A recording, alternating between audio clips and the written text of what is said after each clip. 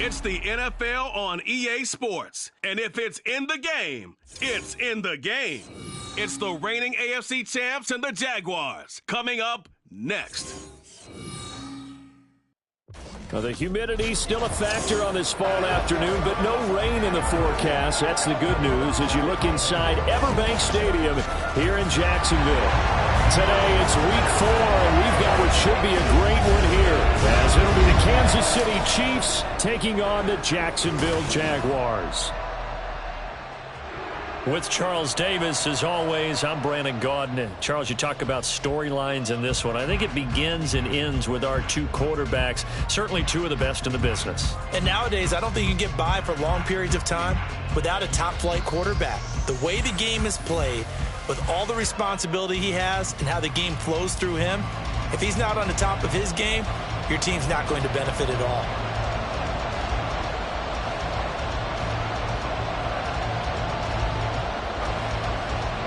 Fall is in the air, and the NFL season is in full swing, and we're underway here in Week 4.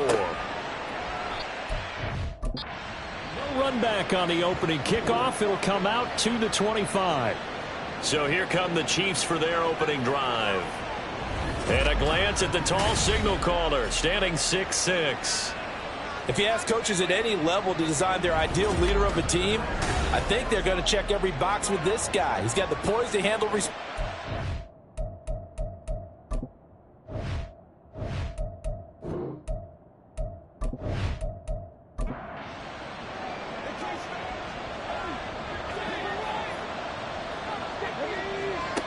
They'll come out throwing here to start the drive. Finds his man. There's Jordan Addison. Well, he's free going down the left side. It's a foot late. Big play there on the first play of the game. 73 yards. Oh, big-time credit. What a play design there. They wanted to get him loose in the open field, and they succeeded. He had all sorts of room to operate in, and they finally track him down inside the 5-yard line. A terrific opening drive has them knocking on the door. First and goal. From the shotgun, he'll look to throw. To the goal line, but it's incomplete. So it looked like maybe his third or his fourth read on his progression. Just trying to find his outlet man that time. Ends up leading him just a bit too much. Pacheco. Calling a gain of a yard as they get a little bit closer here. It's third and goal. He got halfway home there, down to the 1, but a good job of keeping him out of the end zone. Exactly. Halfway home isn't all the way home, right? So they feel pretty good about keeping him out on that play. And I don't think he got there. No, they stop him right where it all started. No gain on the play, and what to do now on 4th and goal. Defense didn't budge on 3rd down. Now what are we going to see on 4th? We're soon to find out, but does this feel like old school football or what? Oh, right? Yeah. This is an old-fashioned goal line stand. I know what I would call on offense. I would go for it. And I want some type of a play where my quarterback has a chance to run it or throw it. I don't just want one static play. 4th and short, had your offense out there. That one stings. And you know something? Your options change dramatically. Not only is it tougher to go for it, but what if you decided just to line up and try and draw them off sides? If you did it on 4th and short, you could pick up the cheap first down. Now, you still won't get a first down even if you do exactly the same thing. Had just the one big play on the drive, but that was enough to put him in field goal range. Yeah, one big play of what they hope will be many others throughout the game. Every team has a different target for the number of plays like that, those explosives that we talk about. That allowed him to put points on the board on that drive. Let's see how the rest of the game goes. So here are the Jags now set to get their first drive. They're led by the number 1 overall pick in the 2021 draft, Trevor Lawrence. And there was a positive in last week's loss. No interceptions thrown by him. but he only threw one touchdown pass, and you know he wants that to improve. He might even consider that as part of the reason that they couldn't take the win last time out. I believe we'll see a more aggressive version of him this week whenever they're nearing the end zone. The numbers on the ground for Etienne last week. 19 carries, 82 yards. It's been a strong season for him thus far, sitting currently 7th in the NFL in rushing. He gives their offense really good flexibility because if he's gashing a defense, they can ride him to an early lead. But his first throw of the game going to be intercepted. Trent McDuffie with a pick. And the return will be stopped at the 34-yard line. Well, look, we're watching a quarterback here that's obviously been around for a long time. That's a throw he wishes he had back. He certainly does, but as you well know, this is a guy that's used to taking a few chances, used to fitting it into tight windows. These are throws that he's made before. Didn't happen to get it completed in this case. Kansas City taking the field for their second drive. They've got a 3-0 lead and the football as they start 1st and 10. Well, this one complete. It's Rashee Rice. And brought down, but not before they're inside the 25. They had to settle for 3 last drive, hoping this second go-around ends in 6. In good position, 1st and 10. The throw over the middle taken in. He is taken down at the 21 after a short gain of 2. From the 21, here's the 2nd and 8.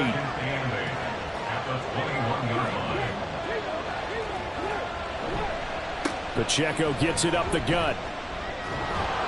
And they'll get this down to the 10. It's a good gain of 11. Sets him up 1st and goal. Usually we see runs like this as the defense breaks down later in the game, but this guy is setting the tone early, running through all types of tackles and put the defense back on its heels. They'll look to throw here. And he's got it. And in for the Chiefs touchdown. Jamison Williams with career touchdown number 94. He ties both Jerome Bettis and Priest Holmes on the all-time list. And the Chiefs are able to extend their lead.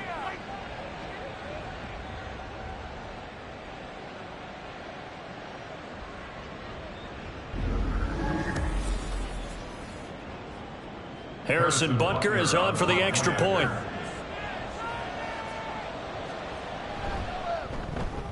He's got it, and now it's a 10-0 lead here in the opening quarter. So that drive, 4 plays. And it was Jamison Williams wrapping things up with a touchdown. And he'll get it up across the 20 to the 21-yard line. So time to see Jacksonville again on offense for the 2nd time here in this game. Charles, it's kind of gut check time. Look, I know it's early, 1st quarter, just their 2nd drive of the game, but they've already thrown the interception, given up the score. You're down double digits. They got to figure out something and pretty quickly here. No doubt about it. And when we look at that sideline, I'm sure you're observing the same thing I am. I don't like the body language at all. They look like they're in a state of stunned disbelief. So to me, we always talk about someone stepping up and making a big play. I think it would behoove them if multiple guys step up and make big plays right now. They need something positive to happen, and they need for it to happen now. You can almost hear the sigh of relief coming from their sideline and from their point on the field because this has been a tough start for them thus far. A much-needed 1st down there. They needed something good to happen. Plays like that will continue to help them dig out of this hole. On 1st and 10, it's Etienne. And he'll lose yardage on the play back at the 45-yard line.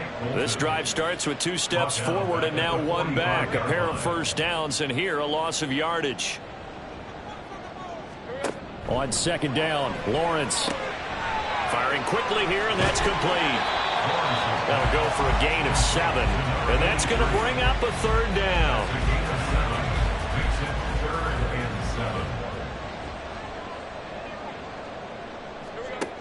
Here's Lawrence. To the right side, it's caught by Mitchell. And he'll be brought down with a 1st down as the tackle's made at the Chiefs' 32-yard line. A sizable 16-yard chunk there. The drive continues. From the 32 now, here's 1st and 10. Back to the ground with Etienne. And he is met in his tracks behind the line of scrimmage. 2 yards the loss, 2nd and 12.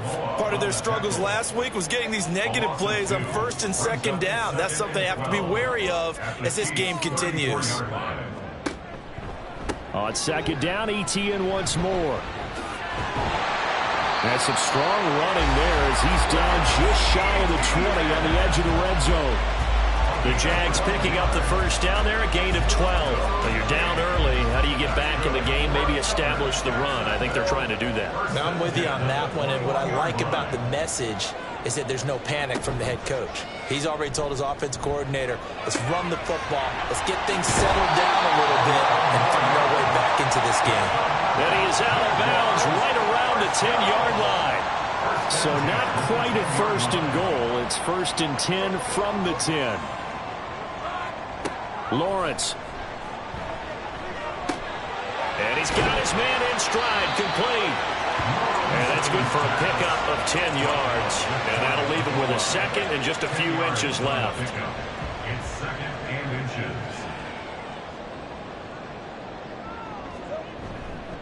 ETN up the middle. And he'll take this into the end zone. A touchdown, Jacksonville.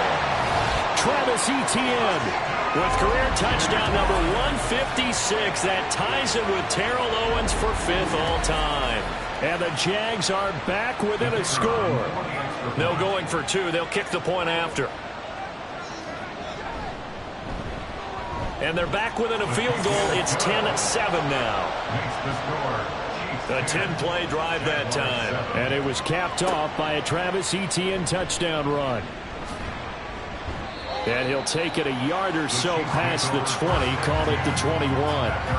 Now the Chiefs offense, they get ready to head on the field. So both of these teams, Charles, coming off touchdowns now, but this offense, they just had to stand on the sideline, watch their opponent author a really impressive drive to reach the end zone.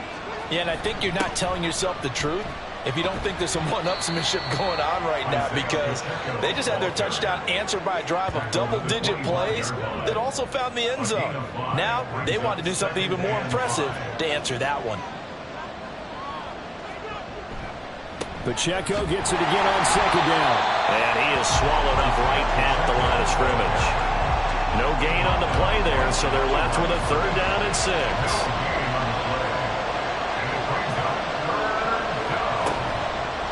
Play action, they'll throw. Pass taken in by his big tight end. And he'll be taken down, but not before they reach the 50. It'll go as a gain of 25 on a play that started back at the 25. Well, a lot of times when you get a manageable 3rd down situation like this, you have to think about your tight end, and he comes through for him, picking up the 1st down.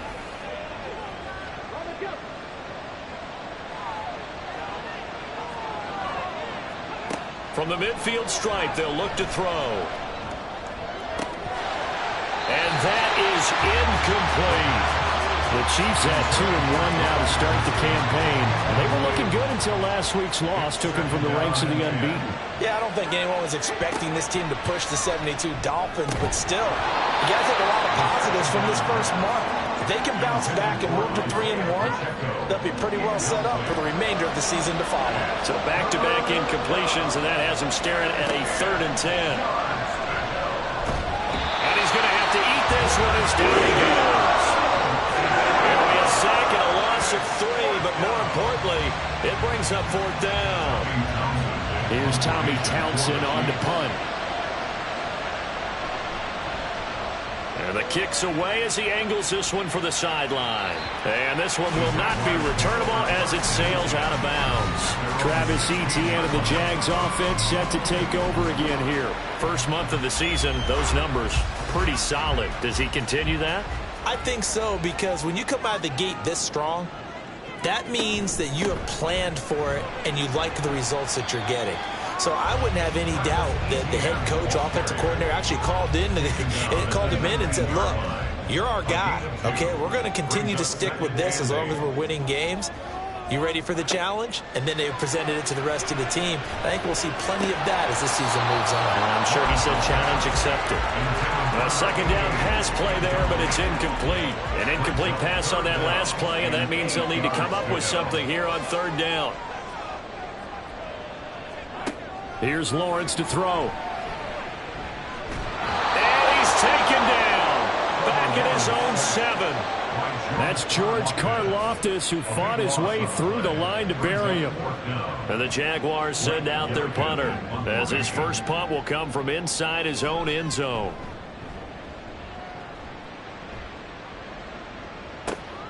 And he'll take it just outside the 40.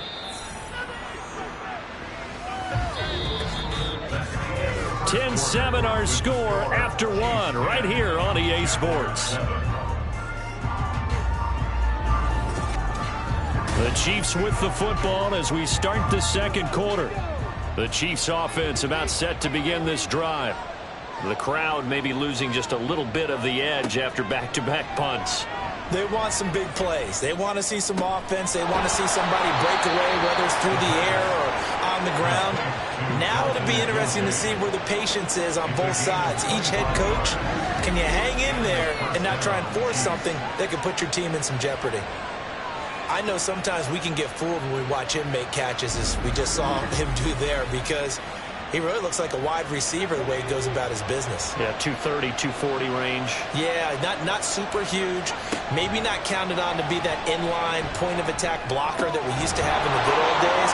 But you can flex him out. You can run wide receiver routes with him. You can make him a primary target, and that's how he'll shred a defense. And the officials here going to pause the game for a second. Looks like there's an injured Chief on the field. Back-to-back good plays have him on the move on first down. He'll drop to throw. Touchdown! Isaiah Pacheco with career touchdown number 175, tying Emmitt Smith for second most all time. And the Chiefs are able to add on to that lead. Getting your back involved, what's the importance there in the passing game? Well, oftentimes you can create mismatches because who's going to cover him? And you get him into space, which is where he likes to operate with the ball in his hands. Oftentimes makes people miss, gets that run after the catch, and off he goes. And into the end zone.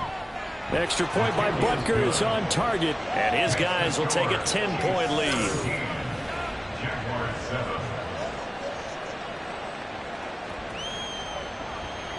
Now after the touchdown, here's Butker on to kick it away.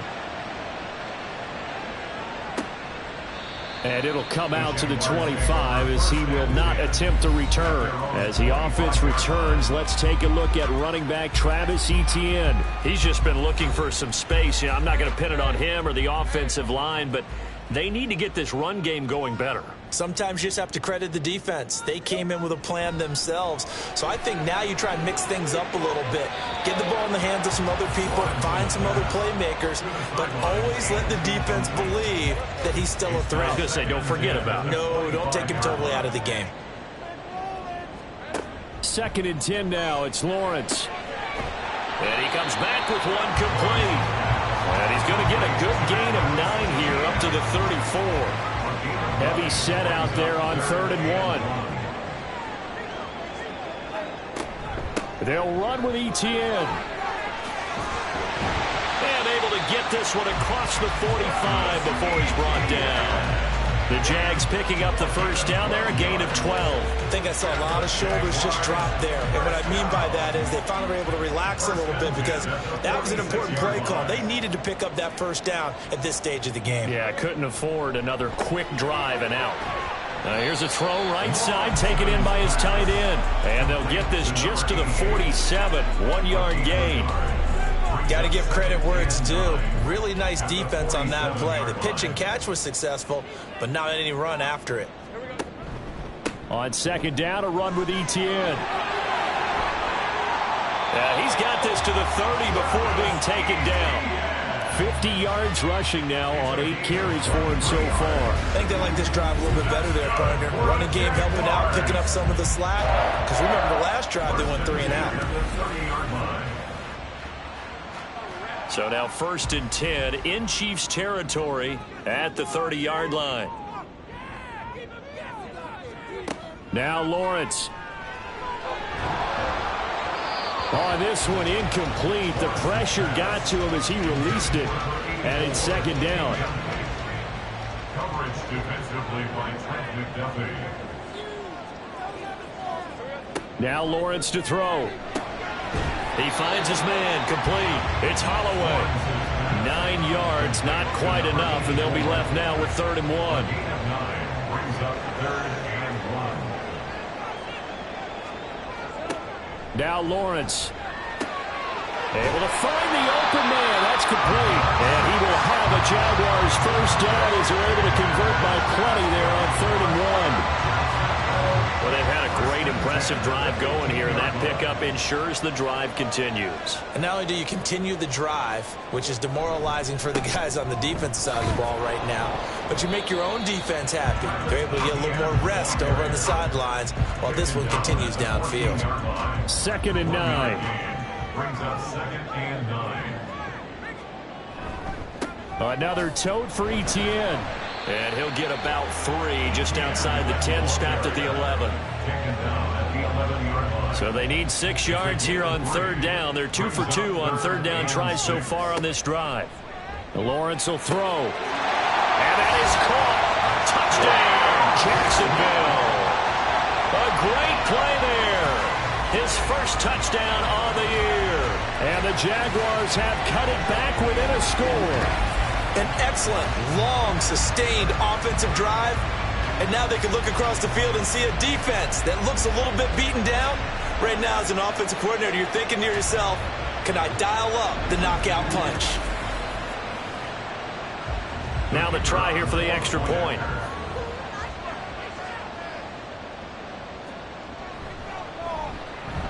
And this is up and good to make it a 17-14 game. A pretty long drive that time. 11 plays all told. And it culminates in a Jags touchdown. Taken at the goal line. And he returns this to the 22. Isaiah Pacheco and the offense back out. The passing game, they've had more success there than the running game. Maybe something they game plan for. How come they didn't tell us about it? Because they wanted to keep it a secret. We did ask, didn't we? But I think what happened in this one is they've realized that they've established the run pretty well, and teams are going to key on that. They thought they could open it up and have success through the air, and that's exactly what's going on. And they've had success at least so far here in the 2nd quarter. Ball on the 30 now. Here's 2nd and 2. Off the play fake, he'll look to throw. And they get him down, but not before he takes it across the 40-yard line. A nifty bit of scrambling there. 12 yards, 1st down. Well, here's your first example of how this guy can beat you in more ways than one, because they took away his arm, but he was more than happy to dissect them with his legs for that 1st down pickup. And a solid run here as he'll pick his way down to the 42-yard line. Another nice gain, 16 yards there and a 1st down again. That time a little misdirection really seemed to fool the defense. And think of it this way. From the time you're in high school, you're taught to watch film and pick up tendencies. Sometimes they can use those against you, though, when they break their own tendencies and hit you back the opposite direction, huh? Well, the incompletion, but now we also have an injured player. The medical staff will attend to him, and we will step aside. Ball on the 42 as they come up 2nd and 10. He'll look to throw. He'll check this one down to Pacheco. And he'll go out of bounds after taking it a little further down inside the 40. And this offense on 3rd down today, just 1 for 3 thus far. This will be 3rd and 5. He'll look to throw. Flush to his right. And he can't find a receiver, and he's brought down. And that'll bring up 4th down on the big sack with a loss of 5. They just gave up a sack there, and if I'm not mistaken, they gave up 4 last week, didn't they? Yes. And just looking really porous, aren't they? They really are, and I'm wondering if they're going to have to start thinking about keeping the tight end in, maybe a back, someone to help assist, because right now, the quarterback's been getting hit a lot in the last couple of games. Charles, even as long field goals become more and more common, this is still very rarefied air. Only just over 20 field goals have been kicked from 60 yards or further, and you can add his. There's no doubt there were some nerves as he lined up to attempt that kick. But once the ball was snapped, he just swept the leg and boom, over the crossbar. Jaguars come to the line to start their next drive. And that last touchdown drive they had very balanced. How key is that balance? It's huge because most of the time when we talk about balance is run, pass, almost 50-50. But most of the times when you talk to offensive coaches, they say balance is we do what we want when we want to. And that means that they're ahead of the defense, keeping them on their heels. Yeah, they imposed their will on that last drive. They try to throw on second down, but this one is incomplete. When you run in the slant, timing is everything. And against that man coverage, there was no space available, and incompletion as a result. On third down, Lawrence. Oh, and his early struggles continue. Here's another one intercepted. Picked off by Nick Bolton. And he'll get this back to the 32-yard line. But just a lot going on there in the middle of the field, and this one winds up a turnover. Yeah, they're running a crossing route here, and the idea of it is to get defenders confused about who to go with.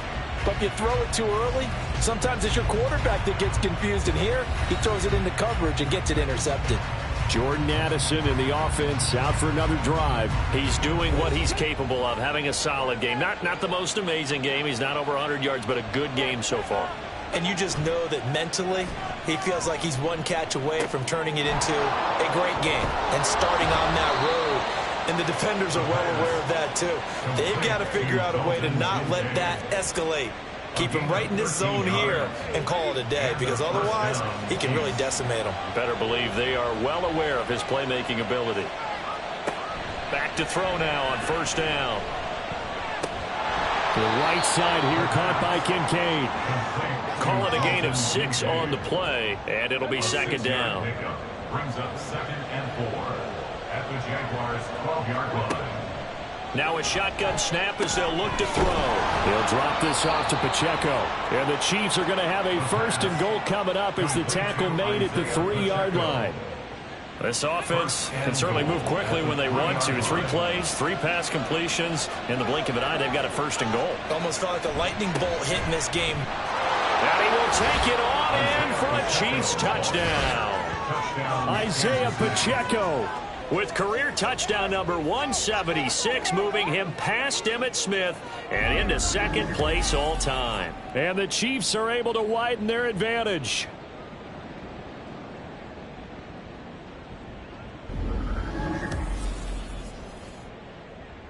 Butker on for the PAT.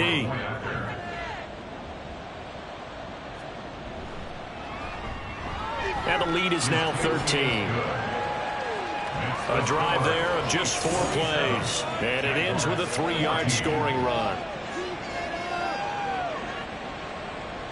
Now after the touchdown, here's Butker on to kick it away. And no effort to bring this one out. It's a touchback. Jacksonville offense gets the ball back. Travis Etienne and company head back out there. They're behind in the first half here, CD, but it's not through any fault of their running back. He's had a strong start to this one. And you're right about that, partner, because watching him play, you would think that his team is in the lead. He has been a lot of fun in this contest. Now let's see if they can actually make something happen, put more points on the board behind his efforts. Yeah, I'm curious to see, Charles, if they can play complementary football and get that passing game going as well. And we've hit the 2-minute mark in this first half of action. 2nd and 6, just inside the 30. Looking to throw, Lawrence. Screenplay, here's Etienne. And they get him down, but not before he takes it across the 40-yard line. First down now, but that clock rolling.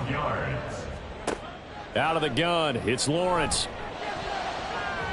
And a dangerous throw there, incomplete. He threw that into coverage. It was nearly intercepted. Ball on the 42 as they come up 2nd and 10. Operating from the gun, Lawrence, and that is incomplete. A lot of force bearing down on him there. He could not hang on. It's third down. Third down and 10 yards to go. Back to throw again. Forced out to, and he can't find anywhere to go with it, and he goes down. The Chiefs will use the first of their timeouts as they'll head to the sideline and talk over what to do next. Take it in at the 22. The Chiefs offense set to go.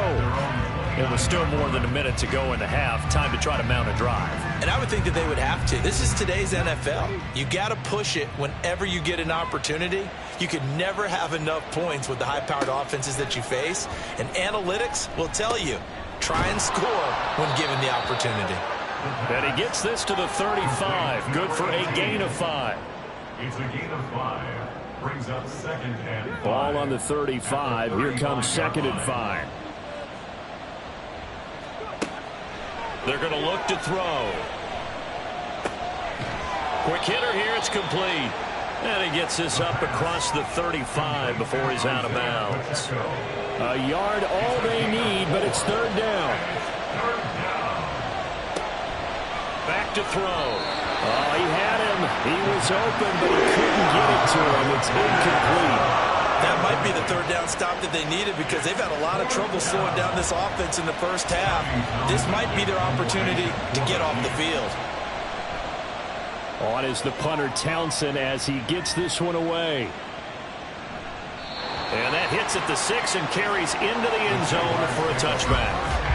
The Jags going to go on offense now late in this first half. Well, not much time remains here in this first half. We'll see if they can get something out of this drive, at least a field goal. They could certainly use it down by 2 scores.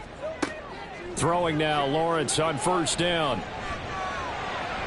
That's to the right sideline, and it falls incomplete.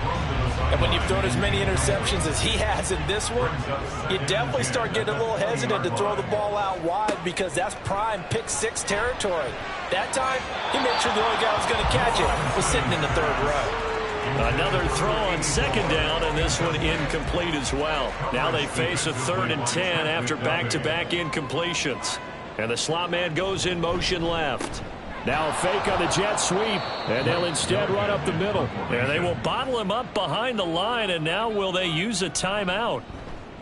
He's been a busy man here in this first half as he gets it away. 14 seconds, all that's left to this first half as they come up on first down. They'll indeed try to run it out as they start on the ground. And an anxious moment or two there, but they do get him down. Now a signal and a timeout call as it comes with 9 seconds to go in this first half of play. Throwing on first down, but this one winds up to be incomplete. And I can see the officials kind of looking at each other down there, silently wondering, does this meet the level of grounding? Fortunately, he did have a receiver in the area, but I have seen less obvious throwaways called as penalties. And now look at him go. And he'll be out of bounds just shy of the 40. So we've reached halftime with the visiting Chiefs on top. As we now go downstate to Orlando and check in with Jonathan Coachman with our EA Sports Halftime Report. All right, Brandon, we'll get back to you guys in a bit. But first, time for a trip around the league on this final weekend of September. We'll get started out in Texas, NRG Stadium in Houston. And late in the first half, it's the Broncos who are out on top. The Broncos trying to finish that one off and claim victory. From there, it's off to Tampa to check on the Bucs at home, Raymond James Stadium. And you can see there, it's the visiting Colts who have the lead in that one. 2 touchdown passes there for Anthony Richardson. Lastly, let's get you to MetLife Stadium to see what's happening with the Giants at home in East Rutherford. And currently they are tied with the visiting Bills in that one.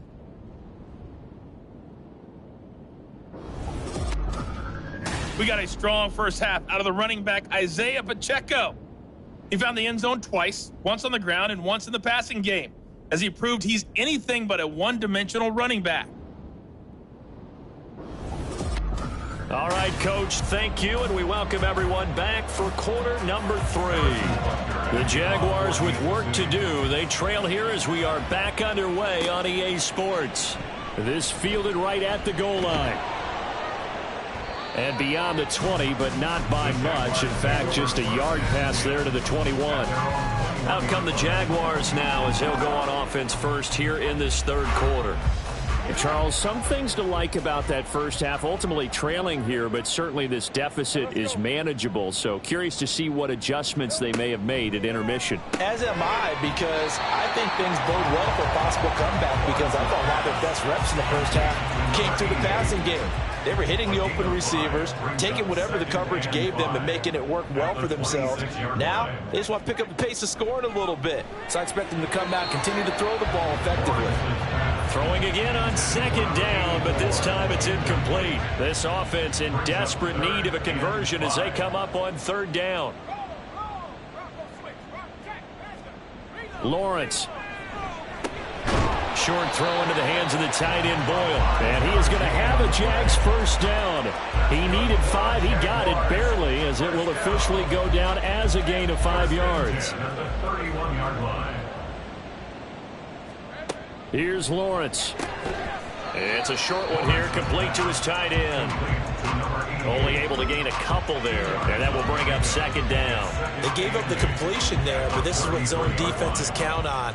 Catching the ball and not much run after the catch.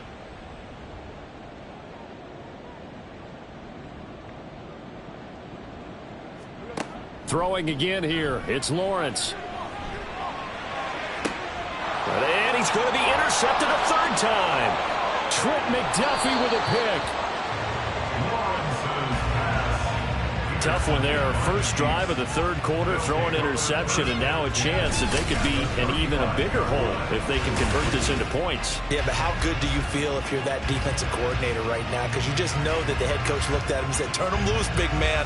And he'd be able to take a few extra chances playing with this type of a lead, and boy, it paid off.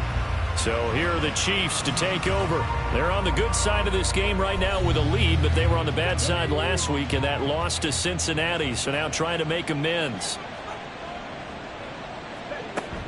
On 1st and 10, here's Pacheco. And some space here.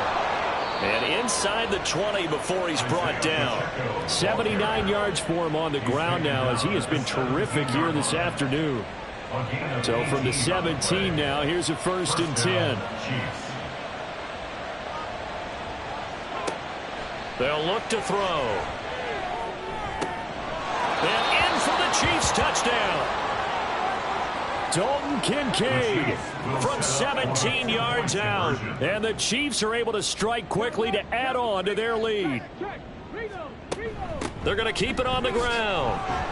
And he will get into the end zone to extend the lead by 2 more. Needed a couple yards for the 2-point try. They go to the ground game, and it works. And sometimes it's the exact right thing to do, because a lot of teams play you for the pass. So you spread people out, decide to run the football. You often find good running lanes.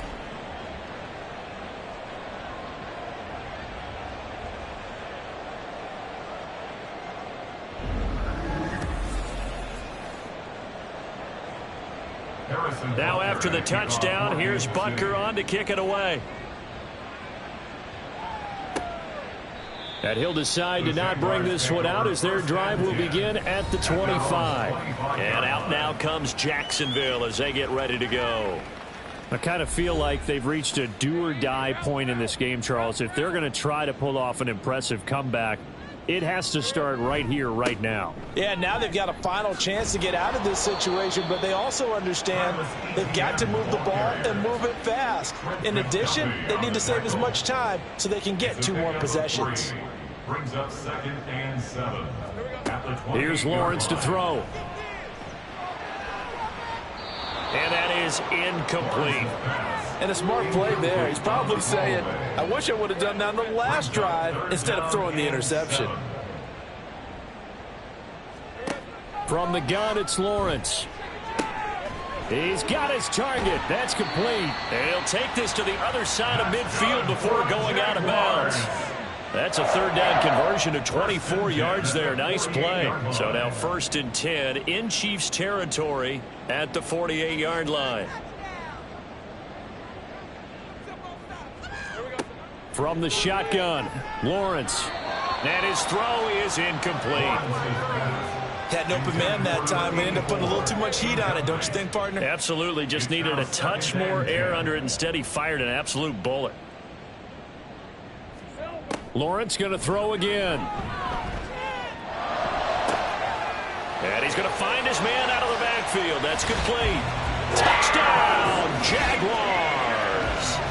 Travis Etienne with career touchdown number 157, moving him past Terrell Owens and into a tie with Randy Moss for 4th on the all-time list. And the Jaguars get a bit closer.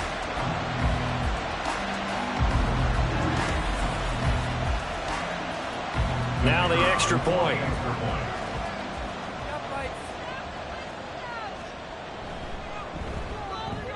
And the lead will be cut down to 14. That time, 75-yard drive, 5 plays. And it was Travis Etienne on the touchdown reception, capping the drive. Here's the Jaguar kick team now as they run up and send this one away. From a yard or two deep, here comes a return. And in hindsight, probably should have taken a knee as he only gets this out to the 16-yard line. Here's the Kansas City offense now as they get set to take over.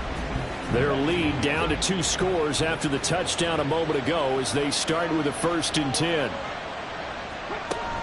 They'll start the drive here with Pacheco. 5 yards on the carry. Good pickup on 1st down. Not a huge play, but I think they're more than happy with how it turned out. Don't be surprised to see them revisit that call because there was a lane there for more than just 5 yards. Put it in your back pocket and break it out when you need it later. It'll go as a gain of 4. And that'll bring up what looks to be a 3rd and inches. Can't be more than a half a foot. That's a gain of 4.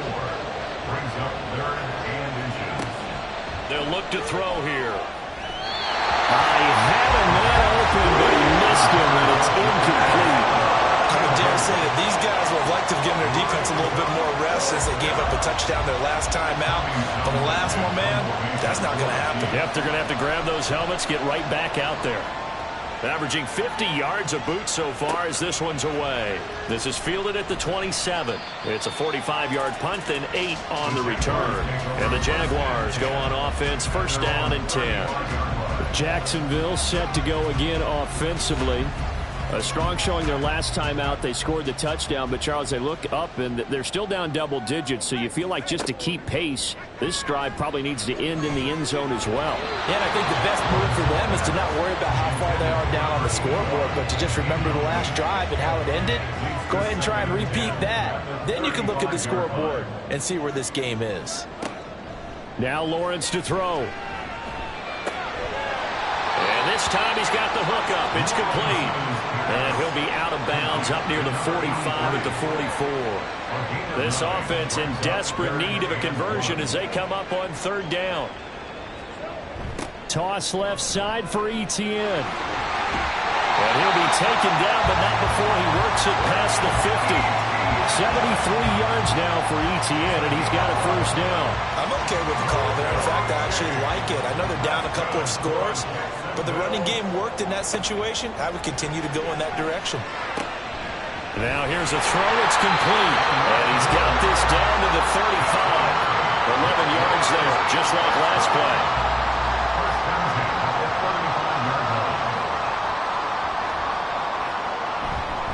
Straight ahead, Etienne. And this will leave him a yard short. Nice pickup of 9 yards on 1st down. 2nd down and a little more than a yard here. Lawrence will throw. Looking middle, and it's incomplete.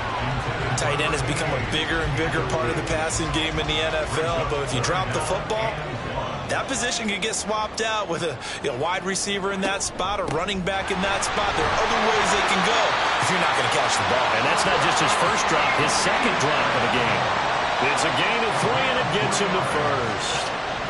That right there, a good sign for a team that's had trouble converting third down so far this year. They're in the bottom 5 in the NFL, but they come through there. Yeah, and I bet if we put our guy Marvin on the case and say, Marvin, tell us where they rank on third and what, right? I bet they're in the top 5 in the league on third and 5, third and 6, third and 7 or more, because that's how you end up not converting. Just too much yardage to pick up on third down. Flushed out right, and he can't get rid of it. He's taken down. It was Leo Chanel who got in to drop him. And it's never good to take a sack. You really don't want to take one down here in this part of the field, down near the red zone. Not at all, because you're already pretty much assured of a field goal. But you take a big sack, it could push you out of range, and that's why defenses get a little more aggressive in this situation. They're almost conceding the 3 points. They want to push you back and try and take you out of that. So give them 5 yards there on the pitch and catch, and they'll be facing a 3rd and 12.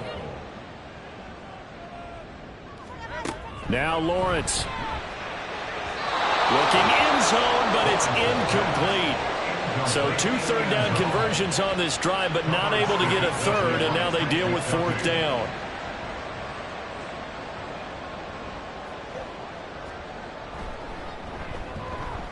And this one is right through. And that will get the disadvantage now back down to 11. So they put together a good little drive there, but ultimately stalling out in the red zone. Yeah, I know a lot of people look at it as a little bit of a negative. They didn't get 6 points out of it, right? Didn't get the touchdown. But that's actually okay. They got 3 points, able to give their defense a little bit of rest, let them settle down over there. So all in all, to me, that's a good drive. The ball back to the Chiefs and Isaiah Pacheco. He's had a good performance, moved the ball effectively on the ground. Of course, he has the 1 touchdown. And when you're able to move it as effectively as you've described, that leads to finding a way into the end zone, and now he's just trying to do it for a second time. And, of course, with that comes additional yardage. Yeah, looking for additional yardage, and again, that second score here in the 3rd quarter. They'll wind up losing 3 there on the sack. Good pressure, and it's 2nd down. They'll set up a throw. He'll hit Jackson, complete. Now, hang on here a second. Looks like a Jaguar in some obvious discomfort from that last play. While they come out and take a look at him, we will step aside for just a moment. And the Jags with 5 in the secondary now on 3rd down. He'll look to throw. And that nearly the pick that they needed. He couldn't pull it in, though, and it's 4th down. And that could have been the lifeline they needed. This is a play that could have been made. Instead, it's just going to fall incomplete. He's averaging just under 50 yards a punt as he gets this away. The call for a fair catch, and it's made at about the 23-yard line. So a change of possession here on the punt. And it will be 1st and 10 as they take over. The Jacksonville offense set to begin their next drive.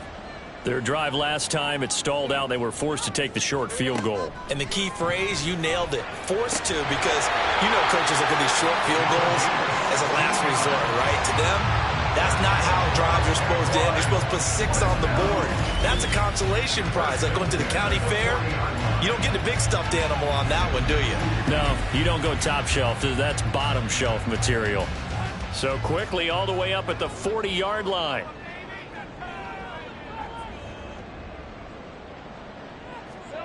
Now Lawrence.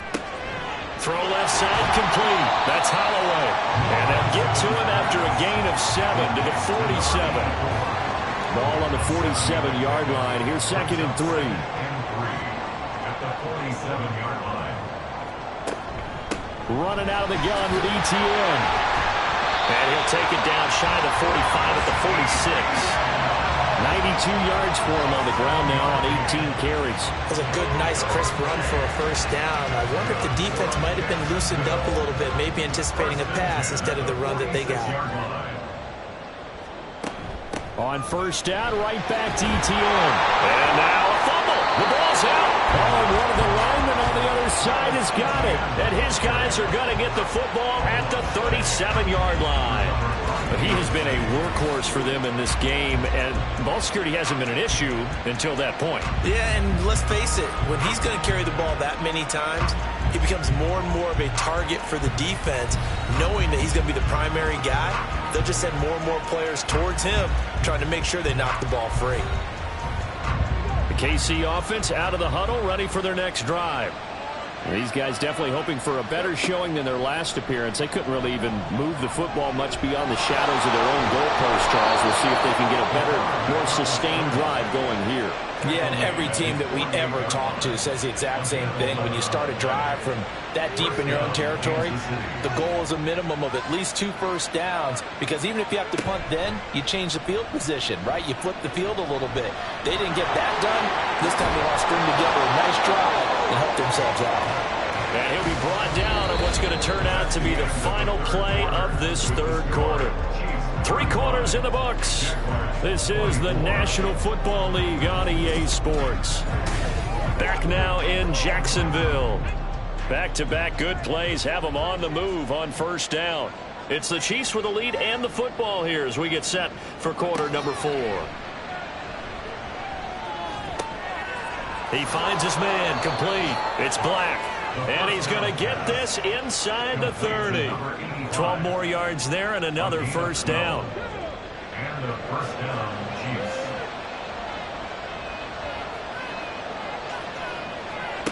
He'll drop to throw. He'll check this one down to Pacheco. So the completion good for just 3. And it'll be second down. A 3-yard pickup brings up 2nd and 7. At the 26-yard line. They'll drop to throw. And he slings one that's incomplete. Well, those two have hooked up for a touchdown once already in this game. That time, unable to find the completion. Yeah, it just appeared they wanted to get him out into open space and try and get him the football. As you mentioned, unable to connect. Able to find the open man. That's complete. And they will eventually get him down, but he's inside the 5 all the way to the 3. They're able to convert on third down, and that sets up a first and goal. Partner, I like that they're staying aggressive on offense, because to me, this drive is what is known as a put-away drive. You score here, that might put this one to bed. I like the fact that they're playing with confidence and not playing with fear.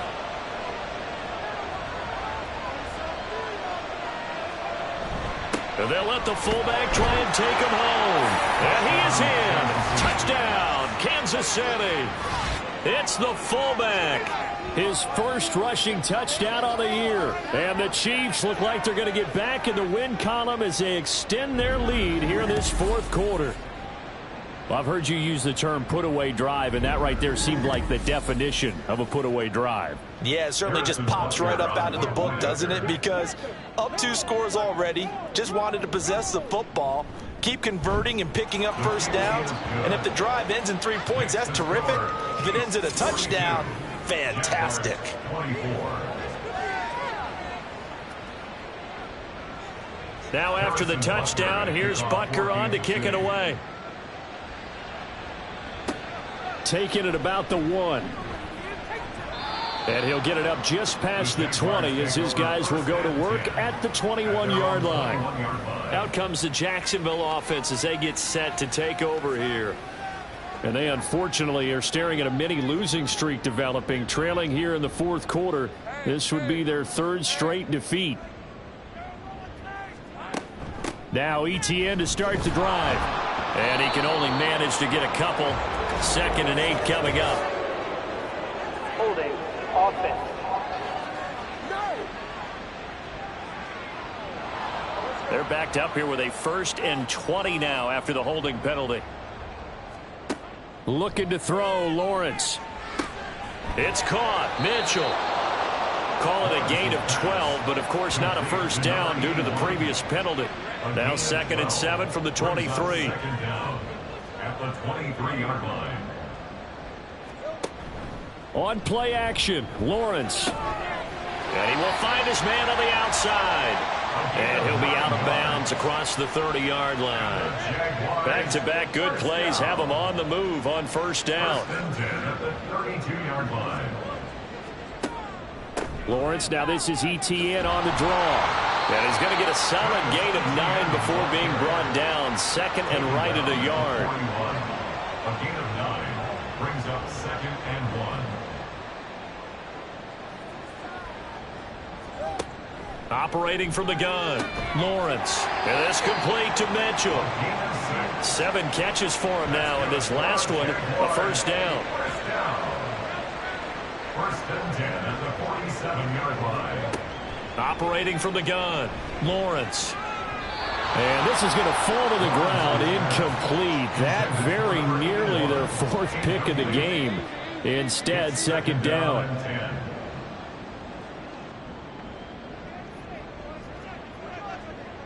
Now this is going to be a quarterback draw. And he got blown up. Losing yardage on the play back at the 44. It'll be a loss of a full 3 yards there, and it also brings up third down. And not an easy spot here. They'll be in search of 13 yards to try to pick up the first. Now on 3rd and long, they'll look to throw. Work in the middle of the field, and he's got a man complete. And he'll be brought down with a first down as the tackle's made at the Chiefs' 38-yard line. A big play there as they get the conversion on 3rd and 13. Well, those are the types of plays they probably wish they had made more of in the first 3 quarters. And this deficit going to be tough to overcome here in the 4th. But a nice first down and a pickup on that throw. Yeah, and this is where, as coaches, you're looking for effort and execution, even though the scoreboard is going against you. You want to find out who's going to fight, who's going to scrap, who's going to keep their heads up and continue to play. Ball on the 28-yard line. Here's 2nd down and 1. They'll give it up the middle to Miller.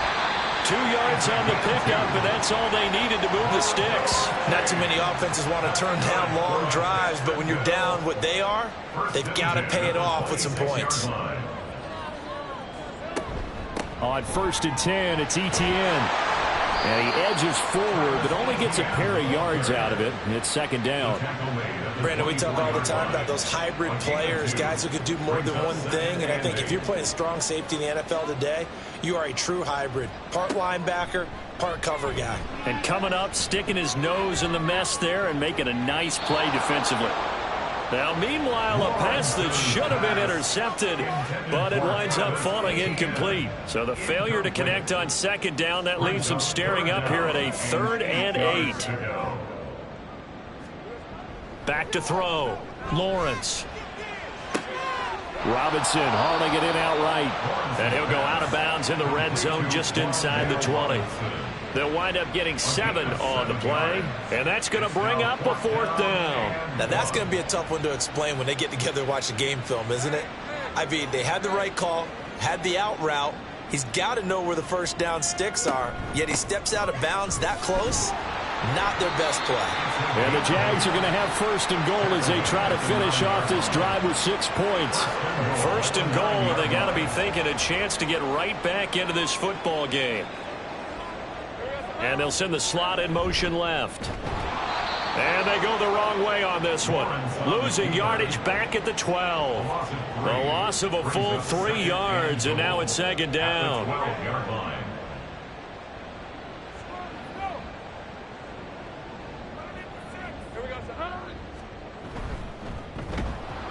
And he goes backwards here, losing yardage back to the 16. So a man shaken up on the play, and this is certainly noteworthy. It's Trevor Lawrence, the quarterback. So as the medical staff takes a look, we'll step aside. Now this likely a must-have, 3rd and goal. And they'll try to run with Etienne. He will push his way down to about the 14. Give him a couple on the run as it brings up a 4th down. Such a long drive here. 3 points. That would be a disappointment, but I don't know if you can go for it here, can you? Well, you know, the defense was really giving them a lot all the way downfield, and now they've stiffened. Forget that bend, don't break. Now they don't even want to let them get a yard, do they? So in this spot, you remember what the coaches told us before the ball game? Any drive that ends with a kick is going to be okay with us, whether it's a punt, a field goal, or an extra point. Take the field goal right here. Well, their first 4th down attempt earlier was successful. This one backfires for a turnover on downs. I like their aggressiveness. I like what they're doing. They got it the first time they went for it. Why not a second time? I don't think they'll be daunted from attempting it again. If you're on the defensive side of the ball, though, any 4th down stop is a big momentum play. And he'll take this ahead for about 4. 2nd down coming up. 2nd and 6. now 2nd and 6.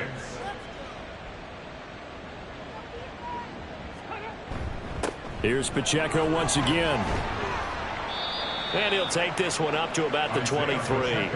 It's a 5-yard gain, but they'll still be a yard short here with 3rd down now looming. 5 yards on the play. And it's 3rd down.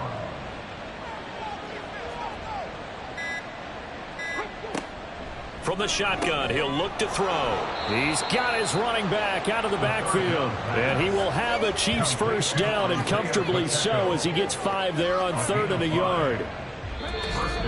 2 minutes left to play in this football game here on EA Sports.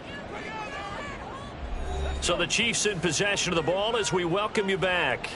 And the scoreboard on their side, they're just looking to melt away these final couple of minutes and put this one in the left-hand column. He'll be stopped at the 35, but not before he picks up 7 yards.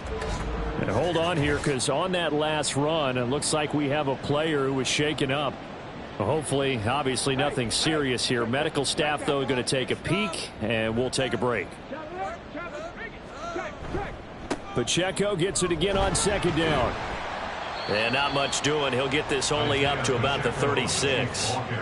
I know that speed is the hallmark of today's NFL game, but the key to good rushing defense is still having your linebackers set the edge.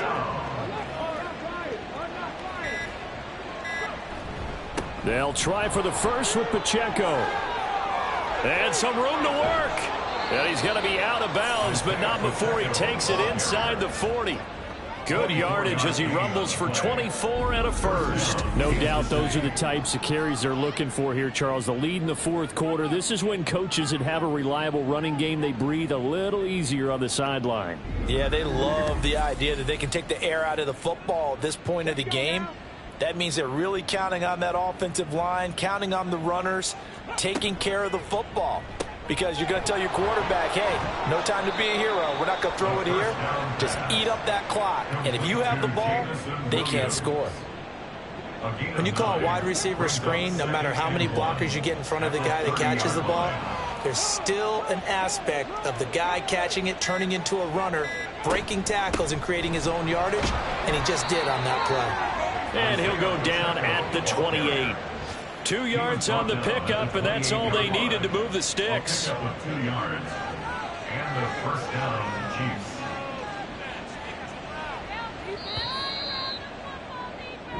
So this one in the win column for Kansas City. And we talk so much about the turnover battle determining who wins and who loses. This game, no exception. They didn't turn the ball over at all, and they go on to victory. They look like a smooth operation in this one, didn't they? Because you look at every facet of the game, they handled their business. Offense took care of the football, converted it into points. Defense took the ball away, gave it back to the offense. Special teams, right there with them. That's the type of game a coach is going to really love and value. And when they show the film, they have to be careful not to give out too many kudos and kill their motivation going forward.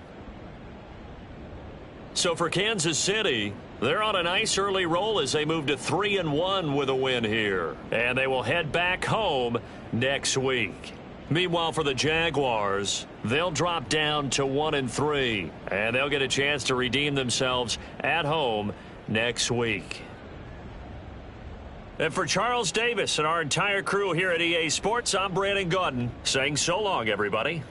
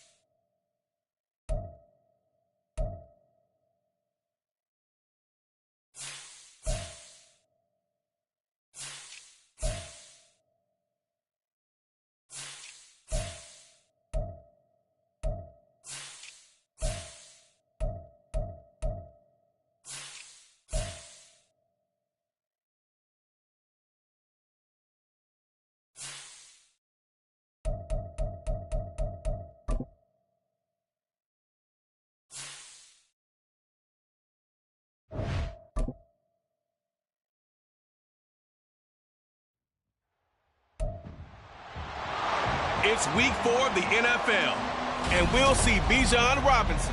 He was outstanding last week, racking up a ton of yards and touchdowns. It's the Falcons and the Saints under the lights on Sunday night.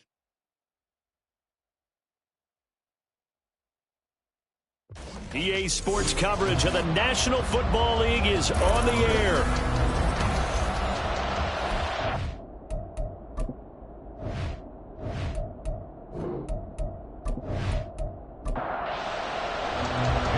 Set to go, Young Wei Koo ready to do the honors. And off we go to wrap up this Sunday of action. This taken in at the goal line. Decision to bring it out ends up not being a good one. Costs him about 5 yards as he's tackled at the 20. And here come the Saints for their opening drive. And a look at a guy, definitely got a little razzle-dazzle to him. Can do it with his arm or his legs. Their mobile QB. We're seeing it more and more in this league, how teams love to have athletes back there taking the snaps, guys who can throw it and move around and get yardage with their legs if needed. He's one of the best examples that we see out there right now. He can throw for hundreds of yards one week and then run for 100+ the next. He adds an extra dimension that really confounds defenses when he puts it all together. At the 27-yard line. A man who was the Georgia State High School Player of the Year in 2020. Here's Jahmyr Gibbs. And they worked this well upfield across the 45. That good for 22 and a first down. That's a nice run right there, able to get to the outside. And so many times defenses say, okay, we've got you hemmed in. But if you're running the football, at least you know where everyone is coming from. You don't have to worry about the backside at all. That allows you to run with a little bit more confidence as you traverse down the field. The numbers for Gibbs from last week. 12 carries, 54 yards, and a touchdown. And I know that last week's game is over, but this feels almost like a continuation of what he did in the previous game. It's almost as if in his mind he knitted together the 2 weeks with no break. He's off to a nice start here. He gets this out wide to Gibbs. Call it a gain of 3 on the play. And now 3rd down and 6 to go. Well, this defense for the Falcons, they were very strong last week in the win over Carolina. Yeah, they gave up 17 points, but that's what you would consider a goal for each and every defense, because if you give up 17 points a game all year long, you're thinking you're going to be a playoff team because you expect your offense to score more than that. That's what you're looking for. Room to improve, of course, but I have to say a very solid performance.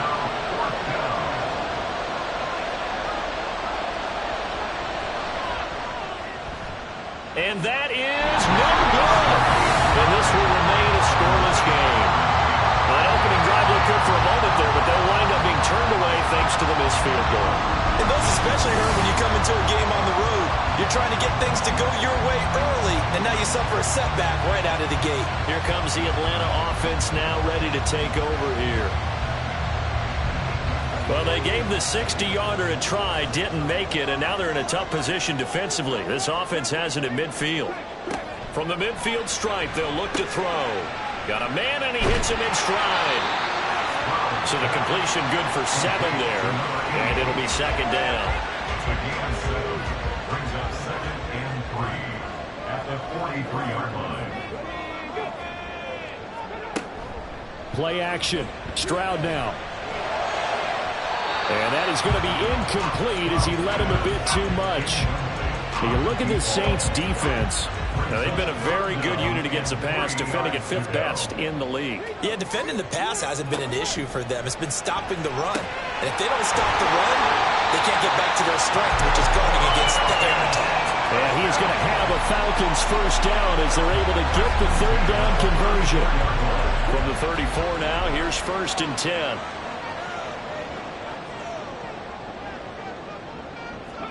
The throwing again is Stroud.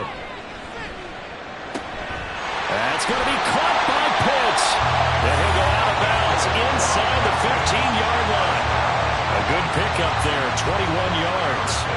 That grab another career milestone for him. 900 career catches now. All right, the applause is beginning, right? The applause is going on. That puts him just outside the top 20 all-time in the NFL. Next in his sights at 903. Wes Welker. Rarefied air. On 1st down, here's Stroud. Into the hands of London. The result, only 4 yards there on the play. And it's second down. 4 yards on the pickup. 2nd and 6 at the 9-yard line. Stroud. This is caught. And the Falcons are going to have a 1st and goal coming up as the tackle made at the 3-yard line. Here we go now on 1st and goal. Mitchell. That's going to wind up a loss of a full 3 yards on 1st down. Defense really sold out there to stop the run. Understandable down near the goal line. Now on 2nd down, you have to wonder, might we see play action here and a flip right over the top? A 2nd down pass play there, but it's incomplete. Boy, that was lockdown coverage there. He's scanning for someone to come open. But that was great work to blanket everyone. And in the end, he's just got to throw it away. 3rd and goal, Stroud. Mr. Pitts, and he's got him. Touchdown, Atlanta.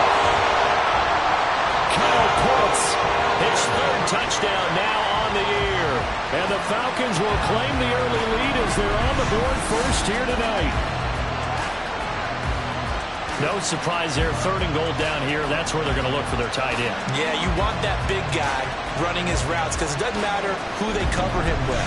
If it's another big guy, he might use his bulk against him. If it's a shorter defender, he might go over the top. Either way, you tend to find a little bit of a mismatch in that area. Extra point by Koo, up and good. And it's now a 7-0 game. And here comes a return from just beyond the goal line. And he's able to get this across the 20, but not by much as he's marked down officially at the 21. New Orleans Saints, they get ready to set up shop for their 2nd drive. Yeah, they were in field goal range last time out, but couldn't connect. It's early in the game, so I don't think that the confidence just goes entirely out of, running your kicker back out there.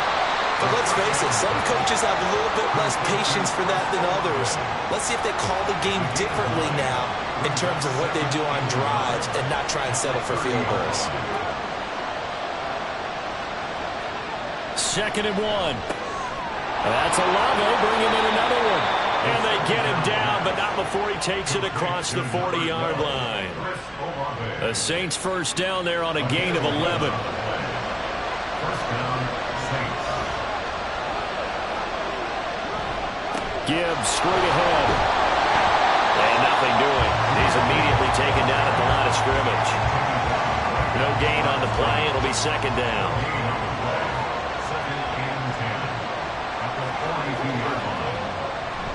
Off the play fake, he'll look to throw. And the Falcons get there. The Falcons get the sack. Down he goes. They push him back 8 yards that time on 2nd down. This offensive line has struggled. In fact, when we sat down with the coach, he said it's been in tatters lately. They allowed 6 sacks in their last game. Just gave up another one right there. In tatters, so it sounds a little bit like this right now. Exactly. It's like that paper being ripped. And right now, they've got to find a way to get it back together.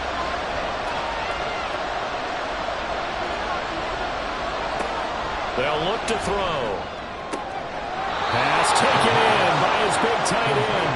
And he is going to have a Saints 1st down as they're able to get the 3rd down conversion. We often hear the phrase sure-handed tight ends, and he certainly fits into that category. Plus, he's got a quarterback who knows to look his way when they need a big pickup. And on this play, he finds it for the 1st down. And he gets this inside the 35-yard line. Another strong gain on the last 2 plays. They've moved it a combined 33 yards. So they'll come up 1st and 10 now from the 33. The play-action fake. They'll look to throw. Hitting Mayer here on the out route. And they'll get this one to about the 20-yard line. Back-to-back nice gains. That one for 14 yards and another 1st. He can really smell 800 catches right now because that last one puts him at 799, knocking on the door. Now on 1st down, he'll drop to throw it. He gets it right back to Mayer. That's good. The completion there for 7 yards, and that's going to bring up second down. And that catch, he just hit number 800 in his NFL career. And just think, that puts you in top 35 range all-time in the NFL in terms of number of catches.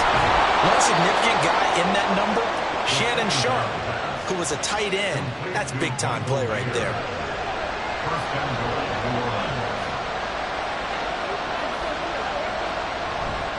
Gibbs will score.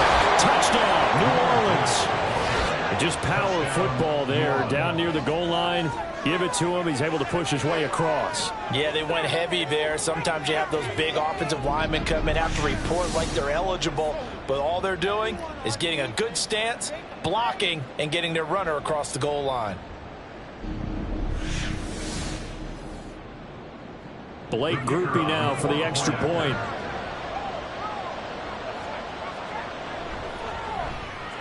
It's up and good. So these teams match touchdowns here in the first quarter, and we're tied 7-7. So all even at 7 now as they kick it away. And there will not be a return here. It's a touchback, and it'll come out to the 25-yard line. So for the second time in this one, we get set to see the Falcons offense.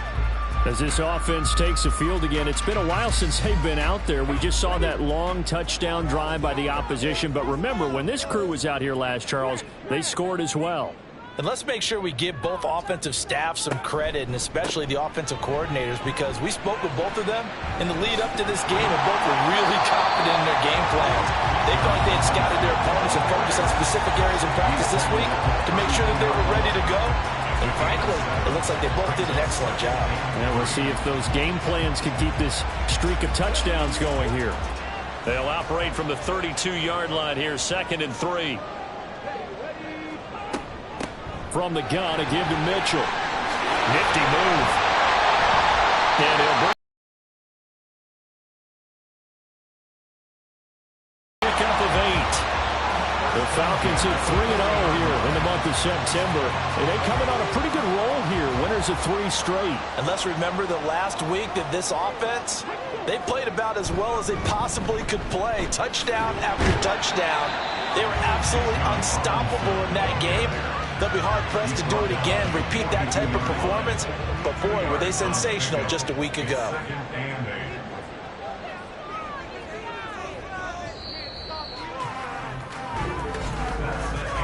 These two teams all tied after 1. Back now in Atlanta, second quarter action. The Falcons with the football. From the 42-yard line, here's 2nd down and 8. Now they'll change things up. Stroud will throw it. Got a man. It's London. And that's good for a gain of 6. And it makes it 3rd down and 2 yards to go. 3rd and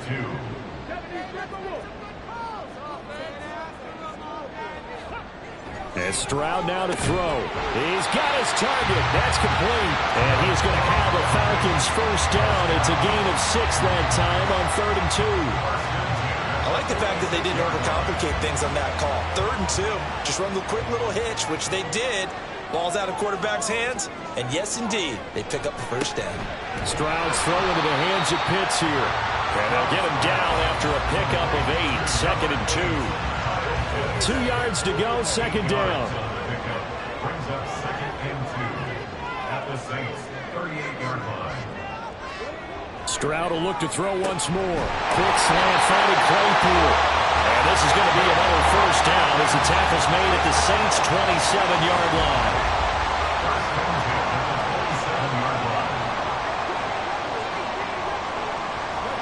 Stroud looking to throw.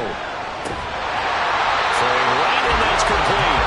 And they'll work it inside the 15-yard line before it's all said and done. There's a 1st and 10 at the 14-yard line. Stroud to throw it. And this throw a bit late as he couldn't reach back for it. Drake London, his intended target, but it'll be 2nd down. 2nd and 10.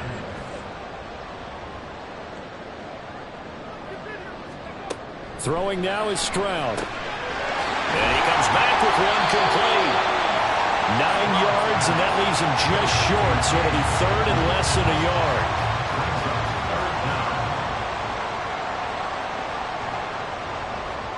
Here goes Stroud again. That is caught. Touchdown, Falcons! Kyle Pitts with his second touchdown here in this first half. And the Falcons have taken the lead. And Charles, they continue to have trouble stopping him as he's into the end zone yet again. Yeah, it's multiple series now that have ended with him in the end zone. A perfect plan on how to utilize him best when they get in close. Now Younghoe Koo for the extra point.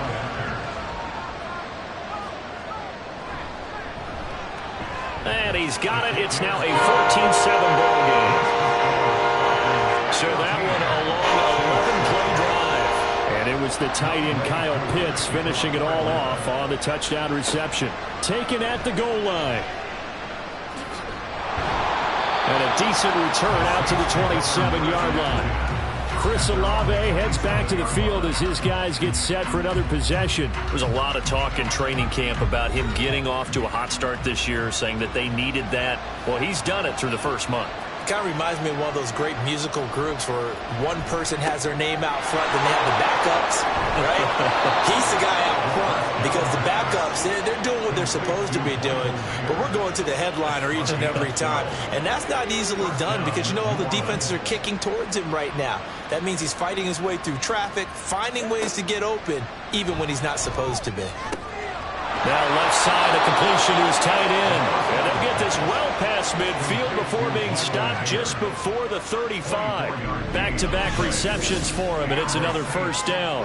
And that was good protection there. No, that was great protection there because it allowed him to lock in on his receiver, although I think he was looking for his tight end on the corner route all the way.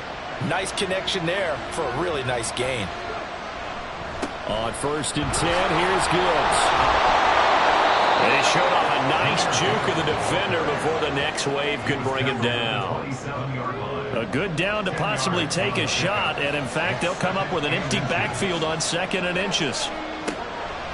Looking to throw. A short throw, and that's hauled in by Mayer. And that's going to be good for another first down as the tackle's made at the Falcons' 17-yard line. It's a gain of 11 yards that time, and it produces a new set of downs. They'll look to throw now on 1st down. And he's got his man in stride, complete. And the Saints are going to be set up with a 1st and goal coming up as they get him down at the 6-yard line. 1st and goal at the 6-yard line. They'll set up a throw toward the end zone, but that's going to wind up incomplete. I think he's got to be careful not to force anything into coverage right there. There weren't really any throwing lanes, but the best part for him, he's got 2nd and 3rd down to fall back on. On 2nd down, here's Gibbs. And he is into the end zone. Touchdown, New Orleans. Jahmyr Gibbs with career touchdown number 158. That pushes him past Randy Moss and into 4th place all time. And the Saints are an extra point away now from tying this ball game.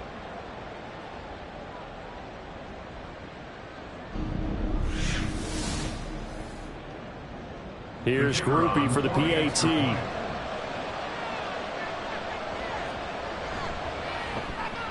And we've got a good one brewing. We're all knotted up at 14. So that winds up a 7-play drive all told. And it was all capped off by a touchdown run from Jahmyr Gibbs. This one tied at 14 now as he sends this one away. And he'll just take a seat, and the drive will begin at the 25-yard line. The Falcons offense set to go. Now, early on, you know, Charles, every game could be called a measuring stick game. But I think when it comes within your division like this, it's a measuring stick game with a little extra intrigue. I would agree with that totally because all division games have a little extra to them. But I like where this game is situated because at this stage of the season, it has that little extra juice, but at the same time, it's not a make or break if this were, let's say, week 15, 16, somewhere in that neighborhood. This one hauled in, and again it's Robinson. And down right around the 32-yard line, 4 yards on the pickup. The offense on third down tonight, a perfect 4 for 4 thus far. Here it's 3rd and 3. Back to throw. Here's Stroud. Throw left side. There's London. And he gets this up across the 35 before he's out of bounds. Give him 6 yards, and they do convert on third.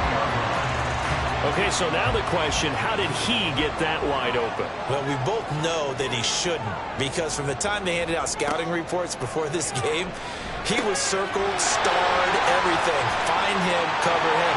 But sometimes you can... Touchdown, Falcons! Kyle Pitts, his 104th career touchdown, one shy of Tim Brown on the all-time list. And the Falcons have broken our tie. Well, just a sensational start for this offense, Charles. 3 drives, 3 passing touchdowns. Is that like mentioning a perfect game in baseball? Or are we cool to do it here in football, pardon me? No, I think you can do it here in football. I think perfect game in baseball, that's its own category. Yeah, I think you're right about that. Could not imagine a worse start for that secondary, or let's face it, a better one for this offense. No chance they stop passing now the way that it's going. I think we'll continue to press the ball downfield and hopefully reap the same results. And he's up past the 20 to the 22-yard line. Out onto the field comes New Orleans. But right now, we've got a little bit of an offensive masterpiece going on both sides. Defense on rookie mode in this one. I mean, we haven't even left the first half, Charles, and we're certainly on pace for a shootout. An excellent start for both offenses. And that's caught inside the 35. Touchdown, Saints. Chris Olave, 78 yards. and the Saints are able to strike quickly here as they are in for 6. These two teams in this first half, it's been fun. Back and forth, back and forth. Well, it's not fun for the defensive coordinators, but offensive coordinators are enjoying it. Yeah, they're having streaks here, aren't they? Being able to put scores together and really bunch them up, and we have a tight game here. You know, we often talk about having the right shoes for the right turf. Today it's track shoes. That's what we've seen with these offenses. Yeah, it's been an absolute track meet so far, and fun to watch. Groupie able to add the PAT. And we've got a tie game here in a back-and-forth first half. A couple of teams locked into a good one here. 21 all the score as the kick's away. And he won't quite make it to the 25. And here now come the Falcons. And the points, they have come fast and furious in this quarter. You really don't want to be on the defensive side of the ball right now, do you? Because you're either thinking, my replacement may get an opportunity. Your head better be on a swivel. Totally. Or maybe I just need to get out of the game for a while because I just can't slow these guys down. They've got to figure out a way to disrupt these offenses. And typically, one guy makes a big play, and that can help change things. They'll be looking for disruption on both sides right now. A shotgun snap to Stroud. Throw left side, taken in by Claypool. And he's going to be out of bounds, but not before he takes it inside the 40. 39 yards the distance covered on the catch and run. And the offense is saying to itself right now, only they were all this easy because he was wide open. And once he made the catch, plenty of room to work his way downfield. That was a break. Now we're going to get another look at this one. Dennis Allen not happy, so he has thrown the challenge flag. The thing that they'll be looking at is a spot of the football, and this is always such a tough one for officials to get exactly right. Not just because of how fast the game's going, but just trying to get the right sight line to the football. That's not always easy. We'll see what they decide here. Meanwhile, Stroud's throw taken in by London. And he takes this one down almost all the way to the 30. A well-executed 22-yard gain.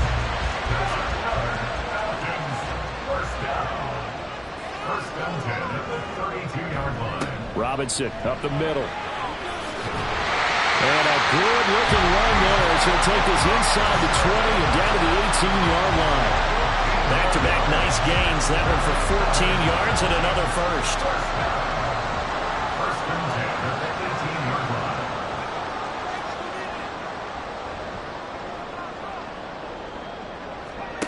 Now Stroud. And this is caught for a Falcon touchdown. An 18-yard touchdown grab. And the Falcons have remember that old film with Peyton Manning going through the route tree with his great receivers in Indianapolis? I think we're seeing the results of the same type of work here today. These guys know each other so well, they don't even have to call the play. They can just look each other and know the route that's going to be run, and usually the connection is perfect. Koo able to connect on the extra point, and they will take a 7-point lead. Following the touchdown, here's Koo to kick off. From a couple yards deep, he'll bring it out of the end zone. And a nice return sets him up pretty good here right at the 30-yard line. The focus goes back to Chris Olave, the Saints offense. He's done his part, but so far it's been in a losing effort, so they've got to fix something. But that doesn't mean changing anything, the way they're throwing the ball around and his catches and production. Keep doing that. They're going to have to fix some things likely on defense to try and slow down their opponents. And so far he's north of 100 yards receiving. Give him a couple on the carry there, 2nd and 8. Another run for Gibbs here. It'll be a gain of 5, but still about 3 yards shy of the first down marker, and now it's 3rd down. 2 minutes remaining in this first half of football. Here's 3rd and 3.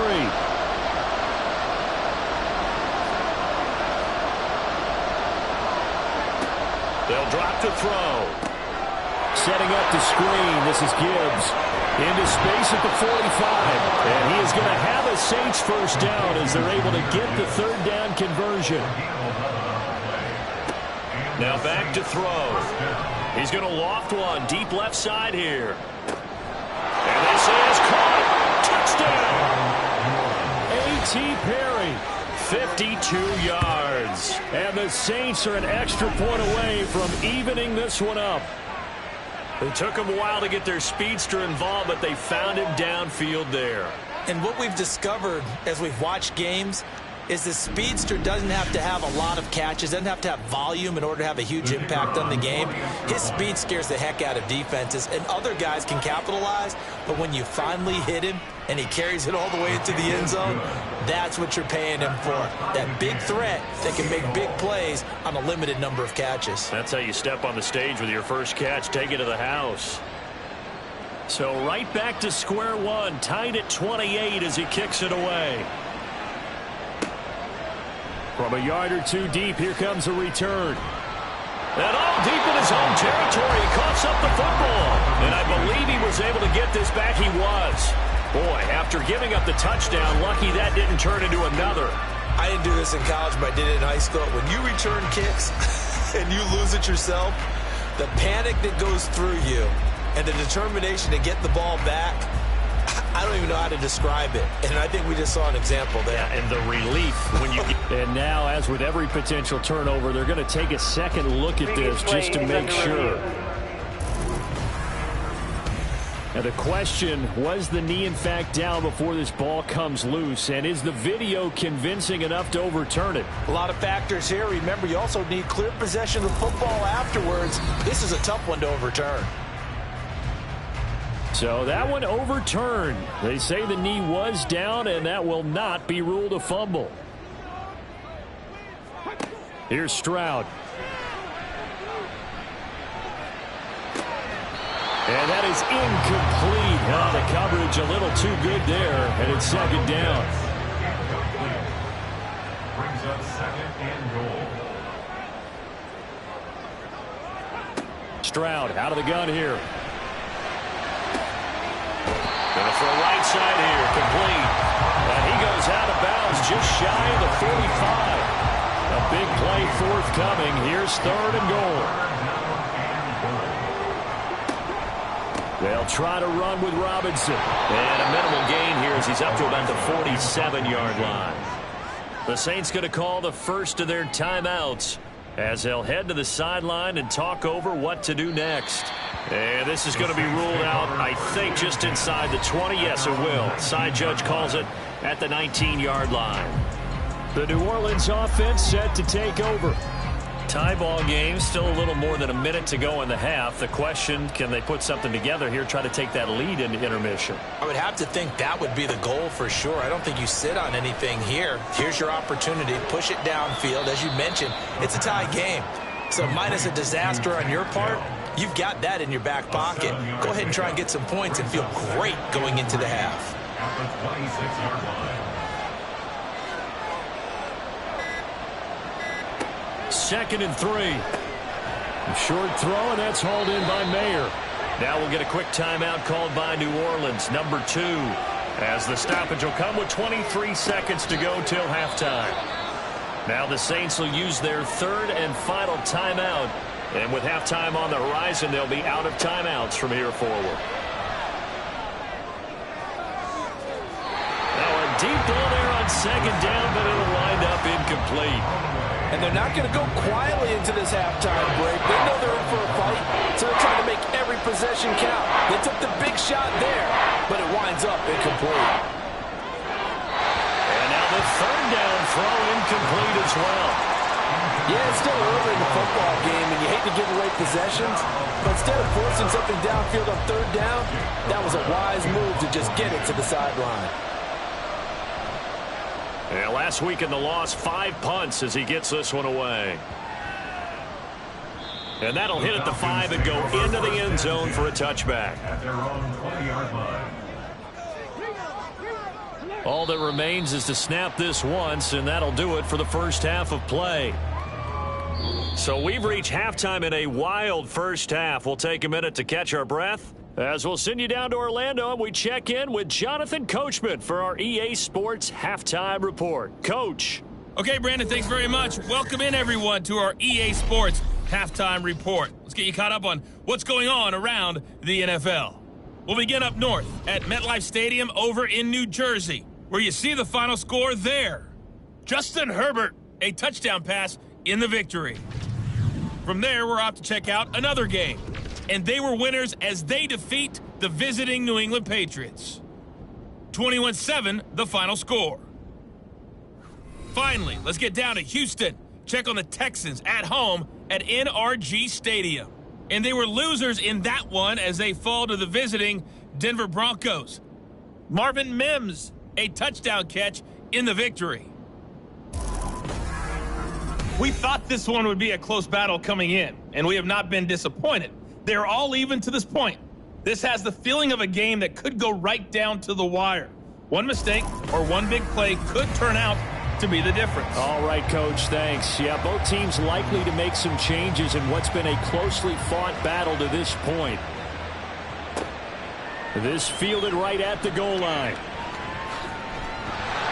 And he'll wind up getting a couple extra yards here for his trouble and bringing it out of the end zone as he's down at the 27. The Falcons offense ready to get going to begin this third quarter. This offense ready for the first drive of the third quarter. Well, quarters number 1 and 2 entertaining. We saw some good offense points put up, Charles, and all tied on the scoreboard. And it sets us up for what could be a really fun second half because we've seen both sides score almost at will here in the first half. And now, here in the second half, getting the ball first, you've got to think, hey, we can go out and really run our offense the way we did in the first half. But if I'm a defensive player, all I'm thinking is, can I make a play to really help out my team and break this streak of offense? And that will be incomplete. Try to dial up the long one way out there, but it'll be third down.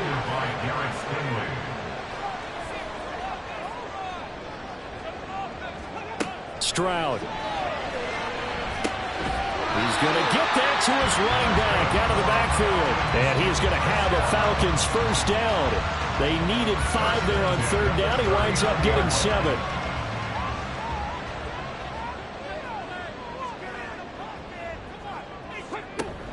Straight ahead, it's Robinson. And it's a good acceleration there as he's across midfield to the 48-yard line. It's a gain of 13 and a first down for Atlanta. Sometimes it's hard to believe, but there are times this game is about patience, isn't it? has had the game he expected, but that run there, that may get him going. I was just going to say, maybe that gives him a little juice, because you're right, he struggled, especially in that first half. Yeah, and I know the great ones always think to themselves, just hang in there. I'm just one big carry away from busting this open. That's a good start for him. And Stroud now to throw. And that'll be incomplete. The coverage keyed in on him since that last completion his way. He earned a little more attention on that route, and that made it a lot tougher to get a clean throw his way. From the gun on third down, here's Stroud. Able to find the open man. That's complete. And he's going to have a Falcons first down. They needed 3. He doubled that. He got 6. As an unbiased observer, I think it would have been interesting to see what they would have done if they hadn't gotten the first down there. But since they did, I guess the point is moot. Yeah, they're right there in that middle ground, field goal range, punt, go for it. But as you said, they picked it up. Credited with a 1-yard gain there to make it 2nd and 9. 1-yard gain brings up 2nd and 9. Robinson with another carry. And a short gain down to about the 33. They follow up the first down 1-yard run with a minimal gain of 2. Got to get to the 26 for a first. This is third down. Looking to throw. Stroud. That's out wide here for Robinson. And he's going to get this to the 31, but that is still well short of what he needed. That's going to bring up 4th down. Only a gain of 2 there. And we'll see Younghoe Koo now for the Falcons. On the left hash, this from 48 yards. Koo knocks this one through the post. But now there is a penalty marker on the field, so let's see what this is about. Roughing the kicker. Defense. And that flag accepted. Automatic first down. So a special teams mistake on the field goal try leads to a new set of downs inside the red zone. They'll run this one right with Robinson. And they get to him quickly here as he stopped right around the 13. A gain of 3, 2nd down. 13-yard line. A 3-yard pickup brings up 2nd and 7. Back to throw. Stroud. To the sideline, and wow, what a catch there. He doesn't get a lot, but he was able to get the feet down complete. A field goal would get him the lead, but that's not what they're shooting for as they come up on third down. Operating from the gun. Stroud working the middle of the field, and he's got a man complete. And the Falcons are going to have 1st and goal as they try to finish off this drive with 6 points.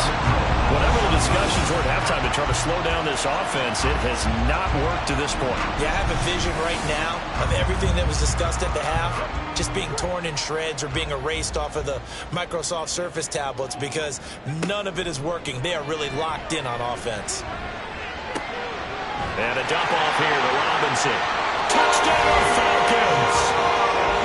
Bijan Robinson. A 1-yard touchdown reception. And the Falcons have taken the lead as they go right down the field and score on the opening drive of the 2nd half.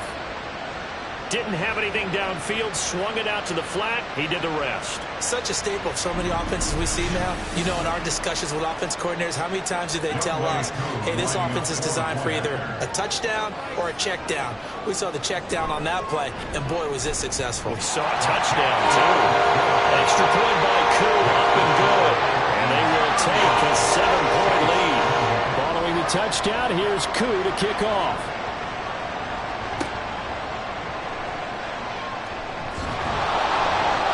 Brings us out past the 20 to the 24. Now the attention turns to the Saints offense getting ready for their first possession of the 2nd half. Well, Charles, you and I said at intermission, feels like we're set up for a good 2nd half. Well, the other side scored. Now it's up to them to answer. How do they respond here with their first drive of the 2nd half? Well, bottom line is they just saw the ball go in the end zone against their defense, and they saw what good offense looks like. They believe they've got a good offense as well. Run the best plays you've got to the top performers you have and try to move that ball down the field for an answering score.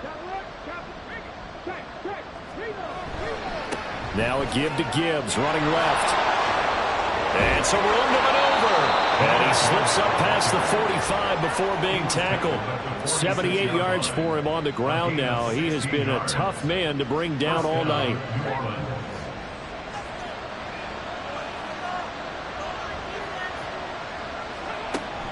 Going back to Gibbs on first down. And he can only manage to get a couple. 2nd and 8 coming up. Certainly a nice job there by the defense rallying to the football and getting him on the ground. But I think the play gets made by the defensive front. Because if they can't get upfield, their job is to go ahead and get low, almost get into a ball sometimes, stack things up, and make it difficult for the runner to find the hole. So the failure to connect on 2nd down, that leaves him staring up here at a 3rd and 8. They're going to look to throw. He's got his target. That's complete. Touchdown, New Orleans. A.T. Perry. 2 catches, 2 touchdowns here so far. And the Saints are within an extra point of tying up this ball game. I know Paul Revere talked about by land or by sea, right? You know, 1 by land, 2 by sea. He didn't mention air because right now we're seeing a big-time performance, aren't we? That's 2 touchdowns so far in this game. Where'd you pull that one from? And, you know, every now and then I actually listened in history class. And you're just a scholar all the way around. You're reading all the time. I like that you fit that in your broadcast. You know, I just grab a nugget when I can. A point after, good by Groupie. And that will tie our game here in the 3rd. And here comes a return from just beyond the goal line. And he'll be stopped right around where he would have been had he gone down to a knee, maybe a yard shy of there at the 24. Atlanta now coming out on the field. We got a brand new ball game, all even after that last touchdown, so every drive now becoming a little more critical here in the 2nd half. They start on the ground with Robinson here. And he'll be brought down on the 30-yard line after a gain of 6. If you're in the offensive huddle, you're smiling after that play because you've certainly got them guessing now. 2nd and short, could they just hand it off for another big gain? Or did they take advantage of this spot to take a big shot downfield? Stroud working out of the gun. Completion here to Claypool. And he slips up past the 45 before being tackled. They call his number again. It's his 6th catch and a first down. This offensive game plan has just been sensational. I mean, when you think about all the different ways they've gotten their receivers open so far, it's really been impressive. Scheme, design, execution. On 1st and 10, it's Robinson. And he stopped immediately there. Officially no gain on the play, and it's 2nd down. No gain on the play. Brings up 2nd and 10 at their 48-yard line. Throwing now is Stroud. Able to hit his target, Claypool. And this is going to be another first down as the tackle's made at the Saints' 36. It's a pickup of 16 there, and it'll lead to a new set of downs. So in Saints territory now. Here's 1st and 10 at the 36. Stroud to throw it. Got landed on a slant. And he's going to get this down near the 20-yard line. Another nice gain. That's now 30 yards between those last 2 plays.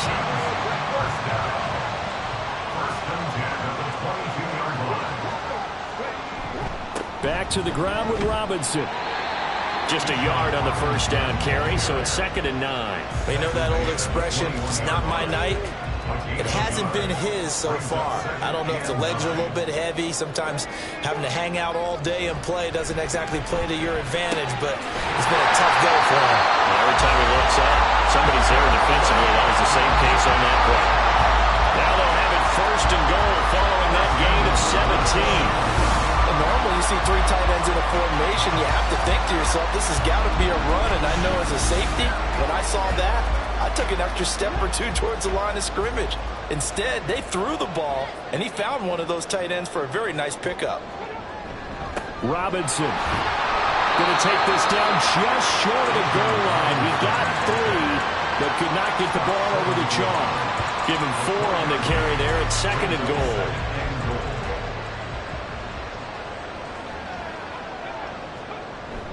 Robinson will score. Touchdown Atlanta.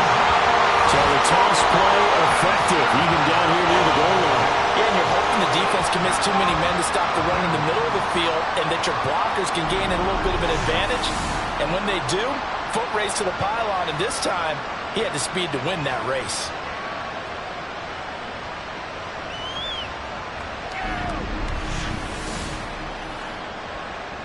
Coup for the extra point.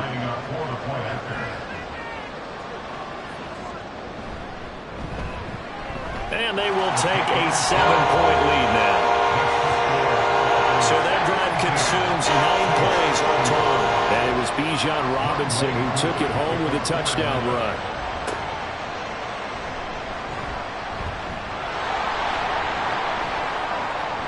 And he will be taken down here on the return on what will wind up being the final play of this third quarter. 1 quarter remains here on a Sunday night. You are watching the NFL on EA Sports. Back now here on EA Sports. It's the Saints who hold the football, but they're trailing as we begin the fourth quarter of play. Getting set for their next drive, the New Orleans offense. And they start things off with a carry by Gibbs here. And he'll be taken down, but not before they work it across midfield. And even 100 yards rushing for him now with a couple of touchdown runs to boot.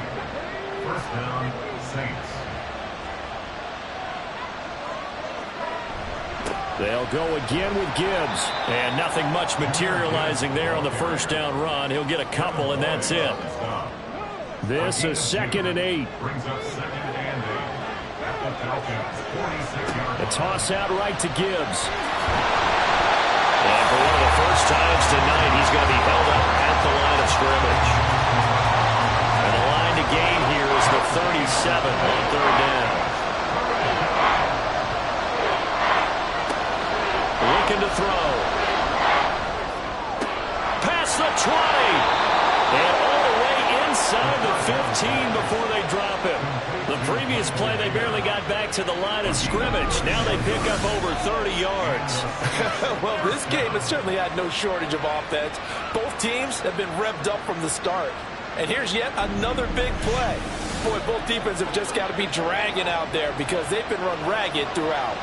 So how about this for field position after the big play? Inside the 15 now as they come up on 1st and 10. A throw there, but that's going to wind up incomplete. Now a 2nd and 10. Brings up 2nd and 10. He'll look to throw. Got a man, and he hits him in stride. And the Saints are going to have a 1st and goal coming up as the tackle made at the 3-yard line. I like the design that we're seeing right there. This is what they need. Down by a touchdown here in the 4th. They just need to keep working their way downfield. And when they see openings, take their shots. That's caught at the 3. So he'll be stopped here for no gain. And that'll make it 2nd and goal. They'll go again from the 3 here on 2nd and goal. The 3-yard line. They'll try to run with Gibbs. And the D not yielding much there. He's only going to get a yard to about the 2. That didn't just feel like good defense there. That felt like pride, didn't it? He's already gotten into the end zone twice, trying to get there for a 3rd time. No one likes to have the hat trick against them. And he is in for the score. Touchdown, New Orleans. Jahmyr Gibbs with touchdown number 3 in the game and 6 on the year. And the Saints are an extra point away from tying this game here in the 4th. We are set up for a fantastic finish now. A 4th quarter touchdown here. We're an extra point away from a tie football game. And I know they're thinking about possibly going for 2, but I'd go ahead and kick this one and just get it back to level. Don't forget the extra point. It's up and good. And, partner, we've got a tie game here in the 4th.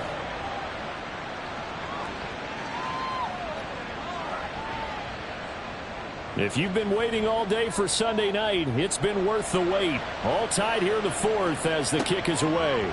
This taken in at the goal line. And taken down just past the 20 at about the 21-yard line. Here comes the Falcon offense now as they get set to take over here. Well, they just gave up the score to tie it. That's the bad news. The good news, plenty of time in this fourth quarter to try to grab that lead back. Over the middle, that's caught by Claypool. This will be stopped about 2 yards shy of the marker. 8-yard gain, 2nd and 2. 2nd and a couple. At the 29-yard line. A shotgun handoff to Mitchell.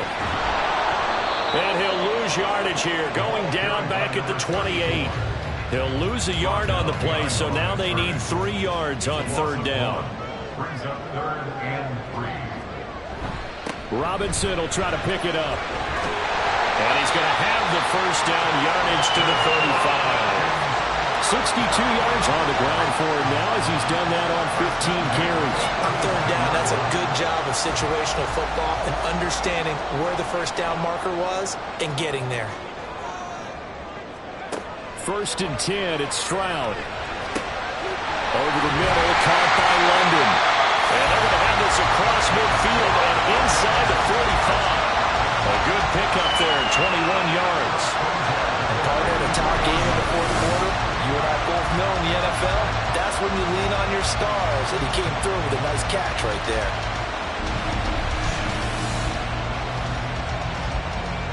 So in Saints territory now. Here's 1st and 10 at the 44-yard line. And they'll go play action here with Stroud. Got his man complete over the middle. That's Robinson. And he'll get it inside the 40 to the 39. Ball on the 39. Here's 2nd down and 5. At the Saints 39-yard line. Back to the ground here. Mitchell.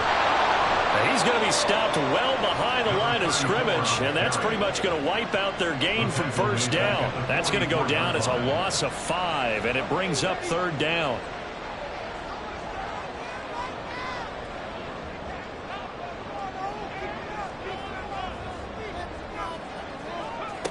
Now Stroud. And he'll protect himself at the end here as he winds up getting pretty decent yardage. Decent gain on the scramble to 6, but now it's 4th. Thanks to his effort, they now have a big choice to make here. He just ran them into field goal range with that one, so here come the choices. Do they kick it here, or do they trust him to make another big play and possibly get a 1st down? What a tough spot to miss a kick. Just an absolute letdown. Look, they got themselves in the field goal range, gave them a chance to take the lead. They come up empty, and now you wonder, will their offense ever see the football again? Yeah, because on the other side, one through the post, and this thing could be over. Jahmyr Gibbs and the rest of the offense headed back out. I guess it kind of goes without saying at this point, but he's had a great game, as we like to say, a nose for the end zone, no doubt. Continues to find it throughout this game, and I'm sure he's got a nice place to live. He might want to make an offer on the end zone for a second home because that's what it's been like throughout this contest. He knows how to get there, and boy, he looks happy when he does. He's already bought all the property in the end zone. That's the problem. He's going to sell to himself now. They'll set up a throw. And this one incomplete. Too much contact to hold on to that one, and it's 3rd down. A field goal from this spot likely out of the question. They've got to get closer here on 3rd down. They'll drop to throw. Pass taken in by his big tight end. And he is going to have a Saints 1st down as they're able to get the 3rd down conversion. So from the 36 now, 1st and 10. With that last completion, CD's now over 400 yards passing in the game, and quite a few of those have come via some pretty big strikes downfield. Certainly not afraid to challenge this secondary, and it's been successful. I like your observation there, partner, because I agree. This is a group more than capable of torching a secondary any week, as evidenced by their combined stat line here. And in the time we have remaining, wouldn't shock me at all to see them take another deep shot. He completes it to Olave. Touchdown, New Orleans. Chris Olave, his 104th career touchdown, one shy of Tim Brown on the all-time list. And the Saints have broken our tie and have taken a 4th quarter lead. Did you see them hold up four fingers to the start of the fourth quarter? They were ready. They were definitely ready. They may or may not have done that, but they certainly have played that way. The fourth quarter has belonged to them, and now the lead belongs to them as well. Groupie able to add the PAT, and they will take a 7-point lead.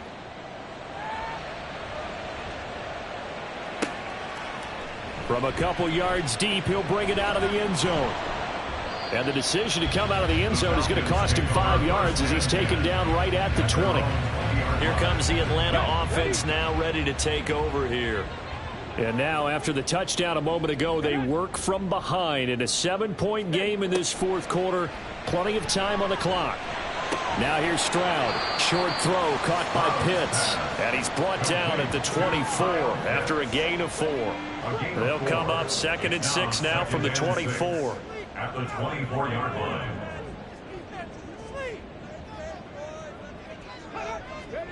Back to throw. Here's Stroud.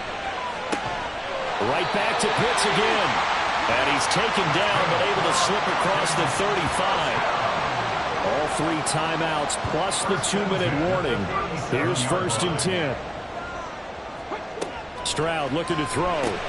Short throw caught by Pitts. And this winds up a gain of 4 to the 41. Completion was given up, but that's why you play zone defense, so that you can have people around the ball when it's caught, and you don't give up much run after the catch. So it's Falcon football as we welcome you back. 2nd and 6 coming up. Stroud. Throw left side, taken in by Claypool. He'll be stopped shy of the 45 despite a great move. What a big tackle there defensively. One of the most difficult things for a defender to do, and think about the speed that he brought down. If he gets away, he's likely gone. Well, if you've been waiting all day for this Sunday nighter's been worth the wait. It's 3rd down here. Stroud to throw it. London hauls this one in, and he is going to have a Falcons 1st down. They needed 3. He doubled that. He got 6. Now you're right on the edge of field goal range. You still got time, but get up to the line of scrimmage and get set. Here's 1st down. Now Stroud. Throws right back to London, complete again. And he's corralled, but not before getting it inside the 35. Here's Stroud. Over the middle, it's complete. And he'll be marked down at the 26 with a gain of 7. Here's Stroud. Give him another one. Claypool has it again. The Falcons going to use the 2nd of their timeouts as the clock stops here with 46 seconds left to play. Final minute, 1 timeout remaining. 1st and 10. To throw with Stroud. He's going to drop this underneath for Robinson. Sometimes it's hard to figure, but you can live with incompletions in this situation. You can't live with these short gains that take time off the clock. You know who loves it? This defense.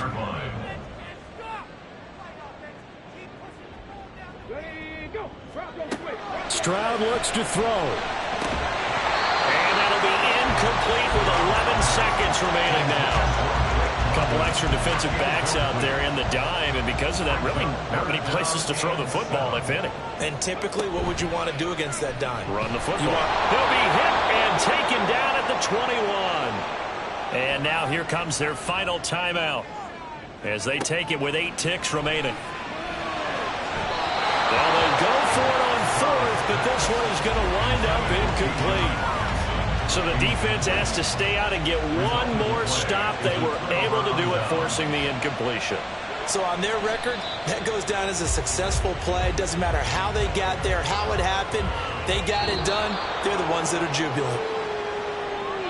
So no shortage of offense in this game, but a very clean game too, Charles. Each side got its points, but they did so without committing a single turnover. That's so true, and it certainly felt like NFL football at its finest, right? You talk about the highest level for both of these offenses. Neither one of them afraid of taking risks, and both of them aggressively pushing it downfield. I did like, Brandon, how smart they were about going about their business. They were high-flying, but they took care of the ball. Yeah, they did. And just keeping it clean in a game like this with all these points, you don't see that very often, even at the highest level. Job well done by both sides.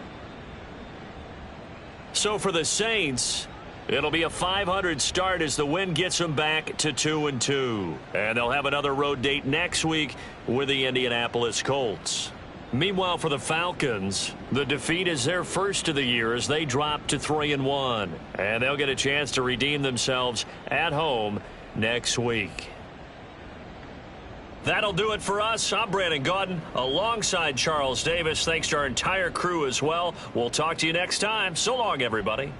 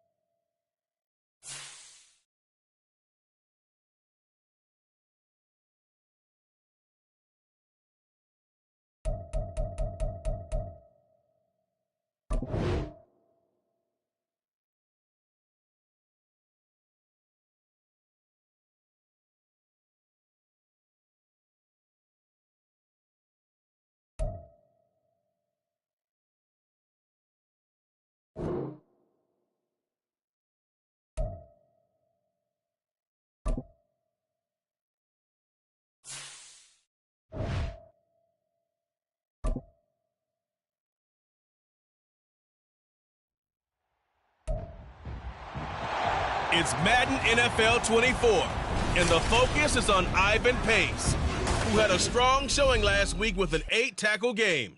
It's the Vikings and the Eagles, and it's coming up next on EA Sports.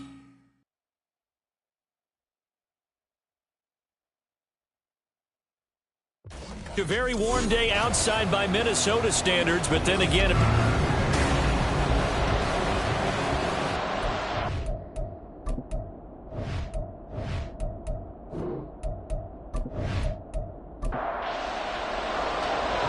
Charles and I have been looking forward to this one all week, and we are underway from downtown Minneapolis.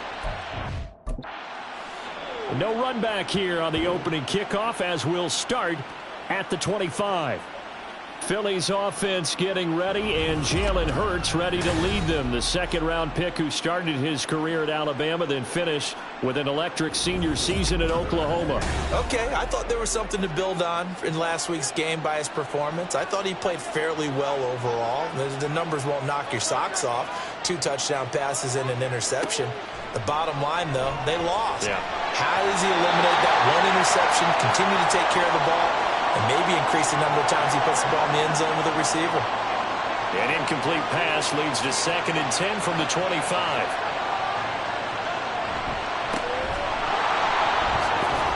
And he'll be upended at the 28-yard line. Just a 3-yard gain there. You look at this defense for the Vikings.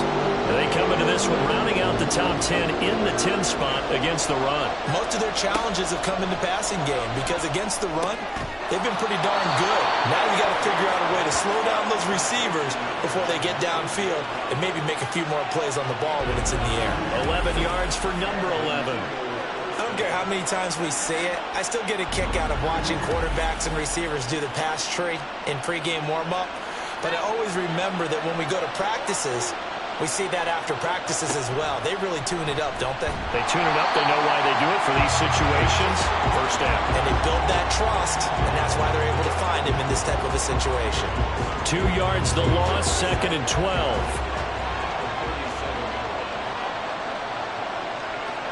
Here's Hurts to throw. Steps away to his left.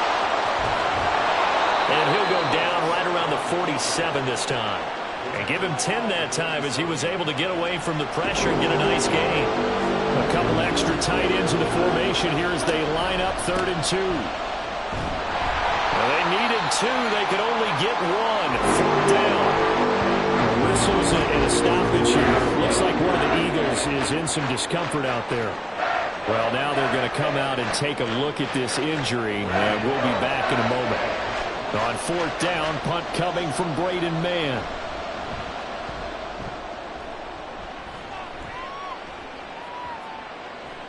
And this one hits at the 3 and then bounds into the end zone for a touchback. So here's the Viking offense making their way out. And a glance here at the vet. He's got a lot of years under his belt in the National Football League. You almost feel privileged, partner, every time you get to see him run out in the field to start a game, because every game, every snap, you and I both know he has the potential to do something special, and that inspires his teammates as well. They know how incredible he is. They want to give max effort as well. And he'll go down at the 26 following a gain of 6. From the 26, they'll line up on 2nd and 4. At the 26-yard line. Now Purdy. It's a short one here, complete to the tight end. 9 yards to pick up there, and it's a first down.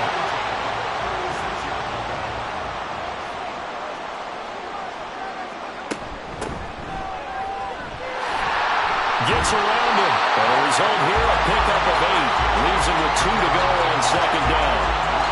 And you often say that sort of opens the playbook now, 2nd and short. What do you think, early shot here? I like where you're going. Obviously, we've been together for a while because you know me. I want to take that shot early and loosen things up. A second down pass play there, but it's incomplete. And that's the knowledge you gain from being in this league for a long time. He's learned the hard way when to give up and fight another down. And that's a smart move to throw it away. From the gun, they'll try to run it. And he's not even going to get back to the line of scrimmage. And now they'll stop play here, at least momentarily. A member of the Vikings in some discomfort after that last play. The medical staff is going to come out here and take a look, and we will take a short break. They only punted twice in the win last week as he gets this one away. Now Brown.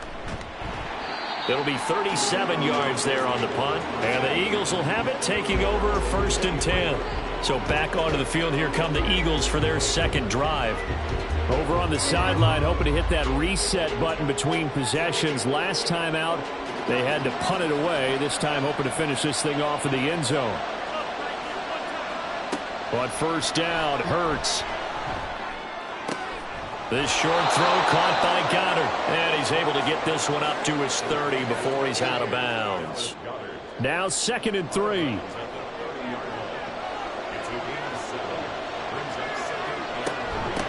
Up the middle they go. It's Willis, and he'll be upended at the 33 following a gain of 3. And guess what? It brings up 3rd down. Here's 3rd and a few inches. And they'll try and run the option to pick it up. Runs over, and he gets this one to midfield before he's brought down. A good chunk on the ground on the keeper, 17 yards, 1st down. And this, I mean, it's certainly something to watch out for. He is not afraid to call his own number on plays like that, and here he takes it for good yardage. And we know this defense prepared all week for this, but sometimes when you see it in person, it's a whole different ball game, and all that preparation, it goes right out the window.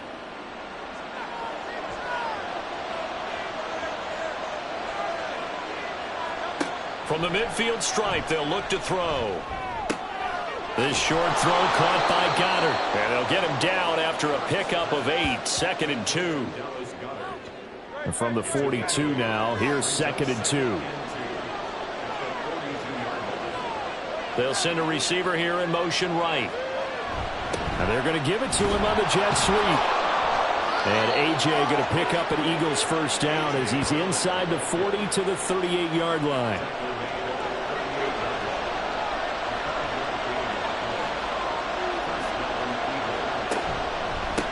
Now a handoff up the middle. It's Willis.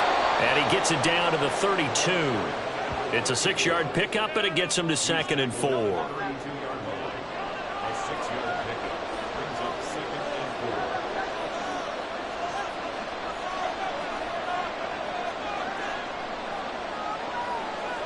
Throwing is Hurts. Got him in. It's Brown. And they'll be inside the 25 now at the 24. Hurts connecting there with Brown for the Eagles 1st. Now back to throw. Throw right side, caught by Goddard, the tight end. And he's tackled a yard short of the marker. Good gain of 9 on 1st down. 2nd down and a little more than a yard here. Hurts sets up to throw it. Now he'll dump it underneath to his running back, complete. And the Eagles are going to be set up with a 1st and goal coming up as they get him down at the 6-yard line. They'll try and run for it on 1st and goal. And he gets him a little bit closer. He takes it from the 6 inside the 5 to the 4. 2nd and goal from inside the 5. It'll be Hurts on the option. And he is into the end zone. Touchdown, Philadelphia. Jalen Hurts with career touchdown number 94. He ties both Jerome Bettis and Priest Holmes on the all-time list. And the Eagles will jump on top with the game's first score here this afternoon.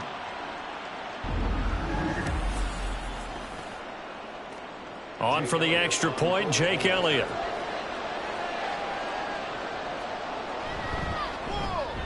He's got it, and the Eagles lead at 7-zip. A pretty long drive that time. 11 plays all told. And it results in a 4-yard touchdown run.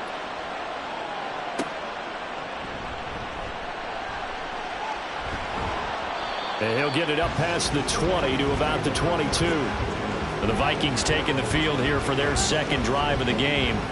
The last series for them, a little disappointing, forced a punt. And now they'll try to do better here and come away with some points as they begin this drive, 1st and 10. They'll start on the ground here on 1st down. Gregory Rousseau able to bring him down. Well, it's time for them to be good teammates right here. And what I mean by that is possess the ball for a little while. Get at least 2 first downs. Give their defense a chance to settle down a little bit after they give up a touchdown. They try to throw on 2nd down, but this one is incomplete. You look at this Eagle defense. This unit against the pass, hoping to get better for sure. Number 25 in the NFL right now. What they lack in pass defense, they do make up for in run defense. They're a top 10 unit against some people trying to move the ball on the ground. This is a passing league, so there's a conundrum for them. How do they get better defending the pass? A 1st down and then some. Give him 29 yards. Boy, a lot of moving parts on this play, but what a nice design to leak the running back out to the left and send him down the field. And a good job spotting him and hitting him for a big play. So from Philadelphia territory now, here's a 1st and 10 at the 44-yard line. Purdy. He's going to find his running back. It's complete. 2 yards on the pickup there. And it's 2nd down. It's 2nd and 8 at the 43-yard line. Again, it's Purdy to throw it. And that's going to be incomplete. Well, he left no doubt about that one because even though he hasn't left the pocket, he's got a receiver in the area. So it's not grounding, even though there was no way that ball was going to be caught. Nowhere to go here. He lost the football. Oh, one of the linebackers has got it. And to the 43. So down inside the 45 to the 43-yard line. That's where they'll take over.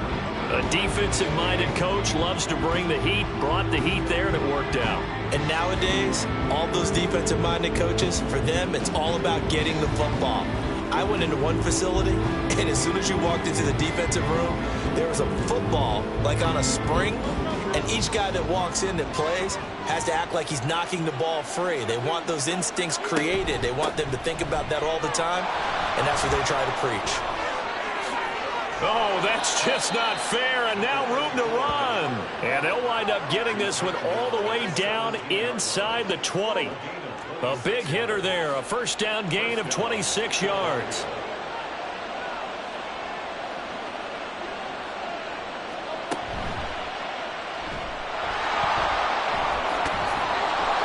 And here he'll get it down to the 7. Give him 10 yards on the pickup, and it'll be 2nd and very short. We know they have these RPOs in their playbook, and look, we're seeing it here in the 1st quarter. You think we're going to see it as the game continues? They trotted them out early for a reason, partner. They're letting them know that this is in the arsenal, and we rely on it. You better be prepared because this is going to be an all-day affair trying to stop them. And this will probably be the last play of the quarter.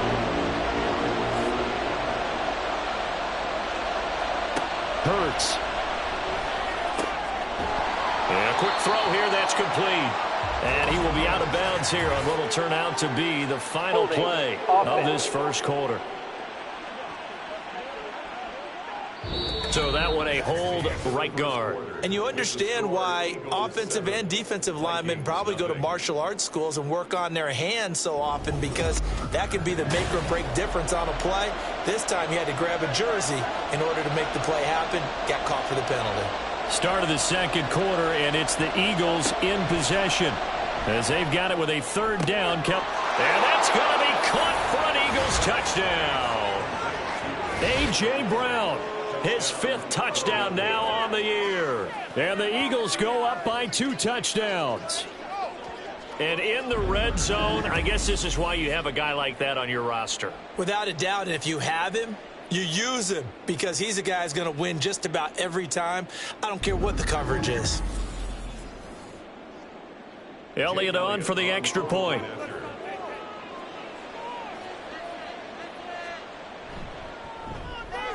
And it's good to make it 14-0. Just a 4-play drive that time. And it's capped off by an A.J. Brown touchdown.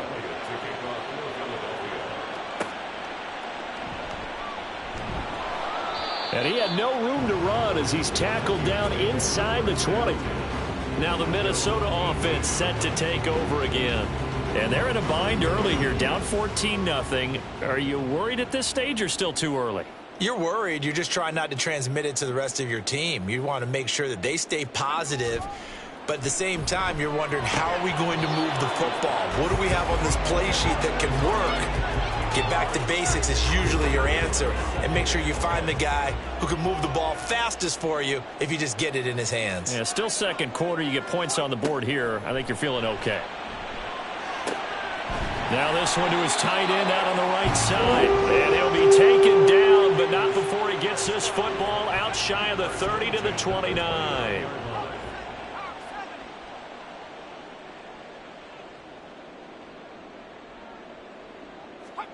On first down, it's Purdy. And his throw's going to be incomplete.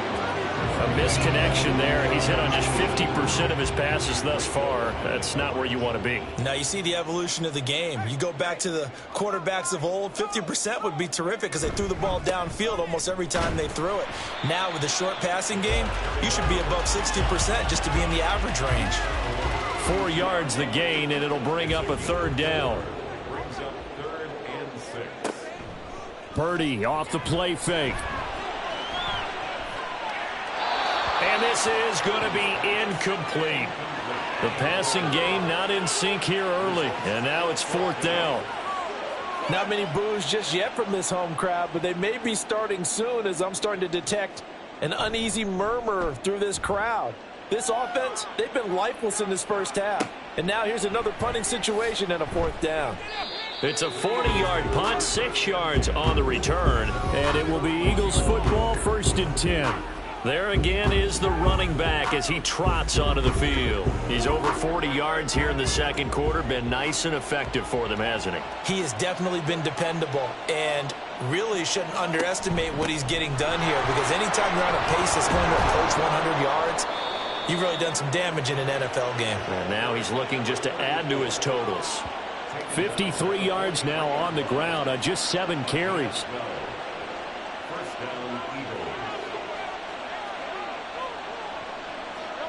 On 1st and 10, it's Hurts. Eluding the pressure right.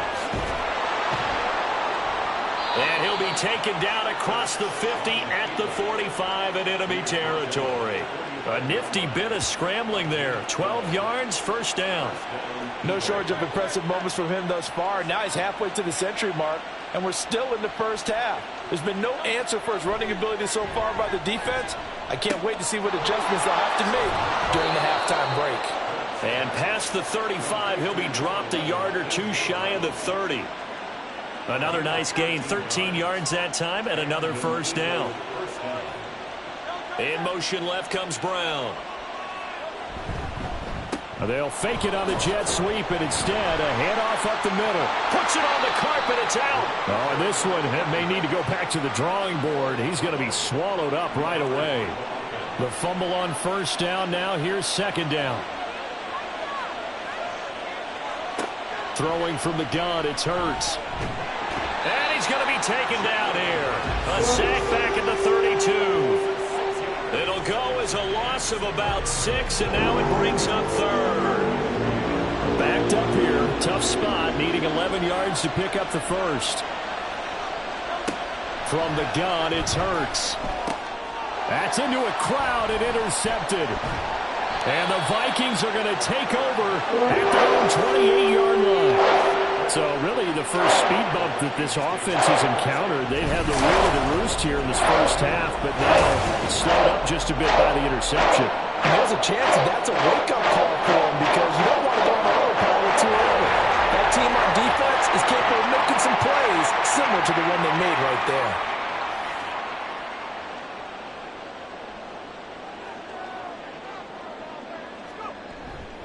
They'll start this drive out on the ground. And down right around the 32-yard line, 4 yards on the pickup. Now whistles and a timeout. Looks like we've got a Viking slow to get up. The medical staff will attend to him, and we will step aside. 2nd down and 6 now. Purdy will set up to throw it here. He'll get this complete to Kadarius Toney. And brought down, but not before reaching the 45-yard line.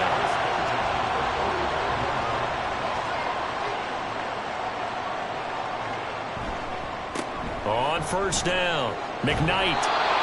Just a yard on the pickup there, and it'll bring up a 2nd and 9. Good job there keeping him to a short gain. Of course, he's coming off a really terrific performance, reigning NFC Defensive Player of the Week. And I know people get caught up in, well, if you're the reigning Defensive Player of the Week, you must... Eagle pressure, too much this time. Down he goes. Multiple defenders getting to him there for a huge loss. When you're down a couple of scores like this, CD, you can't afford too many plays that go in the wrong direction like that one. Yeah, when you take a good look at it broadly, sacks are better than giving up an interception. But where they are on the scoreboard, they've got to get rid of all of that and just create positive plays for themselves in order to have a chance. Now on 3rd and long, they'll look to throw. And that is incomplete. The passing game not in sync here early. And now it's 4th down. It's going to be another frustrating end to a drive here. This offense, they've not been able to get anything going in this first half. And now it's going to be time to gather on the sidelines and try and figure out what's going wrong. Who has an idea? Who has a plan? Time to implement it. It'll be a 39-yard punt, no return. And out will come the offense as they take over. So here are the Eagles to take over. They're looking to bounce back following the loss to the Giants last week. And they do lead here right now, and they've got the football obviously as well. 1st and 10. Over the middle, complete. It's Brown. And they work this well upfield across the 45. The end result, 21 yards. That catch, by the way, ties him with Anquan Bolden all time. He's now at 1,076 career catches. That number's staggering, isn't it? And to accumulate that many catches, you have to have played like Anquan Bolden with a fierce toughness and a ton of pride. And down he goes at the 45 after a pickup of 9. Well, he's proven real effective running the football. No one open, don't force it. Just get what you can, and that's what he's done very well in this game. On 2nd down now, it's Willis. And here he'll be brought down a little shy of the 35 at the 36. 62 yards on the ground for him now on 9 carries. So from the 36 now, 1st and 10. Looking to throw. He finds his tight end, Goddard. That's complete. He'll be brought down on the 30-yard line after a gain of 6. Now we'll get a stoppage here as it appears we've got an Eagle slow to get up. While they come out and take a look at him, we will step aside for just a moment. And the ball on the 30. Here's 2nd and 4. They're going to look to throw. Escaping the pressure right. And they move this all the way down to the 9. Hurts dangerous when he runs that football. He's got a first. Partner, even I can figure out who deserves the lion's share of credit for their lead right now because he has been terrific in a dual threat role, really chewing up yardage and getting them points with his legs. Simply put, that defense has had no way of stopping him, and that's why his side is on top. They'll drop to throw. And this one is going to be off the mark, too far out in front. Boy, you will not see a quarterback of his caliber miss on one like that very often. I mean, there it is, wide open, got the shot, and he misfires. We talk about, boy, he'll want that one back all the time. He definitely wants that one back. Now a 2nd down throw for the end zone, but it's incomplete. Give him credit for excellent coverage, tight coverage. They're doing a lot of things that we talk about in basketball. They're causing disruptions in the passing game. And as long as... Touchdown, Eagles! A.J. Brown. That one's a milestone. Touchdown number 150 for his great career. And the Eagles have moved out in front by 3 touchdowns. Boy, so if you are scoring at home, Charles, and God bless you if you are, but that's now 3 drives and 3 touchdowns. So in a baseball game, wouldn't that wreak havoc on your scorecard? Yes. I mean, with all the action that's happening now, how they got here, whatever cliche you want to bring into it, they're locked into a groove. They're clicking on all cylinders. Bottom line, they're piling up the points. Elliott good with a PAT, and that makes the score 21-0. Now after the touchdown, here's Elliott on to kick it away.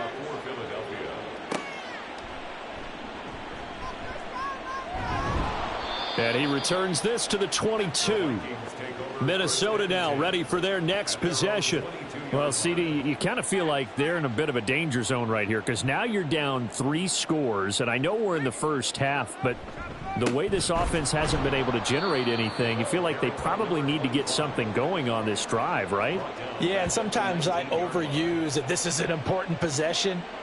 But I think this has to be the possession where they come up with an answer because only a few teams in league history have ever come back from a 4-score deficit. And if they don't score here, that's what they could be facing the next time they get the ball. Here's a throw out wide complete to his running back right side. And he'll maybe get back to the line of scrimmage, but no more than that. The Vikings on 3rd down. They've only converted once in 4 tries. This is going to be 3rd and 13. Throwing here, Purdy. Throwing middle, and it's complete. And he'll lose yardage here, back to the 15. So that'll go as a 4-yard loss on the play. And that'll bring up 4th down. No surprise they decided to throw on 3rd down. A little bit of a surprise that they completed the pass and lost yardage on the play. The Vikings send out their punter as the drive goes backwards, so he's on to punt it away. Brown with his stick skills. Already at the line, this Philly offense set to go. That last drive, it was a good mix. Run, pass, defense on their toes. And what really helps out in a big way is when you're doing the run-pass mix and everything's working, that means that they're guessing wrong every time on defense. They think you're going to pass when you run and vice versa. I would continue that, and when they finally draw a bead on you, maybe you mix it up a little play action and throw the ball. And will they maintain that balance? There he goes, right side. And all the way inside the 15 before they drop him. Boy, he ran free there after the catch as that winds up going for 38. This offense is looking very comfortable here in this first half. Very relaxed, very smooth, very efficient. No wasted motions. Things are definitely going their way, and they continue to move the ball downfield.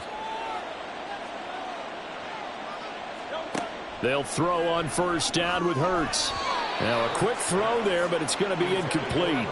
We've already seen him catch a few passes out of the backfield in the first half, unable to connect on that one. Certainly seems like getting him the ball out of the passing game, though, is part of their game plan. It certainly is because he catches it well, creates a mismatch. You're going to cover him with a linebacker, a corner, a safety. They feel like he can win every battle. The Eagles going to take the first of their timeouts as the clock stops here with 46 seconds remaining in the first half. Here is 3rd down and 4. Here's Hurts to throw. And this is caught. Touchdown, Philadelphia. From 8 yards out. And the Eagles are able to widen their lead here in this first half. That score that they just gave up there, that's a tough one for their defense to swallow because they've had a tough time through the first 2 quarters. They really were determined to get a stop there, unable to do so. That makes their comeback hopes that much more difficult. Elliott now to add the extra point.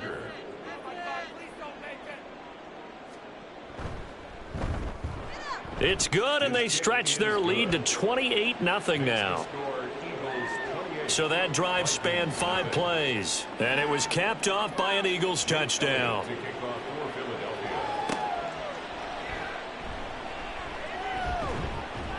And no alley to be found. The coverage was solid, and he's dropped at the 18. The Vikings going to take over now late in this first half. And with the score where it is, even though I think they'd love to get back to the locker room, they may be forced to try and get something out of this drive.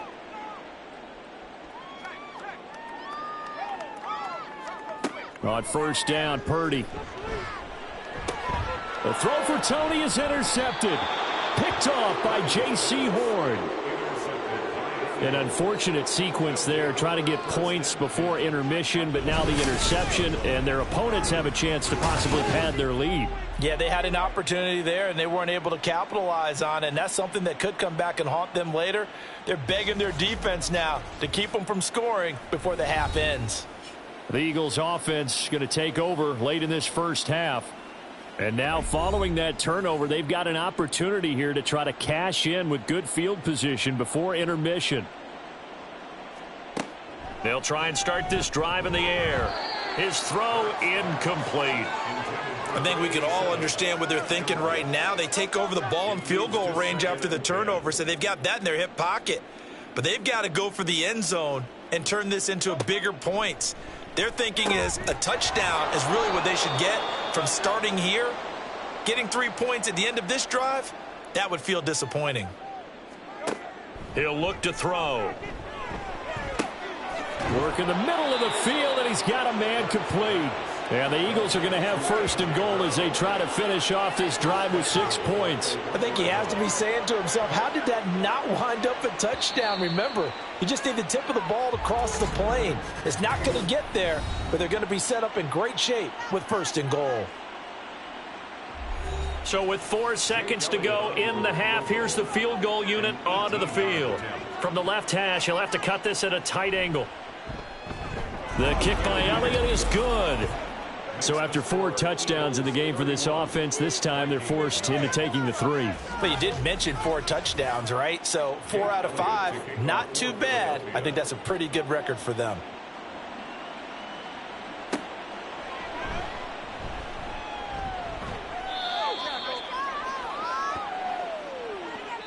So we've reached halftime here in what is quickly turning into quite a rout. As we send you down to Orlando, where Jonathan Coachman has our EA Sports Halftime Report. Coach. All right, Brandon, we'll get back to you guys in a bit. But first, time for a trip around the league on this final weekend of September. We'll begin up north at MetLife Stadium over in New Jersey, where it was definitely a game with some intrigue, as you can see by the scoreline. Justin Herbert, a touchdown pass in the victory.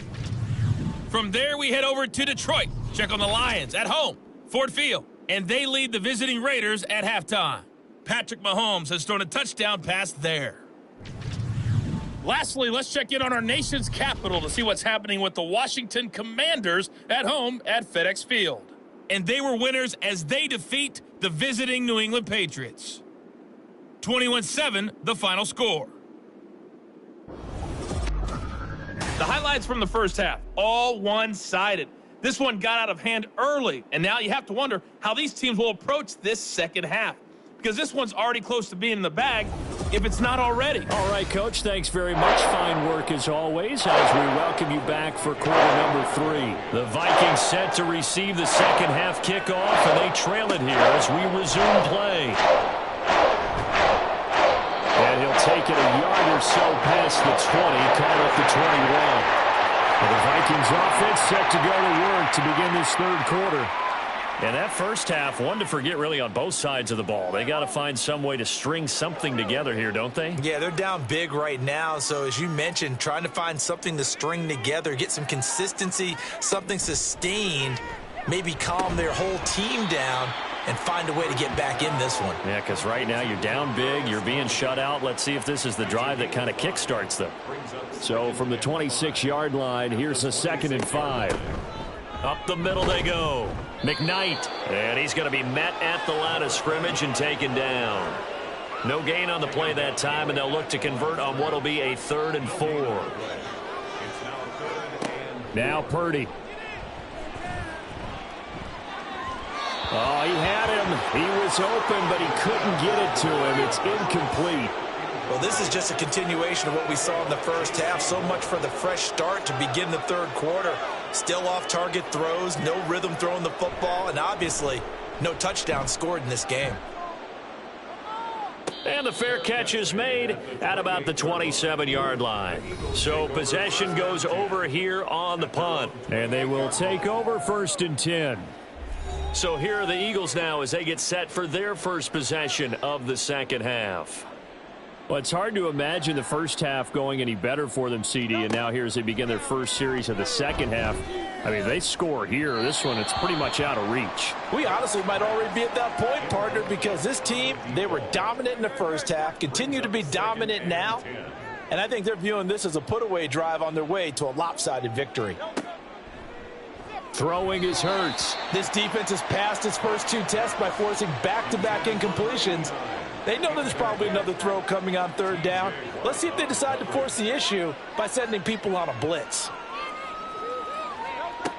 On third down, he'll drop to throw. And that will be incomplete. I think it's safe to say that he's made some questionable decisions out there so far. Forced some throws into tight coverage. He's already been picked off in this game. Fourth down now, but he was fortunate on that one not to have another turnover on his ledger.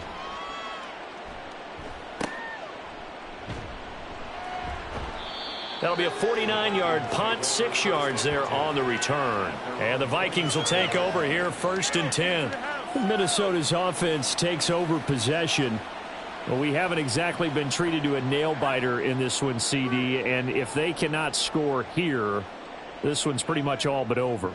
Are you saying that you feel like people are starting to think about getting out of here, maybe beating the traffic in order to get home or to their final destination?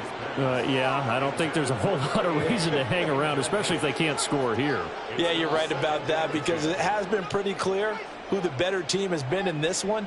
And in a league that we talk about every game being a one-score game as we go into it, watching this blowout, let's just say it's been unusual. 12 yards there, 1st down Vikings. Purdy looking to throw. Right back to Tony. He's got another one. And they'll get to him after a gain of 7 to the 47. Ball on the 47-yard line. Here's 2nd and 3. At the 47-yard line. Play action. Now Purdy. He finds Douglas complete. Second catch for him today, and it'll wind up a 1st down. One thing you're hoping for when you run drag routes, you're able to hit a receiver in stride, and he can pick up a lot of yardage after the catch. But in this situation, the defense was effective, able to stop him before you get a good head of steam going. And now a throw on 1st down there, but it's incomplete. Another attempt, another incompletion, and when I look at the scoreboard and where we are in this game, it comes to mind that they have to start getting the ball in the hands of their playmakers. Throw it to the guys that maybe can take a short pass and turn it into a long gain or make people miss downfield. They've got to have points, and the guys who can put the ball in the end zone, they're the ones that need to touch the ball. Purdy looking to throw on 1st down here. Douglas with a grab over the middle. He'll be brought down on the 30-yard line after a gain of 6. This 2nd and 4. Brings up 2nd and 4 at the Eagles' 30-yard line. Back to throw, Purdy. And that's too tall for his receiver. It's incomplete. This will be play number 9 of the drive here as they need 4 yards on 3rd down. Purdy now to throw. That is caught. And he has another 1st down as they'll get the ball down to the Eagles' 14. A new set of downs after a strong pickup of 16 yards. Here's Purdy on 1st and 10. And he's going to go down. He's sacked back at the 24. Buried for the sack by big Jalen Carter. Well, we knew this guy wasn't especially fleet of foot, but he tried to conjure up some escapability, but there was no way he was getting away on that one.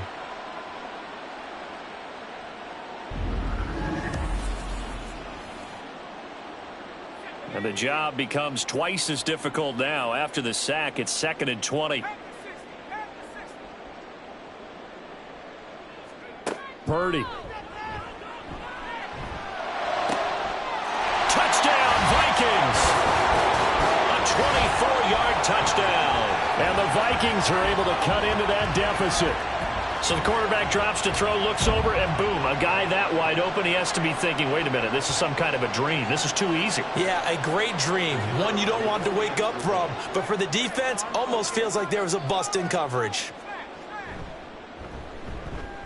point after, right down the middle. And the lead is down to 24. So that one a long 11-play drive. And it all culminates in a touchdown for Minnesota. And not much happening on the return as he'll get this to about the 23.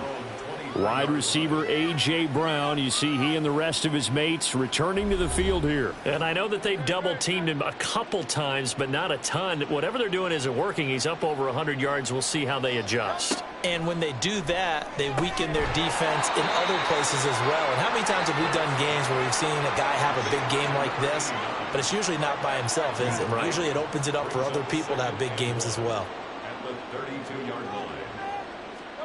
Hurts sets up to throw it. And that went too far in front. He couldn't reel it in. It's incomplete. Not his best throw there, but where we sit right now in the third quarter, he's had a pretty good game throwing the football. He certainly has, and it's not exactly at the point where we're doing 4-minute offense yet, but they've got to think about, I'm not going to say milking the clock, but understanding clock management here on out. 68 yards rushing for him now on what was his 10th carry of the ball game. Brandon, what were they thinking on defense there? They looked like they were playing for the pass. That was 3rd and short. Yeah, it was an easy pickup because they handed it to him. That was way too easy. Just looked like absolute confusion defensively. Not sure why they were in that set. Yeah, I'd say you ought to have a few men in the box there. And he'll bring it up here to right at the 40-yard line.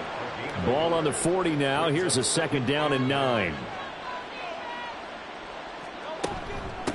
Now a handoff up the middle. It's Willis. Nowhere to go that time. He maybe got a yard up to the 40. But now they're in a spot that every team tells us when we have our production meetings they don't want to be in, 3rd and long. And that's because those back-to-back running plays just didn't accomplish a whole lot. Hurts.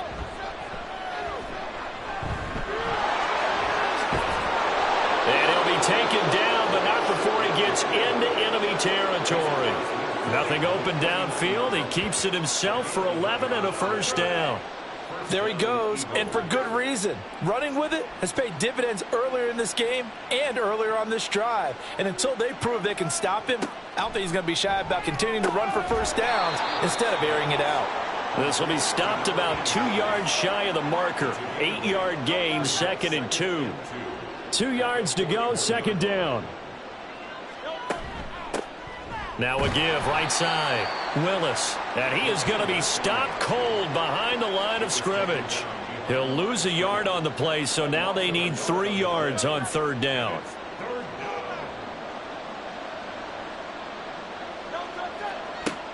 Now a shotgun snap as they'll look to throw. Throw caught there by Willis. And he'll go out of bounds after taking it a little further down inside the 40. It's a gain of 4 there, and it gives him a new set of downs. Well, they certainly had success throughout this contest getting him the ball in the passing game, and there he picks up another 1st down. Whatever they saw going into this one, they've been able to capitalize on it, and no adjustment has been made to take it away. And he'll take this down to the 33. 2nd and 6. A gain of 4. It's now 2nd and 6. Now back to throw. That's into the hands of Edwards. And this is going to turn into another 1st down as the tackle is made at the Vikings 23.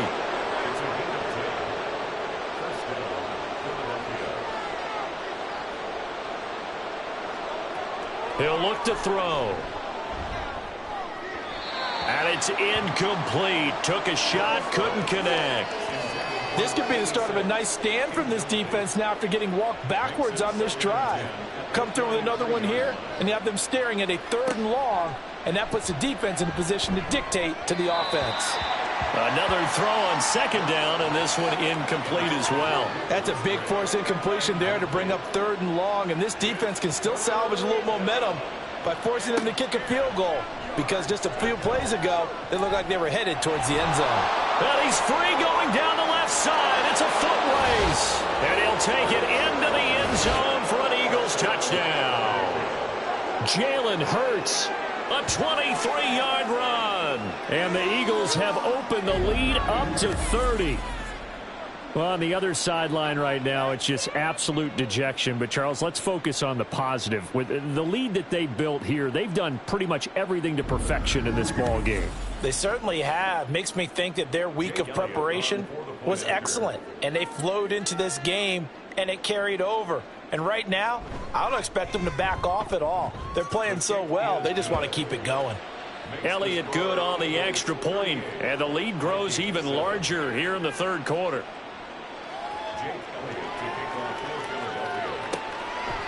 The return man down to a knee, and this will come out to the 25-yard line. Now the Vikings offense works their way back onto the field. As this offense comes back out here, Charles, they're trailing in this ball game, and they've been on the sideline for a while. They did score their last time out, but they just had to watch that long, sustained drive, so we'll see if they can shake the rust off. Yeah, and that's always a question that you have when you have to come off the bench after having sat there for a long time. Are you ready to go? Are you loosened up? But even more so, are you mentally alert and ready to put your best product out there? Throwing again on second down, but this time it's incomplete. I know coaches tell us all the time that having a powerful arm isn't the #1 thing they look for in a quarterback. But when you're trying to throw inside routes and you need to put some heat on it, it helps to have the big gun. In this case, pressure comes and down he goes. The Eagles get there for the sack. A well-designed corner blitz that gets him for a loss of 8 yards. It's been a tough one all game long for this offensive line. They're already down big, and now you know they're just going to come after the quarterback in a big way, don't you? Yeah, they just can't get out of their own way right now. It's created an avalanche, and an avalanche is coming right on top of them. The Vikings send out their punter, standing just outside his own goal line.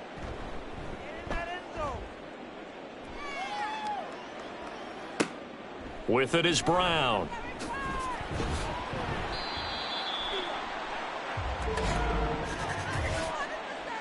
Holding, receiving team. So the special teams penalty cost some yardage there as they come out on 1st and 10. They'll set up a throw. And he's got his man in stride, complete. And he'll be taken down, but not before he works it past the 50. Gain of 12. First down, Eagles. And as they come to the line, they will not be able to get off another play as time has run out on this third quarter. We'll return with more after this. This is the NFL, and it's on EA Sports. And we return, welcoming you back to Minneapolis. They'll run on 1st down. It's Willis. And he fights forward for a modest 2-yard gain. 2nd down.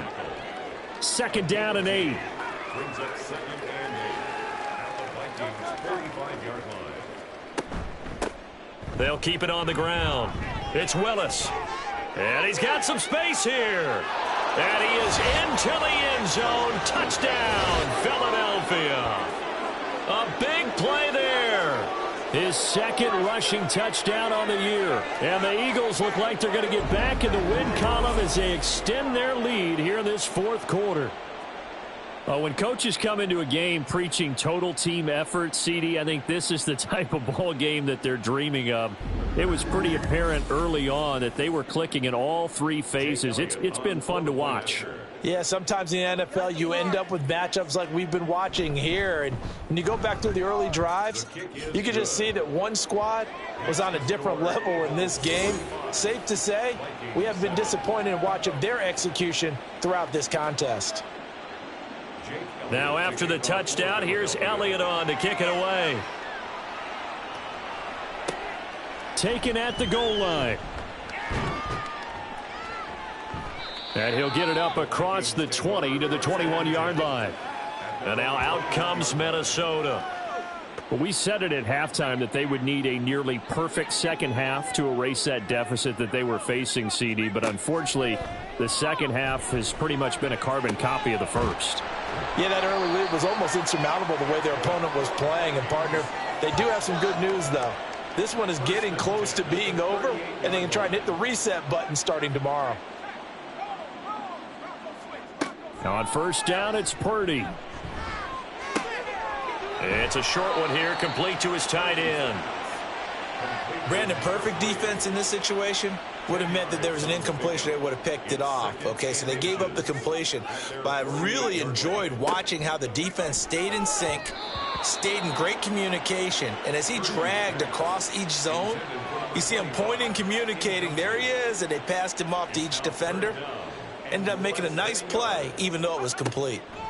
Purdy on third down. He's got his target. That's complete. And he has another first down as he'll get the ball down to the Eagles' 42. It's a gain of 11 as the Vikings pick up the first. So from Philadelphia territory now, here's a 1st and 10 at the 42-yard line. Eagle pressure, too much this time. Down he goes. Jalen Carter picks up his 2nd sack of the afternoon. Well, partner, you and I will be headed to the airport, but after this game, when it's interview time, someone's going to ask this quarterback what hurt worse, the interceptions or the sacks. His whole day, it's been rough. Barring a miraculous comeback, this offense isn't going to win this game, but he's probably going to say what hurt most is the loss. Purdy from the gun. He's got his tight end on the corner route. It's complete. A nice pick up there, 19 yards. And they're set up better for third. And brings up 3rd down. Purdy will set up to throw it here. He had a man open, but he missed him, and it's incomplete. And that's another play that's painted the picture of this game overall. It's been a blowout. It's been continually fueled by big turnovers and stops for one side and an inability to advance the ball from the other. Oh, they pitch to the tight end. It's a fake. They're not going to get it. They try to move the chains with a surprise, but it's a turnover on downs. I'm just going to go ahead and call it, partner. You could smell the desperation in that fake, couldn't you? Down big. They had to try something. No one was fooled. I think you're exactly right. With this deficit, though, go ahead and give it a shot. Didn't work out. In the end, I guess it doesn't hurt them too much. Now a fake on the jet sweep, and they'll instead run up the middle. And now they'll stop play here, at least momentarily. A member of the Vikings in some discomfort after that last play. So as the medical staff takes a look, we'll step aside. Ball placed at the 45 for 2nd and 5.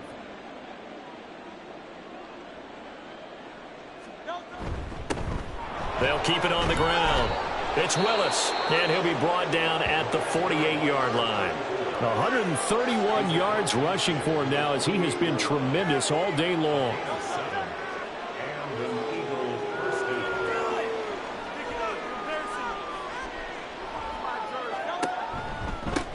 On 1st down, Willis. And the result here, a pickup of 8. Leaves him with 2 to go on 2nd down. Well, they'll take that every time with a lead. 1st down, 4th quarter, getting 8 yards. You love that. They will take it, and you have to ask the defensive guys, why did you give it?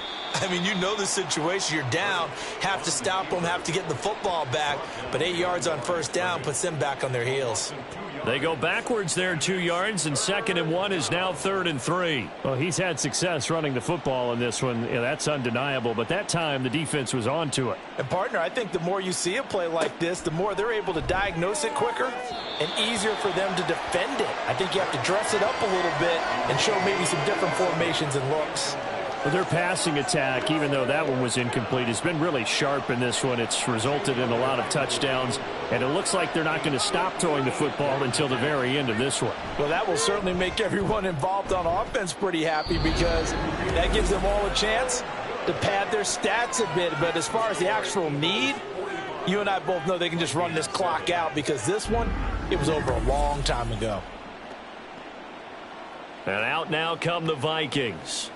Well, they didn't fall behind any further thanks to that missed field goal, but still staring at this 4th quarter deficit. On 1st down, Purdy. And he's going to have the hook up to Scott. One thing I think that's safe to say defensively, the tackling's been really good.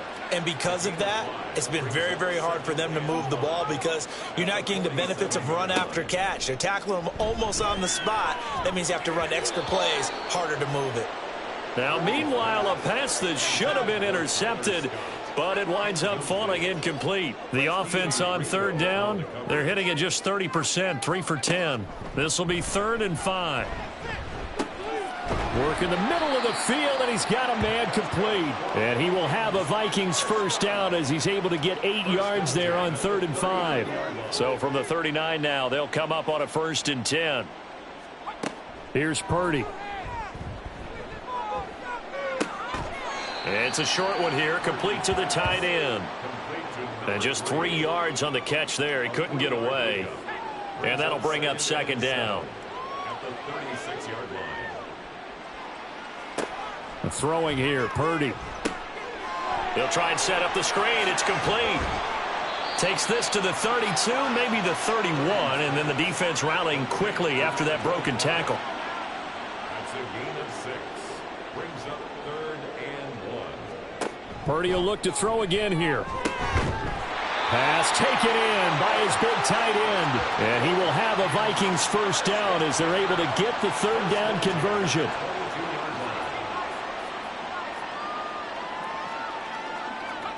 Purdy to throw it on 1st down. Got an open man. It's Scott.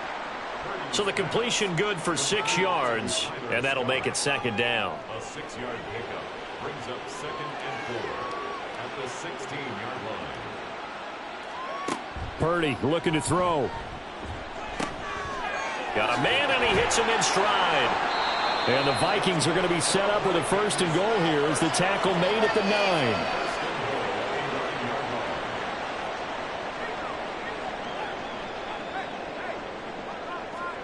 Now Purdy.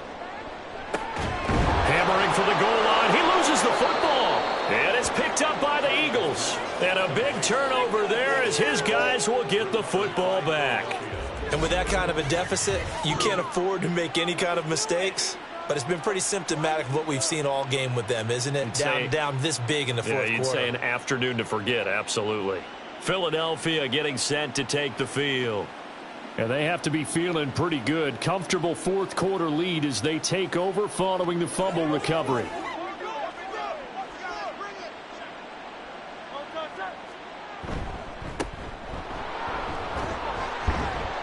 A run there on 1st down and a pretty good one of 5 yards. So make it 2nd and 5. And that run, that changes the whole mentality about the drive right there. They were starting on their own 2-yard line. They just wanted enough space to punt the football successfully. Now they're talking about putting together a drive.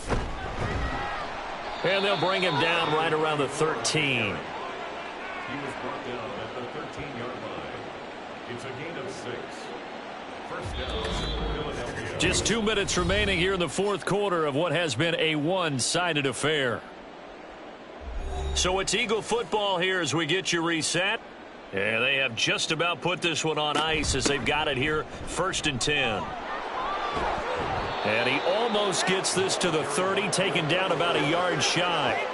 Philadelphia picking up the first on a gain of 15. At carries like that, that's how they're going to continue to salt this thing away here, Charles, in the fourth quarter. Yeah, how about that? A new set of downs. Clock continues to move. No better way to close out a game than to tap those mastodons you have up front and say, guys, keep pounding them. Let's keep the ball, keep their offense on the sidelines, and let's close this one out. 3 yards on the pickup there, and it'll be 2nd down. Brings up 2nd and 7.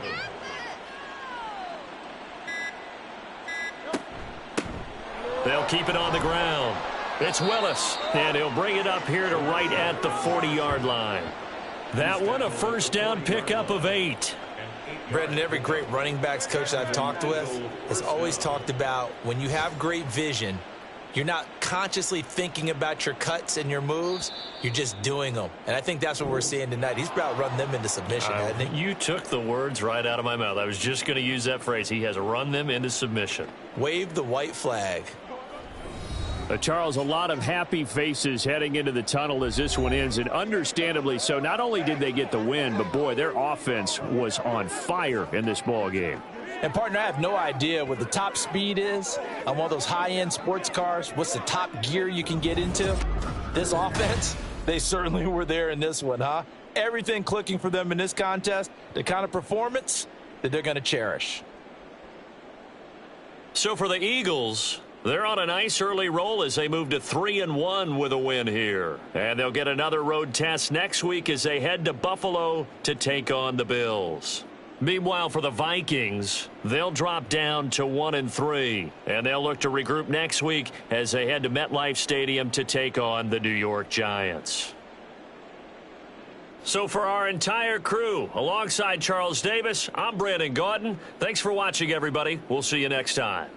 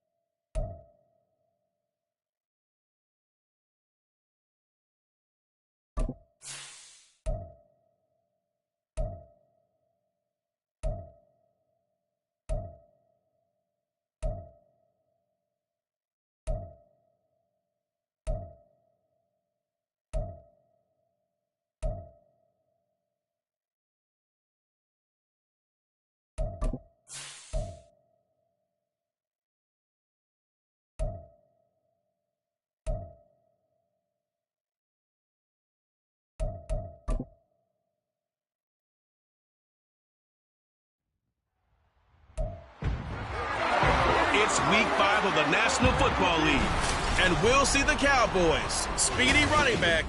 He had a nice effort a week ago with a pair of touchdowns. It's the Cowboys and the Lions, and it's coming up next on Madden Football.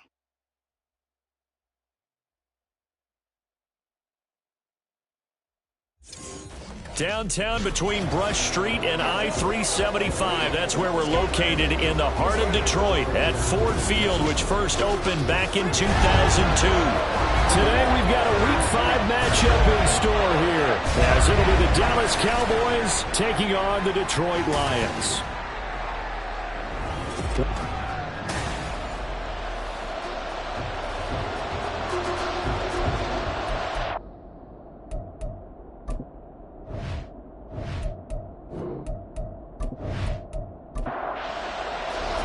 Seems like we were just starting training camp, but here we are in October, and off we go on EA Sport.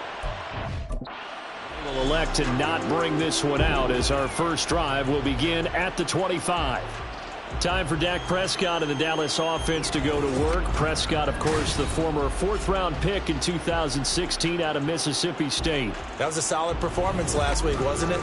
2 touchdowns, no interceptions, ran the team well, won the ball game. Bottom line, may not have been earth-shattering, but it didn't need to be. They'll start on the ground here on first down. And a short pickup to about the 27. It'll be second down. We take a look at his numbers on the ground last week. 2 trips to the end zone and well past 100 yards. And going back and watching the film, we saw every kind of run from him, didn't we? We saw some power, we saw finesse, we saw speed, and what I love the most, he finished each and every run. And he'll get about 3 here as he's out to the 30. You talk about this Lions defense.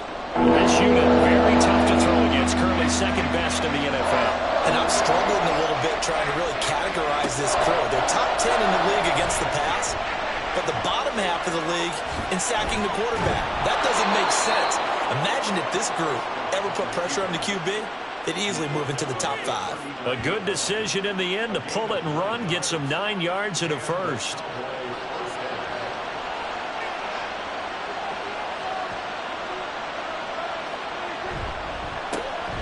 A handoff as they run the counter play. And if there was a lane there, it closed up quickly as he stopped for no gain. Second down. 2nd and 10. Now Prescott. That's caught. Puka Nacua. And he'll go down, but not before getting this inside the 30. The previous play, they barely got back to the line of scrimmage. Now they pick up over 30 yards. Well, things are looking pretty darn good on this first drive, aren't they? Came right out, set the tone, this time with a big pass play. And if the peek behind the curtain that they gave us or their game plan, I don't think that's going to be the last one we see. I think you're exactly right about that. So now then, the big play has them all the way inside the 30 now, 1st and 10. Play action now, Prescott. This is caught. And they are able to stop it, but he does take it all the way to the 2. Back-to-back receptions for him, and it's another first down. How about the way they're moving the ball down the field? They had a big play a moment ago, followed it up with another nice one here, and before you know it, they're already looking. And that is caught. Touchdown, Cowboys. Puka Nacua, his 4th touchdown on the year. And the Cowboys get the upper hand as they're on the board first here this afternoon. One of the keys to their long winning streak has been scoring first. An ideal drive right there, getting the first 6 points of the ball game. Do you go back to our meeting with the offensive coordinator? Remember what he told us? Absolutely. With some teams, I script to probe in the early part of the game. Other teams, I script to attack. They've been in attack mode for these ball games and continue that in this one. Well, the extra point up and good by Aubrey. And that makes the score 7-0.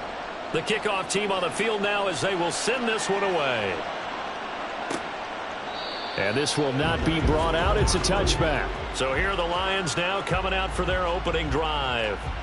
They'll be led out by the MVP of the National Football League in 2018, the former Texas Tech Red Raider, Patrick Mahomes. And when you think of Patrick Mahomes, you start to think about all of his attributes, and you realize very quickly, you can't just put him into one box. No matter how the game proceeds, no matter what is needed, he tends to have an answer for it and plays accordingly. Throwing on first down, but this one winds up to be incomplete. No sense risking anything there on first down. Even though he's still in the pocket, he had a receiver out to his side, so just put that in a spot where the only people who could make a play on it are the trainers and the coaches. Well done.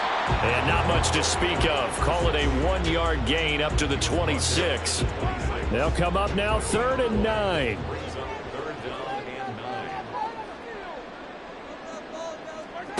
From the gun, it's Mahomes.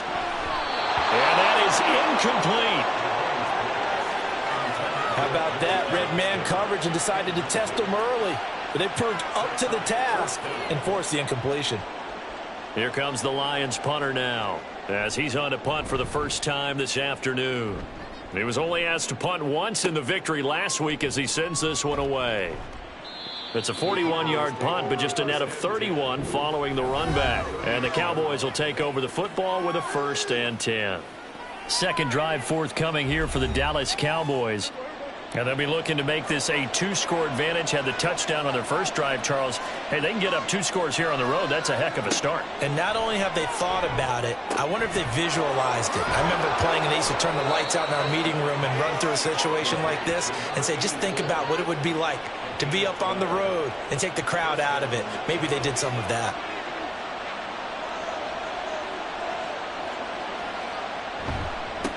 On first down, they'll go to the ground attack. 5 yards is the tally on first down. That brings up 2nd and 5.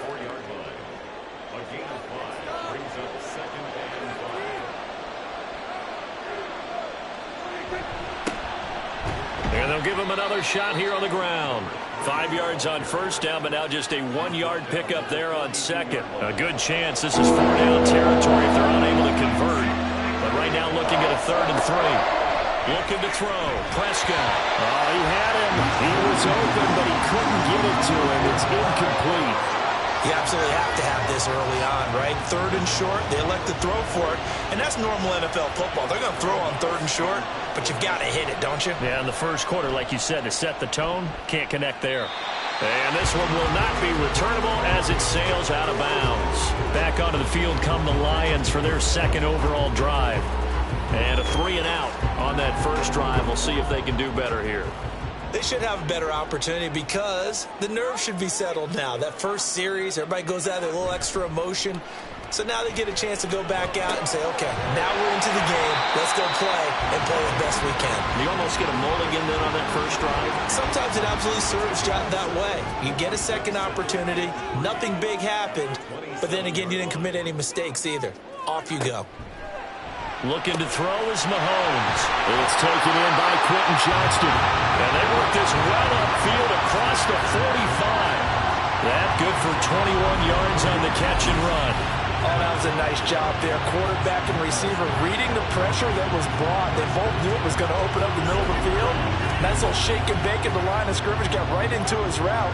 And the quarterback hit him in stride, and he was able to run free after the catch.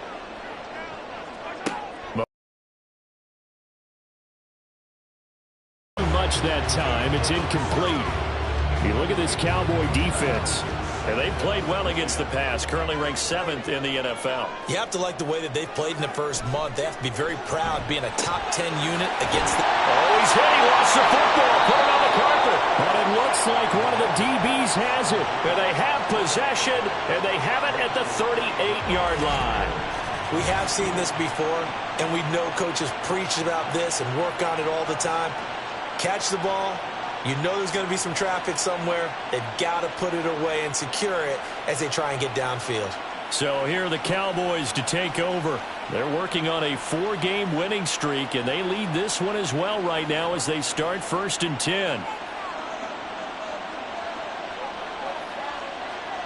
Prescott now after the fumble recovery. Left side to Lamb. And he'll take this to the other side of midfield before going out of bounds. First play of the drive going for 14 and a first down.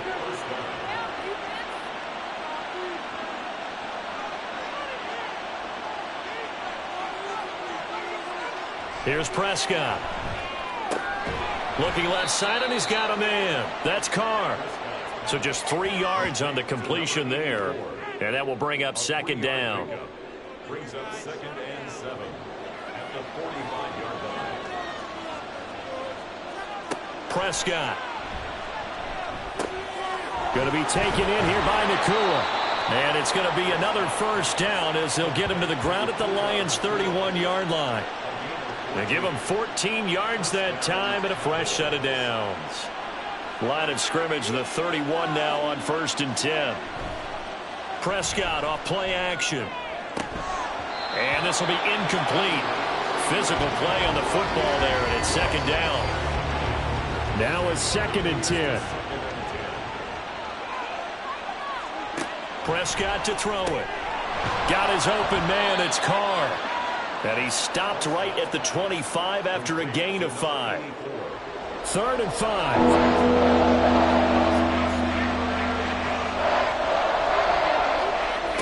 Throwing. Prescott. On the out route, it's Lamb with a grab. And he'll be out of bounds as he gets this down about the 21 or 22. So give him 5 yards there on the pitch and catch. And that's going to make it 4th down.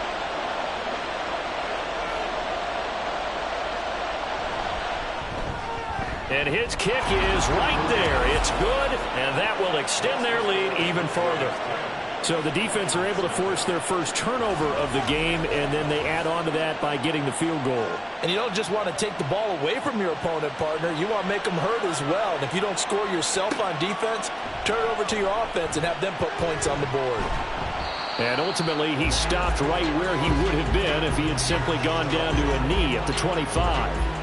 And Detroit getting set to go now. Still in the first half, but this offense has struggled. Haven't really been able to get anything going, not only in the points category, but in the yards category. We'll see if they can do better here on this drive. All right, rifles one, and that's going to be intercepted. And he's going to take this one back to the 37-yard line. So a first interception thrown for him there, and that really not the best decision either. Not at all, and that's something he did not do in their victory last week. No interceptions in that game, but this defense, they're able to take advantage of an early mistake. Now let's see if they're going to turn it into points. Out comes CeeDee Lamb and the rest of the Dallas offense. Well, September sure treated him kindly. Now we flip over to October. Any reason to think that those numbers drop, or can he keep the pace up? Well, he can keep the pace up, but it's going to get a lot more difficult now. To me, it's a lot like baseball, all right? When guys, when they first hit the league, whether it's a pitcher or a hitter, and they go through the league the first time and they're hot, people are going, wow, what a phenom. Then they get tape on them. They get scouting reports. They start to do different things. Let's see if he's going to adapt and expand his game in order to keep up that type of production. That's a good call because he's a known entity. See how they defend him going forward. Now here's a pass on first down that's knocked away and incomplete. Haven't been a corner that's worth his salt yet that ever admits to worrying about man coverage. How about the play there, breaking that pass up? On second down, they'll run it here. Oh, look at the juke. Yeah, the Cowboys are going to have it first and goal as he'll take this down to about the 3. He was well over 100 yards last week. He told us this week, a little ambitious, said he wants to hit that 200 mark. We'll see.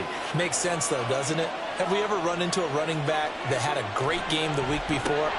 And this is caught for a Cowboy touchdown. Justin Jefferson from 3 yards out. And the Cowboys are able to stretch out their lead. On those slants, everything happens so quickly. What makes it work? The timing between the passer and the receiver. In this case, a slant route ordinarily is probably about 3 steps before you go on the slant.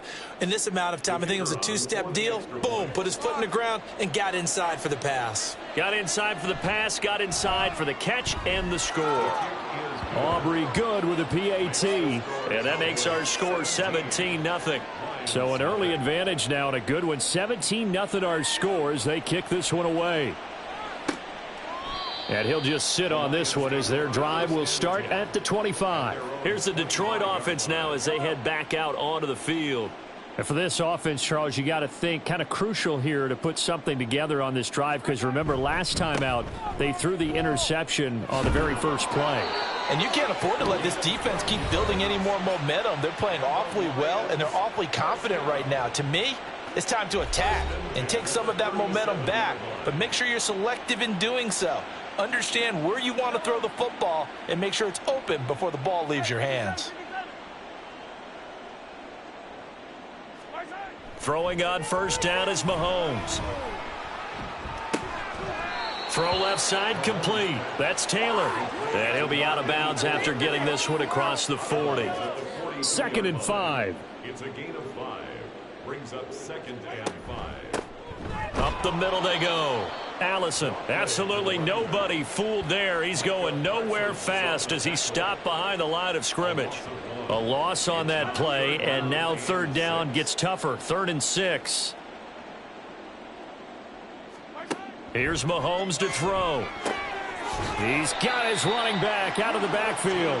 And he is going to have the Lions first down as they're able to get the 3rd down conversion. 17-0 our score after 1. Second quarter action now from Detroit, and it's the homestanding Lions who have the football.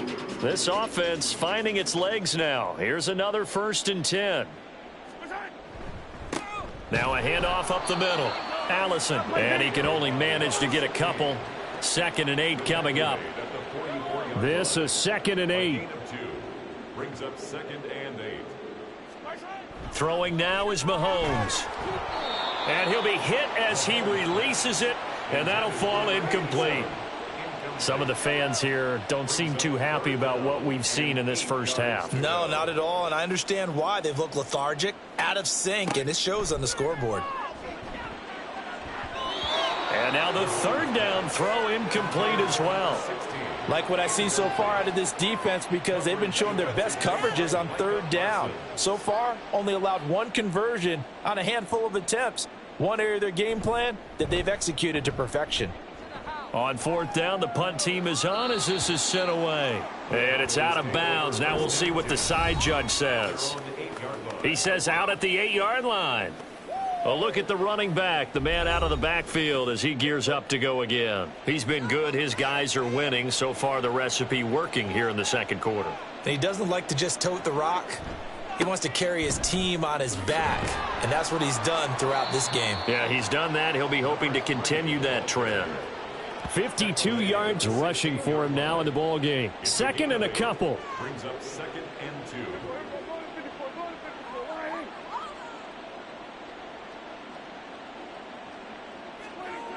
To throw is Prescott.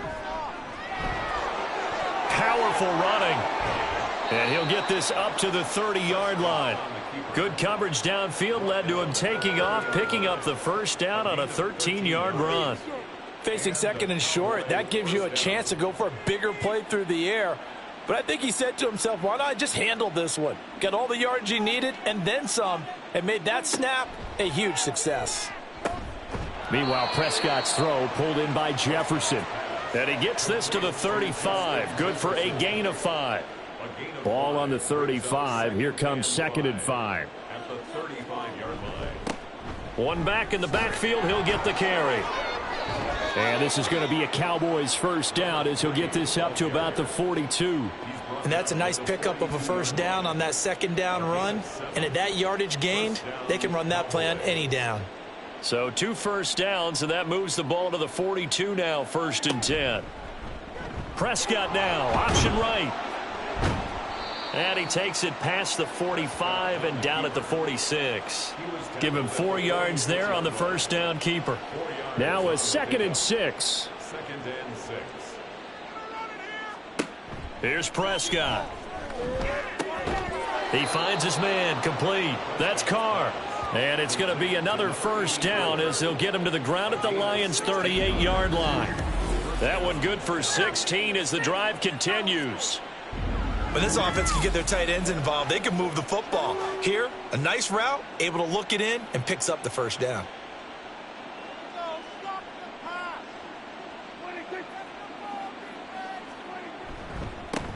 On 1st down, they'll go to the ground attack. He'll get a nice chunk there on the 1st down run, and it's 2nd and 4. That's a strong pickup right there on 1st down, and as this drive goes on, we're seeing an offensive line and running game imposing its will. And they'll keep leaning on the running game, back to the ground. And he's able to get it down to the 25-yard line. But they're getting ready to go to work now in prime real estate after that last run. Found his spot and picked up nice yardage, didn't he? And now he's got him knocking on the door of the red zone. Prescott on 1st down. That's going to be caught. Touchdown, Cowboys. CeeDee Lamb with career touchdown number 145, tying it with Marcus Allen for 6th on the all-time list. And the Cowboys go nearly the length of the field and finish it off with 6 points. You know, in golf, they often talk about playing the course and not worrying about what the other players are doing, what their scores are. That's essentially what we're seeing from this offense. They're just having fun and doing what they feel like doing today. Aubrey now for the PAT.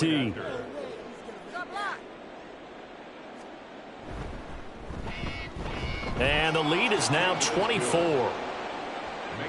That time, a 9-play drive. And it's finished off by the touchdown from CeeDee Lamb. And this will not be returned. It'll come out to the 25. Now the Lions offense, they get ready to head back out there. And we don't want to call this desperation time, especially in the second quarter, but you're you don't down. Want to. Well, no, but let me finish. Okay, my bad. You're down 3 scores already. You've done nothing offensively, nothing on the scoreboard. That's not a good combination.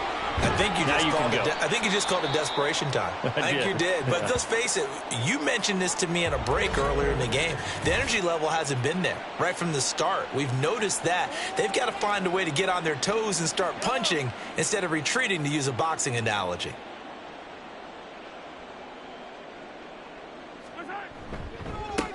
Running game working. They'll stick with it on first down.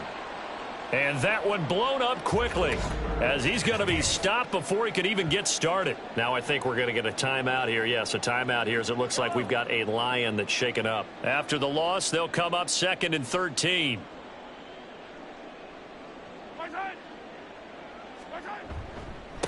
They'll keep it on the ground. Allison. And he'll make it only to the 43, a gain of 2. Whenever we talk about the best strong safeties, one word constantly comes up, and that's instincts. Being able to diagnose run or pass and make the appropriate moves. He crashed down hard there. He was ready for that running play. Now, meanwhile, a pass that should have been intercepted, but it winds up falling incomplete. 1 first down here, and that's all, folks. Good work by this defense to hold things in check and force a punting situation. He's been a busy man here in this first half as he gets it away. Getting set to go again as we look at the back heading onto the field again. And he's well on his way to a 100-yard game. He's already more than halfway there. We're only in the second quarter.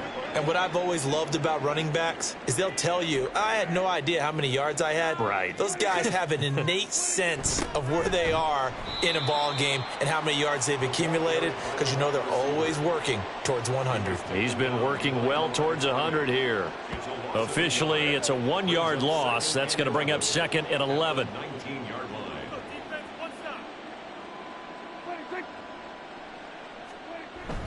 Play fake. Here's Prescott. And under the Lions' pressure, he's brought down. It's a loss of a yard, so they'll wind up crediting him with a sack, and it brings up 3rd down. They'll need a big play here, will Dak and the Cowboys. After the sack, it's 3rd and long. He's got his target. That's complete. And he will have a Cowboys first down as they're able to get the 3rd down conversion. Well, things are definitely going right for them here in the first half. Pick a down, any down, even 3rd down, no problem. They get a connection there and pick up a fresh set of downs, continuing to move the ball. So from the 36 now, 1st and 10.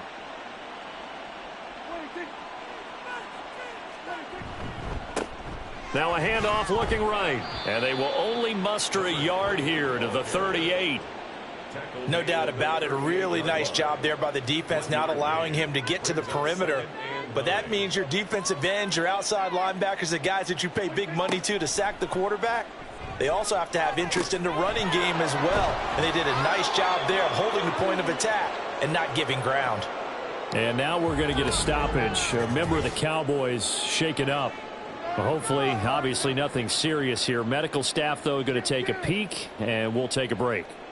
2 first downs have them up near midfield now on 1st and 10. Now Prescott. Firing quickly here, and that's complete. So 5 yards here, 5 on the play, and it'll be 2nd down. Brings up 2nd and 5 at the Lions' 46-yard line. A handoff as they run the counter play. And he's going to get this one down near the 45-yard line. It'll only be a gain of a yard, and it sets up a 3rd down and 4 now. Gain of a yard, and it's 3rd down. Now Prescott. Work in the middle of the field, and he's got a man complete. And it's going to be another first down as they'll get him to the ground at the Lions' 25-yard line.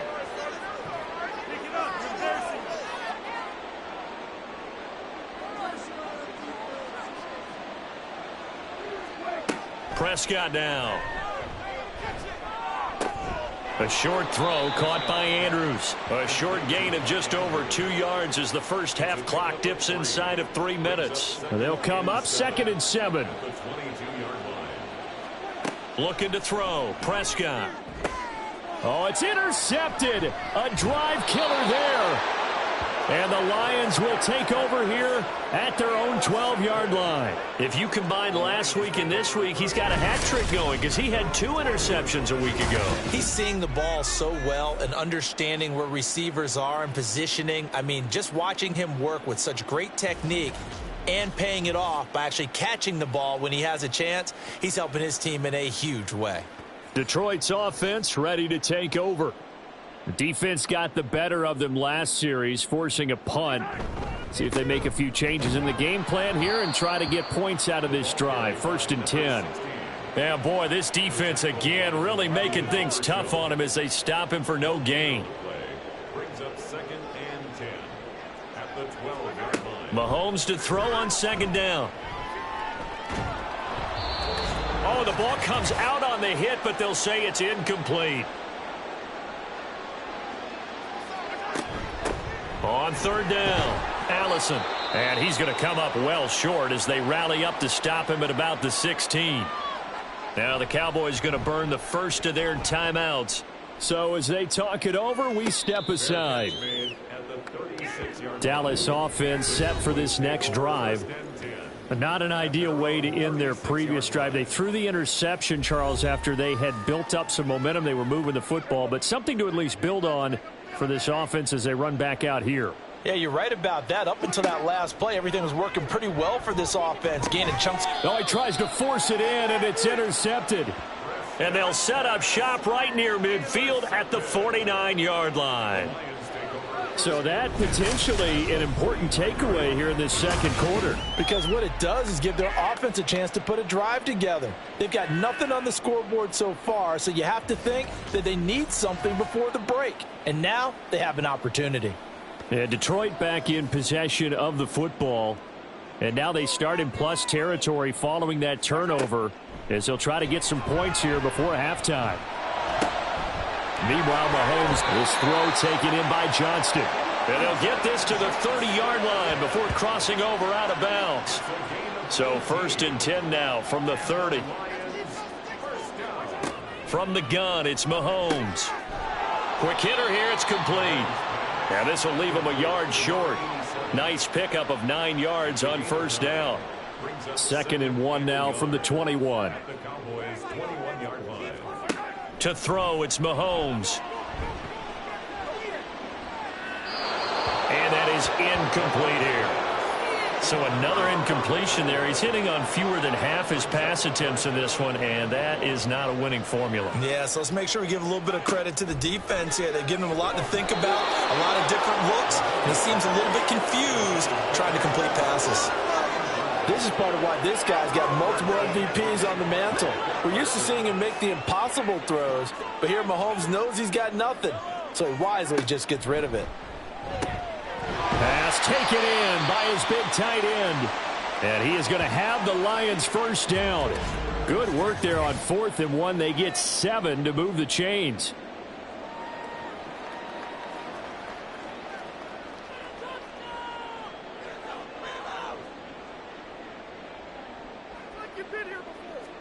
Operating from the red zone now, Mahomes. On the out route, he finds Johnston. And the Lions are going to be looking at 1st and goal as they move this down to the 4-yard line. This is 1st and goal and a golden chance to get a score back here before halftime. And again, it's Mahomes. And that is caught. Touchdown, Detroit. A great effort there. His first touchdown on the year. And the Lions are on the board here in the final minute of the first half. And that's a critical touchdown. I don't want to be too hyperbolic or whatever, but they needed some points on the board before halftime. They certainly did, and, you know, it's not going to erase everything that happened in the first half. Look, they got outplayed. There's no question about that. But now it gives them a chance to regroup, feel a little bit better about themselves. And how many games have we done where we've seen everything flip when another half begins? And by the way, did you say hyperbolic? I did. Thank you. Out is the kickoff unit as they run up and send this one away. And not wanting to risk anything here late in the half, he'll just take a knee, and they'll bring the football out to the 25. And the Cowboys going to go on offense one final time in this first half. And with a 3-score lead already, this is not time for a momentum change, so I'd imagine they'd be happy to just take this into the locker room. And it's incomplete. Boy, he doesn't drop many like that one. Second down. An incomplete pass leads to 2nd and 10 from the 25. Prescott from the gun. A short throw caught by Andrews. And he gets this one just shy of the 40, down at the 39. The Cowboys going to use their second timeout now, as it'll come with 15 seconds to play in the first half. He's going to find Jefferson open downfield. And he has a big gain inside the 40 before being dropped. And we're going to get a timeout with 2 seconds remaining in the second quarter.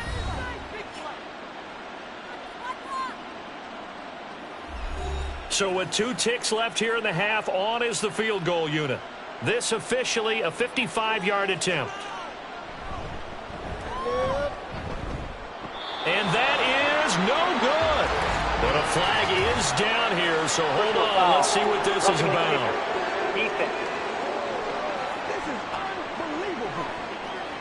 Okay, so the personal foul penalty, and those are some important yards lost right there. Yeah, it all comes down to discipline, doesn't it? And every team tells us that they coach it, they preach it. In this case, it slipped a little bit.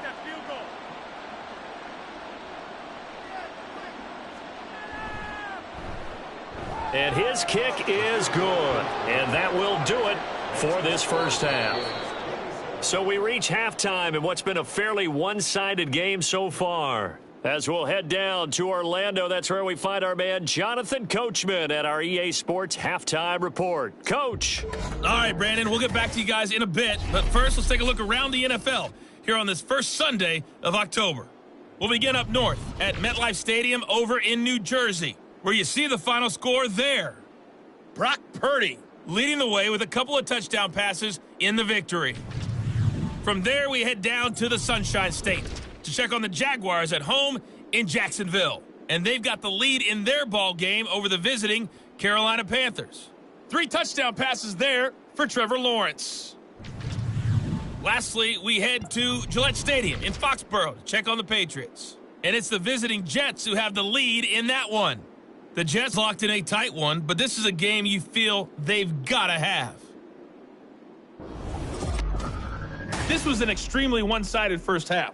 One team showed up ready to go. The other's been in a daze thus far, but there's still plenty of time left for this one to tighten up significantly. All right, Coach, thank you very much as we welcome you back for quarter number 3. It'll be Lions football to start the second half, and they trail here as we get back underway on EA Sports. This taken in right around the goal line. And beyond the 20, but not by much. In fact, just a yard pass there to the 21. And the Lions getting set to go on offense to start the third. And you have to think, Charles, down 3 scores already. They need to play an almost perfect second half to have a solid chance. And that absolutely starts with finding some way to put together a touchdown drive here. They need to be smart, fast, efficient, get the ball into the end zone, and do it again multiple times in order to have a chance to win this game. From the 24 now, here's 2nd down and 7. Brings up 2nd and 7. Now Mahomes. Nowhere to go here. He lost the football. It's picked up by the Cowboys. And they'll be inside the red zone with a ball at the 16-yard line. Well, if these guys wanted to get back in this game, they needed an almost perfect second half, and down 3 scores. A lost fumble here certainly doesn't fit into that plan. That reminds me of my plan in college to get an A on the papers I turned in, but that didn't work out too well either. Too many mistakes by both of us. I mean, that's just pure and simple. And that's why that's exactly where they are in this ball game. They're going to need a huge turnaround if they want to try and win this one.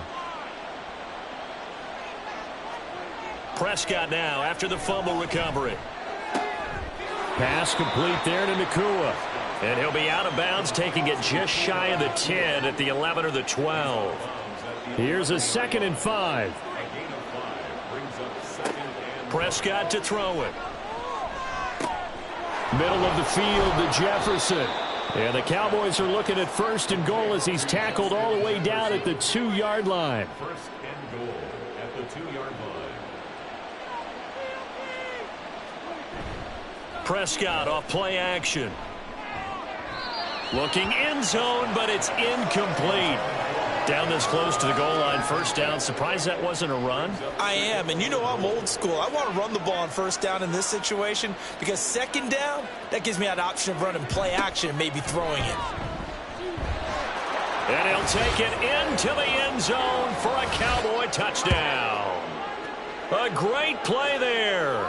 With his 6th rushing touchdown on the year. And the Cowboys take advantage of the field position on the turnover to cash in for 6. And they would not be denied on the ground, powering it in just one play after they got stopped short. And how about how many tight ends are on the field? Because in today's NFL, we think of the tight end more as a pass catcher. But this group, they tell them you've got to be able to run block to stay on this team. And they committed to it and got it done right there. Now the extra point up and good by Aubrey. And that stretches the lead all the way up to 27. And he'll elect not to return this one, so they'll bring it out to the 25 on the touchback. And Detroit getting set to go now. Well, this has been a tough one for them, Charles. They've struggled really on both sides of the football. And one thing that's really plagued them, the turnovers. They've had issues keeping the football in their possession. And every game that's ever been played, all coaches talk about taking care of the football and limiting turnovers. And in this one, after we saw that first turnover, we worried that things would snowball, and it certainly did, especially on the scoreboard. Here's 2nd and 10. Up the middle they go. Allison. And he's upended after a gain of 2 out to the 27. He really hasn't been able to get on track running the football, averaging less than 4 yards a carry. Yeah, I think that they're going to enjoy the film session because all the defenders are filling their proper gaps on just about every play. And you know what they always say for a defensive coach? When I click off this film, I better see 11 jerseys in the picture going after the ball carrier. That's good. For the Lions, 1st down. 1st and 10 at the 43-yard line. And he'll get it right back to Washington. And able to break one tackle, but then quickly brought down. But a nice little gain. So not quite a 1st down just yet as they come up on 2nd and less than a yard. 10 yards on the pickup. On play action, it's Mahomes. He gets it to Johnston. And he's going to have another 1st down here as the tackle's made at the Cowboys' 33. It's a gain of 14 yards. That's good. Mahomes now to throw. And he will go down. A Cowboys sack. Max Crosby blowing up the play and getting the sack. And we all know how talented this guy is who's calling the signals for him. But even the best in the game, they can struggle against a good, cohesive zone coverage. Can't find a gap in the secondary quick enough, and he ends up taking a sack.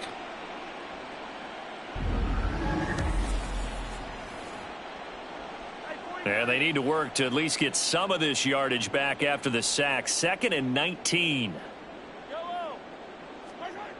Mahomes going to throw. Pass hauled in by Johnston. And he's dropped right at the 40. Gain of 3. A long way to go here on 3rd down for the 8th play of the drive. Now here's Mahomes. Throwing left side, it's complete. They wind up getting 16, but even that's not quite enough. It's 4th down. Well, don't tell any defensive coordinator I played for, but that might be considered a win for both teams because defensively they stopped them short and forced the 4th down. But offensively, they picked up enough yards to give their kicker a better shot if that's what they want to do. Now they go for it on 4th down, but that pass is knocked away and incomplete. Now that's just simply good coaching and excellent technique on that play. You know why? Because everyone wants to rush the passer when they want to throw the football, but you're not always going to get there. So what are you taught to do? When the ball's finally thrown, get your hands up in the passing lanes, and they batted that one away. No, no, no, no. A first down throw for Prescott. Looking for his running back, and he's got him. And he'll get this up to the 34-yard line. The drive starting with a first down, 11 yards on that pickup. Play fake. Here's Prescott. Out route to Jefferson, and he's got it. And he'll be out of bounds, but able to get it up past the 45. Back-to-back good plays have him on the move on first down. They'll try and run this one right up the gut. And a pretty little juke move there on a nice gain. And now we're going to get a stoppage. A member of the Cowboys shaken up. Well, now they're going to come out and take a look at this injury, and we'll be back in a moment. Options galore here, second and a few inches.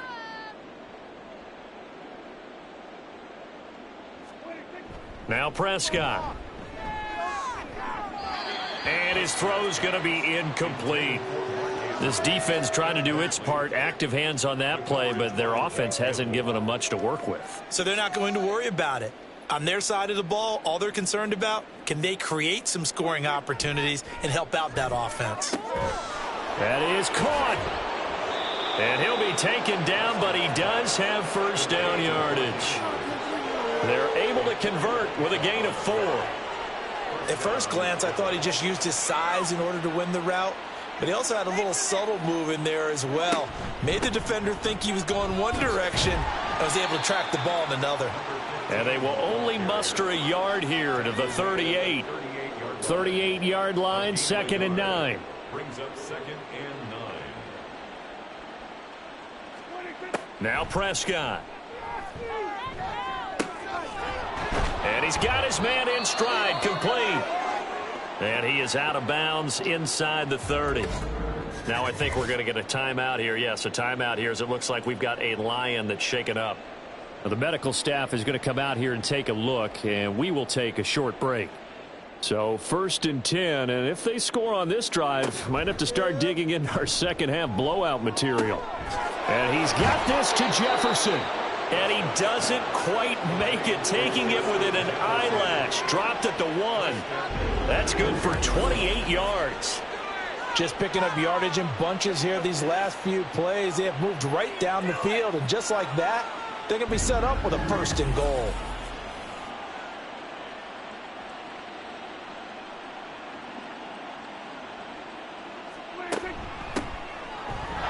They'll try and run for it on 1st and goal. And he'll get in. Touchdown, Cowboys. A great effort there. With his 2nd touchdown of the game, number 7 on the year. And the Cowboys just continue to roll. Well, he finishes off the drive with a touchdown run, Charles. Remember, he also had a catch on this drive as well. And that's what running backs want to be in today's NFL, a complete back. 3 downs, stay on the field, run it, and catch it. And he gets it done. Aubrey good with a PAT. And the lead grows even larger here in the 3rd quarter. The kick team out there for the Cowboys as they run up to send this one away. This fielded right at the goal line. And only able to get this to the 19, so probably should have opted for the touchback. So here come the Lions now. Well, we're still in the 3rd quarter, so there's some time to kind of clean this up and make it look more respectable. Now, a win, that's probably gone out the window, Charles, but I don't know. Do you look at this as a time to just improve and maybe start to look towards the future? I think you have to find something to play for, something to grasp onto until the clock runs out. But, Brandon, we've been around this game a long time. This is an outlier. You don't get many blowouts like this no matter how the game looks on paper going in. This one has turned out to be everyone's worst nightmare realized. 1st and 10 at the 40-yard line. On 1st down, Mahomes. Oh, he's got a man wide open, complete. And he'll be taken down, but not before he gets into enemy territory. So from Cowboy territory now, here's 1st and 10 at the 46. Mahomes' throw hauled in by Washington. And he'll go down inside the 45 before going out of bounds. from the 43. Here's second down and 7. It's a pickup of 3.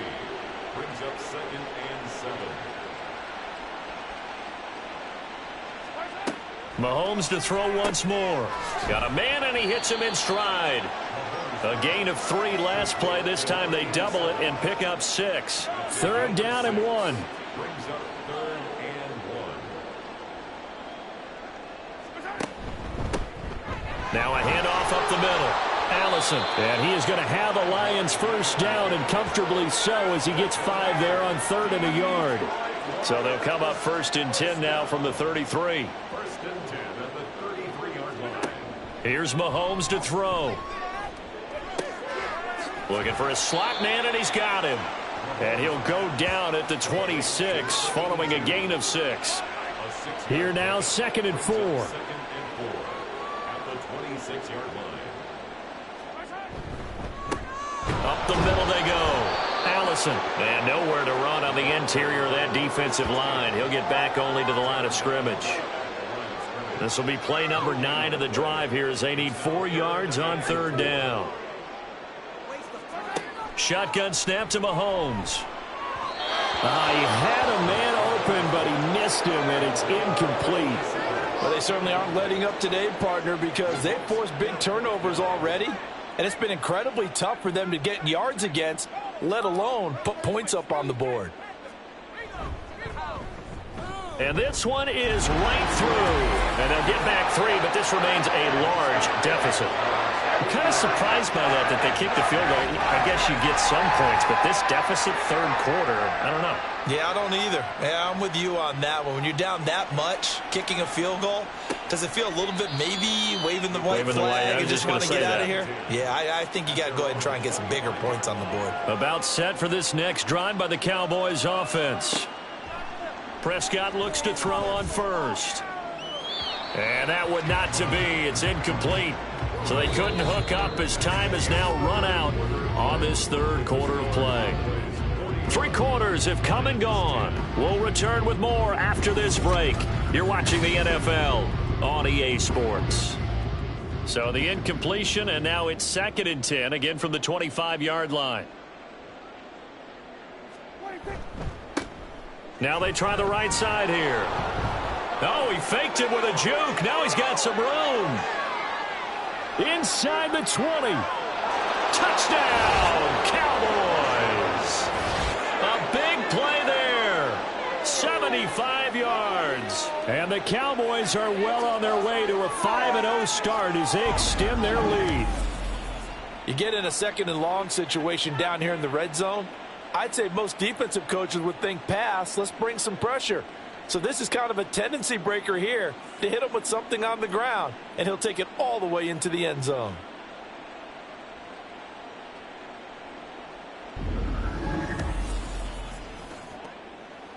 Aubrey now for the point after.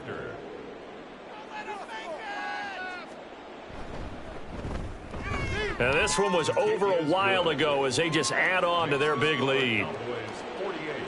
That drive started on their own 25. 2 plays, 75 yards later, into the end zone. From a yard or 2 deep, here comes a return. And in hindsight, probably should have taken a knee as he only gets this out to the 16-yard line. So the Lions offense ready to go back out onto the field. Their mini 2-game win streak appears it might be going by the wayside unless they can pull a rabbit out of their hat. On 1st and 10, here's Mahomes. Washington's got it. And able to break 1 tackle, but then quickly brought down. But a nice little gain. So 2nd and 4 from the 22. Throwing now is Mahomes. Throwing into traffic there, and that's complete. 9 yards to pick up there, and it's a 1st down. 1st and 10 at the 31-yard line. To throw, it's Mahomes. Throw over the middle, and it's caught by Johnston. The result, only 4 yards there on the play, and it'll be 2nd down. A gain of 4. It's now 2nd and 6 at the 35-yard line. And again, it's Mahomes. He's got another one to Johnston. 7 catches for him now, and this last one, a first down. They kept the receiver in the short field, but that let his quarterback get the ball quickly to him before either guy in double coverage could react. Mahomes now on first down. And that'll be off the mark, too far out in front, and it's incomplete. At this point in the game, they've got to continue to try anything they can. They're still working at it, even though this one feels like a lost cause. On second down, here's Mahomes. Throwing quickly there, but it's incomplete.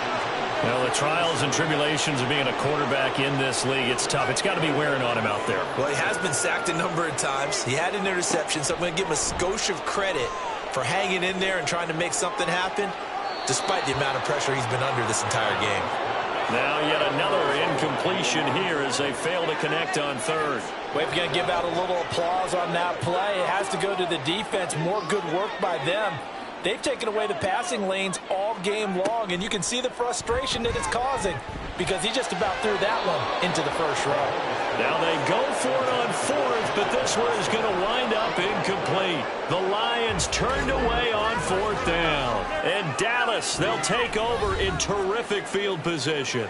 Well, they've clearly made a conscious decision here to be more aggressive in the late stages of this game here in the second half. And I get it. In this situation, you know, if you want to be aggressive out near midfield, you feel good about your defense maybe, or just, hey, I thought I had a proper play call.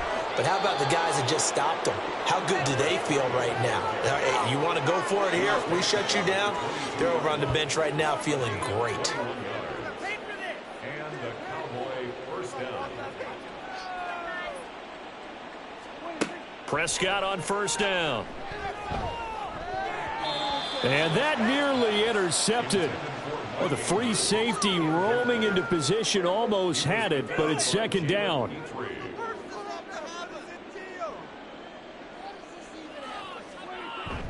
On play action, Prescott. Throw is caught by Schoonmaker. They do get a couple, but they'll be left staring at a 3rd and 8 coming up. They'll be in search of 8 yards here as they hope to convert the first down. On 3rd down, they're going to run for it here. And he's going to be taken down short of the first, right around the 15-yard line. It's a gain of 5, but it'll lead to a 4th down. I think we all suspected that they were going back to him after he found the end zone on his last carry, and they kept the positive momentum going there. Another nice run by him. So on 4th down, Prescott off, and on is Aubrey for the Cowboy field goal. This just 32 yards officially from the right hash. And his kick here is good. And that will extend their lead even further.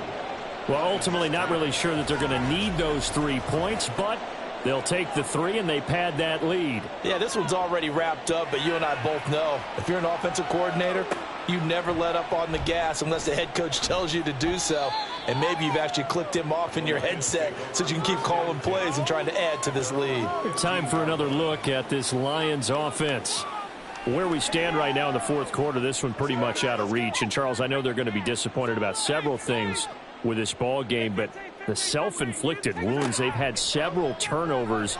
You would have to think that's going to be something they're going to discuss heavily in the film session in the coming days. You're absolutely right about that, partner, because they're going to have to sit in that film room and watch every error that they made and figure out how to not do it in the future. And mentally, I think a lot of the guys are already starting to think about, okay, how do we put this behind us and get better for the next time out? This, they'll use as motivation for the rest of the time that they play to hopefully never be in this type of situation again. And 10 yards to go. Throwing is Mahomes on 3rd. That went behind his man, incomplete. I can assure you, setting up a screen is much more difficult than it appears. It requires excellent timing from everyone on the offense, and a defense's #1 goal is to throw that timing off. So they're forced to punt on 4th as this one's away. So a change of possession here on the punt. And it will be 1st and 10 as they take over. And now here come the Cowboys. And it's looking all the more likely that a 5th straight win is going to be in the cards. They'll try to run some time here with a 1st and 10. They'll start by running the option to the right. And he'll take this one up close to about the 45. Give him 3 on the keeper there, and it is second down. A 3-yard pickup brings up 2nd and 7 at the 45-yard line. Now a handoff running through the middle. And he'll get it down to the 47 here. Boy, 196 yards rushing for him so far as his terrific season continues here. Hate to be blunt, but it is just continuing to prove to be the case that this O-line is manhandling this D-line right now. They deserve to roll up their sleeves and show up their biceps because they're doing exactly what you just described, manhandling the defensive front. They've got the leverage, they are powering through, and they're controlling this game. Second down and 6 now. 2nd and 6.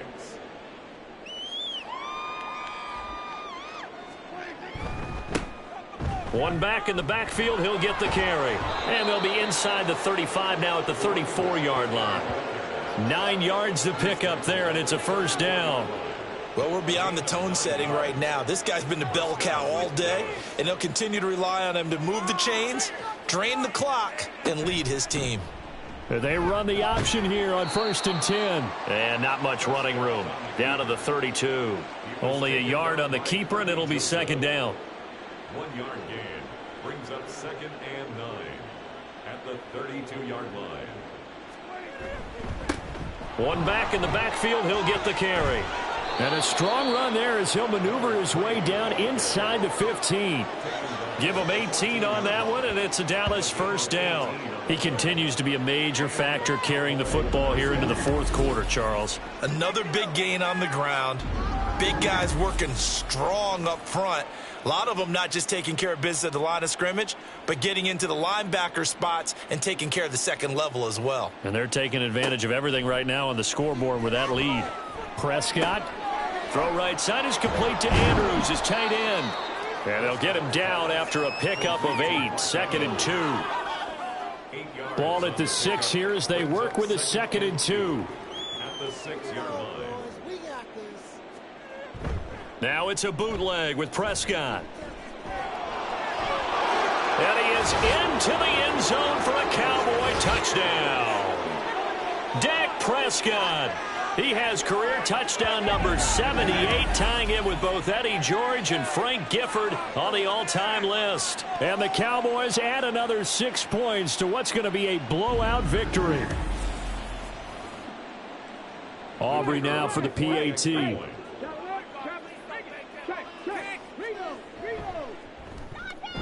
Now this one was over a while ago as they just add on to their big lead. So that drive goes 8 plays. And it was all capped off by Dak Prescott, keeping it and taking it in on the touchdown run. The kick team out there for the Cowboys as they run up to send this one away. And he brings us out past the 20 to the 24. Another shot now for this Lions offense. See if they can put this drive in the end zone, Charles, because it's been a little bit of a rough go at times. They've had to punt the football a ton in this ball game because of stalled out drives. So are you saying that you're kind of tired of seeing the punter run out there and do his thing during this game? Is that what you're trying to say? Well, I mean, I'm okay with it. I have a feeling that this offense, they don't want to see the punter again. And frankly, the punter doesn't want to run out there anymore himself. He would love to see his offense put together a drive and give his leg a rest. At the 32-yard line. Looking to throw is Mahomes. Throwing over the middle, but it's incomplete. No coverage bust by the defense here. They did a nice job accounting for everybody, and that led to an incompletion. Mahomes looking to throw on 3rd and 2.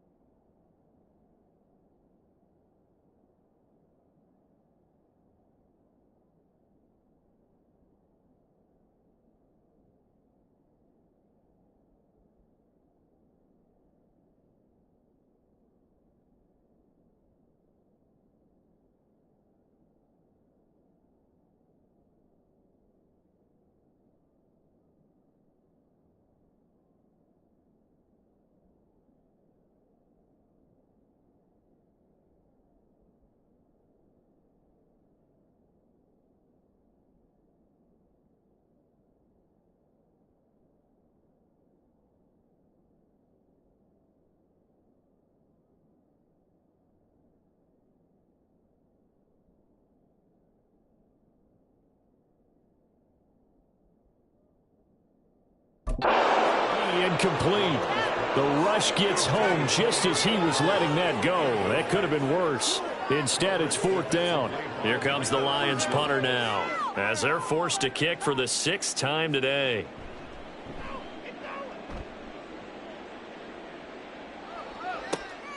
Taken in at the 22.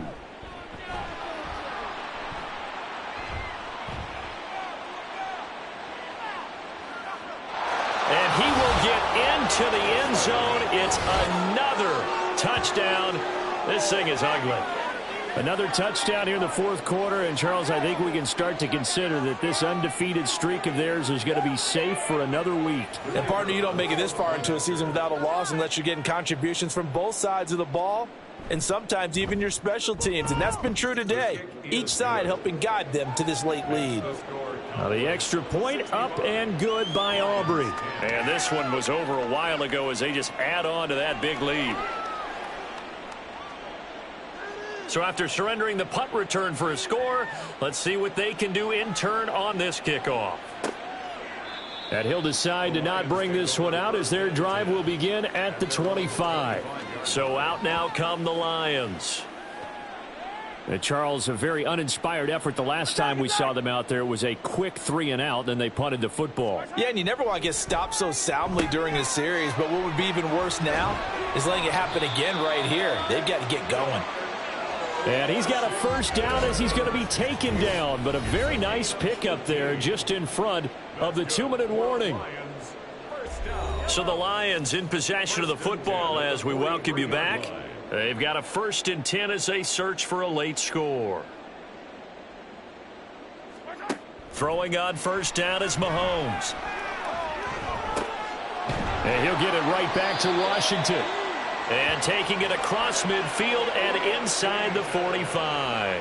Back-to-back good plays have them on the move on first down. That's good for a Lion. Mahomes going to throw. Now a short pass pulled in by Washington. And he gets this inside the 35-yard line. 11 more yards that go around, a first down as well. That's another Detroit Lions. Now here's Mahomes. Pass hauled in by Johnston. And brought down, but not before they're inside the 25. 10 more there and another first down. That's another Detroit Lions first down. Now Mahomes. Finds Johnston. And they've got it inside the 10 at the 8. Another first down as they call his number again. He's got 15 yards here.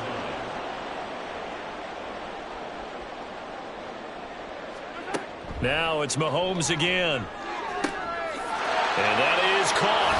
And they're going to see this one to the end. They get a score, but pretty much an exercise in futility right now. Still down big.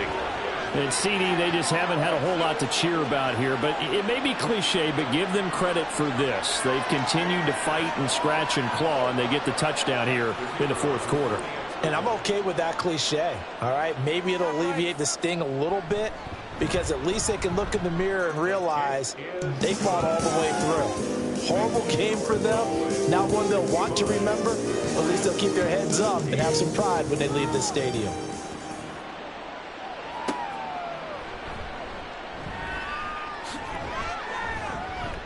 And he'll be tackled just shy of the 25.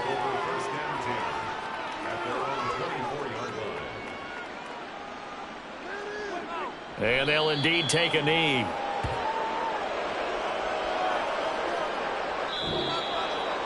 Well, fans usually love to see scoring, and there was no shortage of it today. What a dominant showing from an offense that was truly playing at an elite level in this contest. Partner, this game was over a long time ago, and you noticed they did not want to slow down anything. Absolutely a dream scenario for everyone on that offense, and they took advantage of every second. Guaranteed popcorn for everyone in their film session. So for the Cowboys, their strong September has carried over to October as they move to 5-0. And they'll get another road date next week as their opponents will be the Washington Commanders. Meanwhile, for Detroit, the loss will move them back to 3-2 on the year. And they'll be off to Minneapolis next week for a look at new U.S. Bank Stadium and a date with the Vikings. I'm Brandon Gaudin. Certainly have to thank Charles Davis, my broadcast partner, and our entire crew. We'll catch you next time right here. It's the NFL on EA Sports.